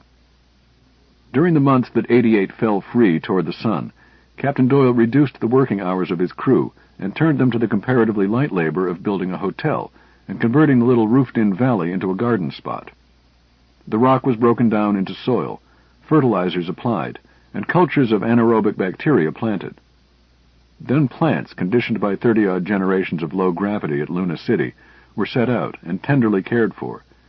Except for the low gravity, 88 began to feel like home. But when 88 approached a tangent to the hypothetical future orbit of EM3, the company went back to maneuvering routine, watch on and watch off, with the captain living on black coffee and catching catnaps in the plotting room. Libby was assigned to the ballistic calculator, 3 tons of thinking metal that dominated the plotting room. He loved the big machine. The chief fire controlman let him help adjust it and care for it. Libby subconsciously thought of it as a person, his own kind of person. On the last day of the approach, the shocks were more frequent. Libby sat in the right-hand saddle of the calculator and droned out the predictions for the next salvo, while gloating over the accuracy with which the machine tracked. Captain Doyle fussed around, nervously, occasionally stopping to peer over the navigator's shoulder. Of course the figures were right, but what if it didn't work? No one had ever moved so large a mass before. Suppose it plunged on and on and on? Nonsense, it couldn't. Still, he would be glad when they were past the critical speed. A Marine orderly touched his elbow. "Helio from flagship, sir." "Read it." "Flag to 88. Private message. Captain Doyle. Am lying off to watch you bring her in. Kearney." Doyle smiled. Nice of the old geezer. Once they were on station, he would invite the Admiral to ground for dinner and show him the park. Another salvo cut loose, heavier than any before. The room trembled violently. In a moment the reports of the surface observers commenced to trickle in. "Tube 9, clear. Tube 10, clear." But Libby's drone ceased. Captain Doyle turned on him. "What's the matter, Libby? Asleep? Call the polar stations. I have to have a parallax." "Captain." The boy's voice was low and shaking. "Speak up, man." "Captain, the machine isn't tracking." "Spears!" The grizzled head of the chief fire controlman appeared from behind the calculator. "I'm already on it, sir. Let you know in a moment." He ducked back again. After a couple of long minutes, he reappeared. "Gyro's tumbled. It's a 12-hour calibration job at least." The captain said nothing, but turned away and walked to the far end of the room. The navigator followed him with his eyes. He returned, glanced at the chronometer, and spoke to the navigator. "Well, Blackie, if I don't have that firing data in 7 minutes, we're sunk. Any suggestions?" Rhodes shook his head without speaking. Libby timidly raised his voice. "Captain?" Doyle jerked around. "Yes?" "The firing data is Tube 13, 7.63, Tube 12, 6.90, Tube 14, 6.89. Doyle studied his face. "You sure about that, son?" "It has to be that, Captain." Doyle stood perfectly still. This time he did not look at Rhodes, but stared straight ahead. Then he took a long pull on his cigarette, glanced at the ash, and said in a steady voice, "Apply the data. Fire on the bell." 4 hours later, Libby was still droning out firing data, his face gray, his eyes closed. Once he had fainted, but when they revived him he was still muttering figures. From time to time, the captain and the navigator relieved each other, but there was no relief for him. The salvos grew closer together, but the shocks were lighter. Following one faint salvo, Libby looked up, stared at the ceiling, and spoke. "That's all, Captain." "Call polar stations." The reports came back promptly. "Parallax constant. Sidereal solar rate constant." The captain relaxed into a chair. "Well, Blackie, we did it, thanks to Libby." Then he noticed a worried, thoughtful look spread over Libby's face. "What's the matter, man? Have we slipped up?" "Captain, you know you said the other day that you wished you had Earth-normal gravity in the park?" "Yes, what of it?" "If that book on gravitation you lent me is straight dope, I think I know a way to accomplish it." The captain inspected him as if seeing him for the first time. "Libby, you have ceased to amaze me. Could you stop doing that sort of thing long enough to dine with the Admiral?" "Gee, Captain, that would be swell." The audio circuit from communications cut in. "Helio from flagship. Well done, 88. Doyle smiled around at them all. "That's pleasant confirmation." The audio brayed again. "Helio from flagship. Cancel last signal. Stand by for correction." A look of surprise and worry sprang into Doyle's face. Then the audio continued. "Helio from flagship. Well done. EM3.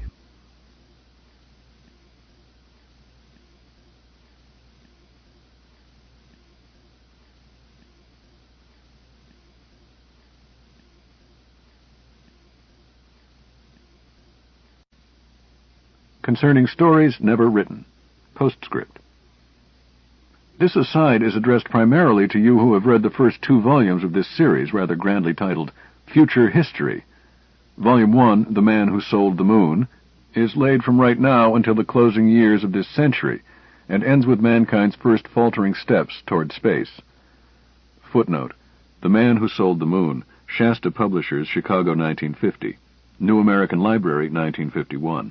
End of footnote. Some of the stories are so close to the present time as already to be outdated by events, an occupational hazard I share with weather forecasters and fortune-tellers. Volume 2, The Green Hills of Earth, is concerned with the great days of exploration of the solar system. Footnote. The Green Hills of Earth, Shasta Publishers, Chicago, 1951. New American Library, 1952. End of footnote. All of the stories take place somewhere close around the year 2000 AD.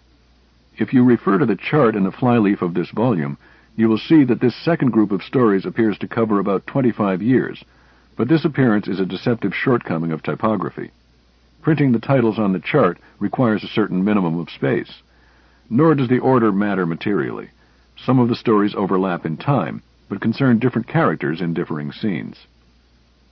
This present Volume 3 starts about 75 years later than the end of the last story in Volume 2, and a great amount of future history has taken place between the 2 volumes.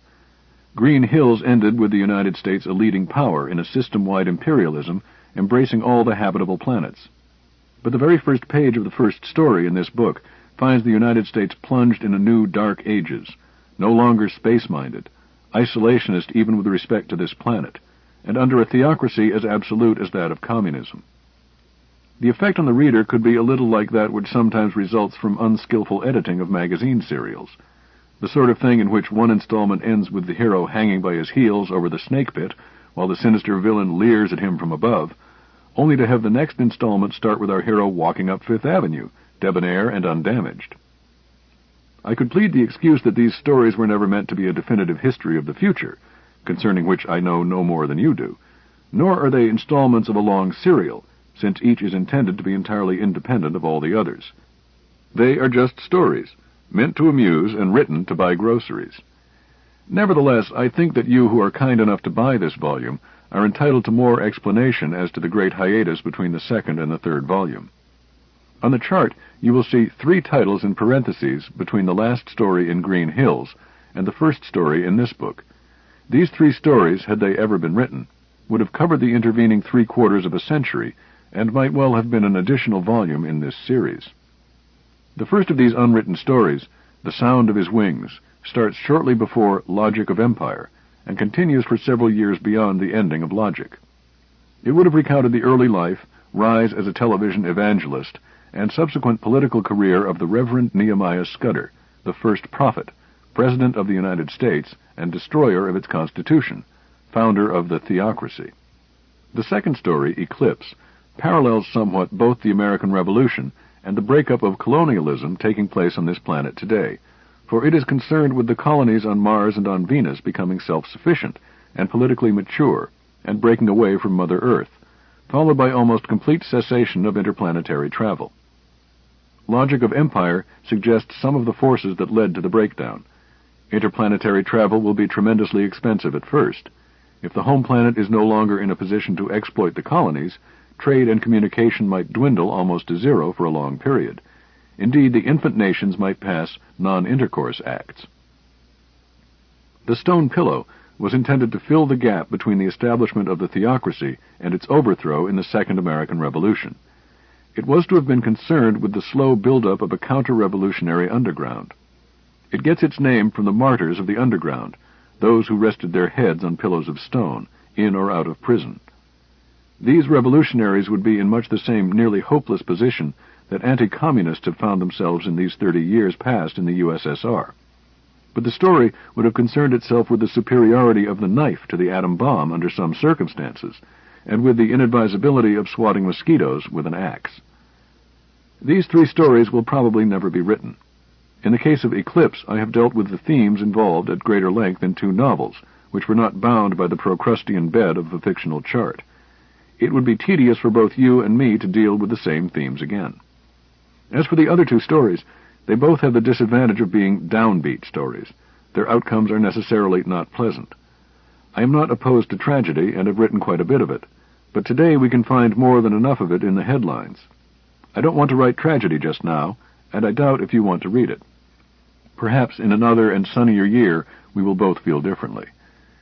In any case, I feel that even Caruso, Cleopatra, or Santa Claus could overstay their welcomes. It may be that this pseudo-history has already taken more curtain calls than the applause justifies. I am aware that the themes of the unwritten stories linking the second and this the third volume, thus briefly stated above, have not been elaborated sufficiently to lend conviction, particularly with reference to two notions. The idea that space travel, once apparently firmly established, could fall into disuse, and secondly, the idea that the United States could lapse into a dictatorship of superstition. As for the first, consider the explorations of the Vikings 1,000 years ago, and the colonies they established in North America. Their labors were fruitless. Columbus and his successors had to do it all over again. Space travel in the near future is likely to be a marginal proposition at best, subsidized for military reasons. It could die out, then undergo a renaissance through new techniques and through new economic and political pressures. I am not saying these things will happen. I do say they could happen. As for the second notion, the idea that we could lose our freedom by succumbing to a wave of religious hysteria, I am sorry to say that I consider it possible. I hope that it is not probable, but there is a latent deep strain of religious fanaticism in this our culture. It is rooted in our history, and it has broken out many times in the past. It is with us now. There has been a sharp rise in strongly evangelical sects in this country in recent years, some of which hold beliefs theocratic in the extreme, anti-intellectual, anti-scientific, and anti-libertarian.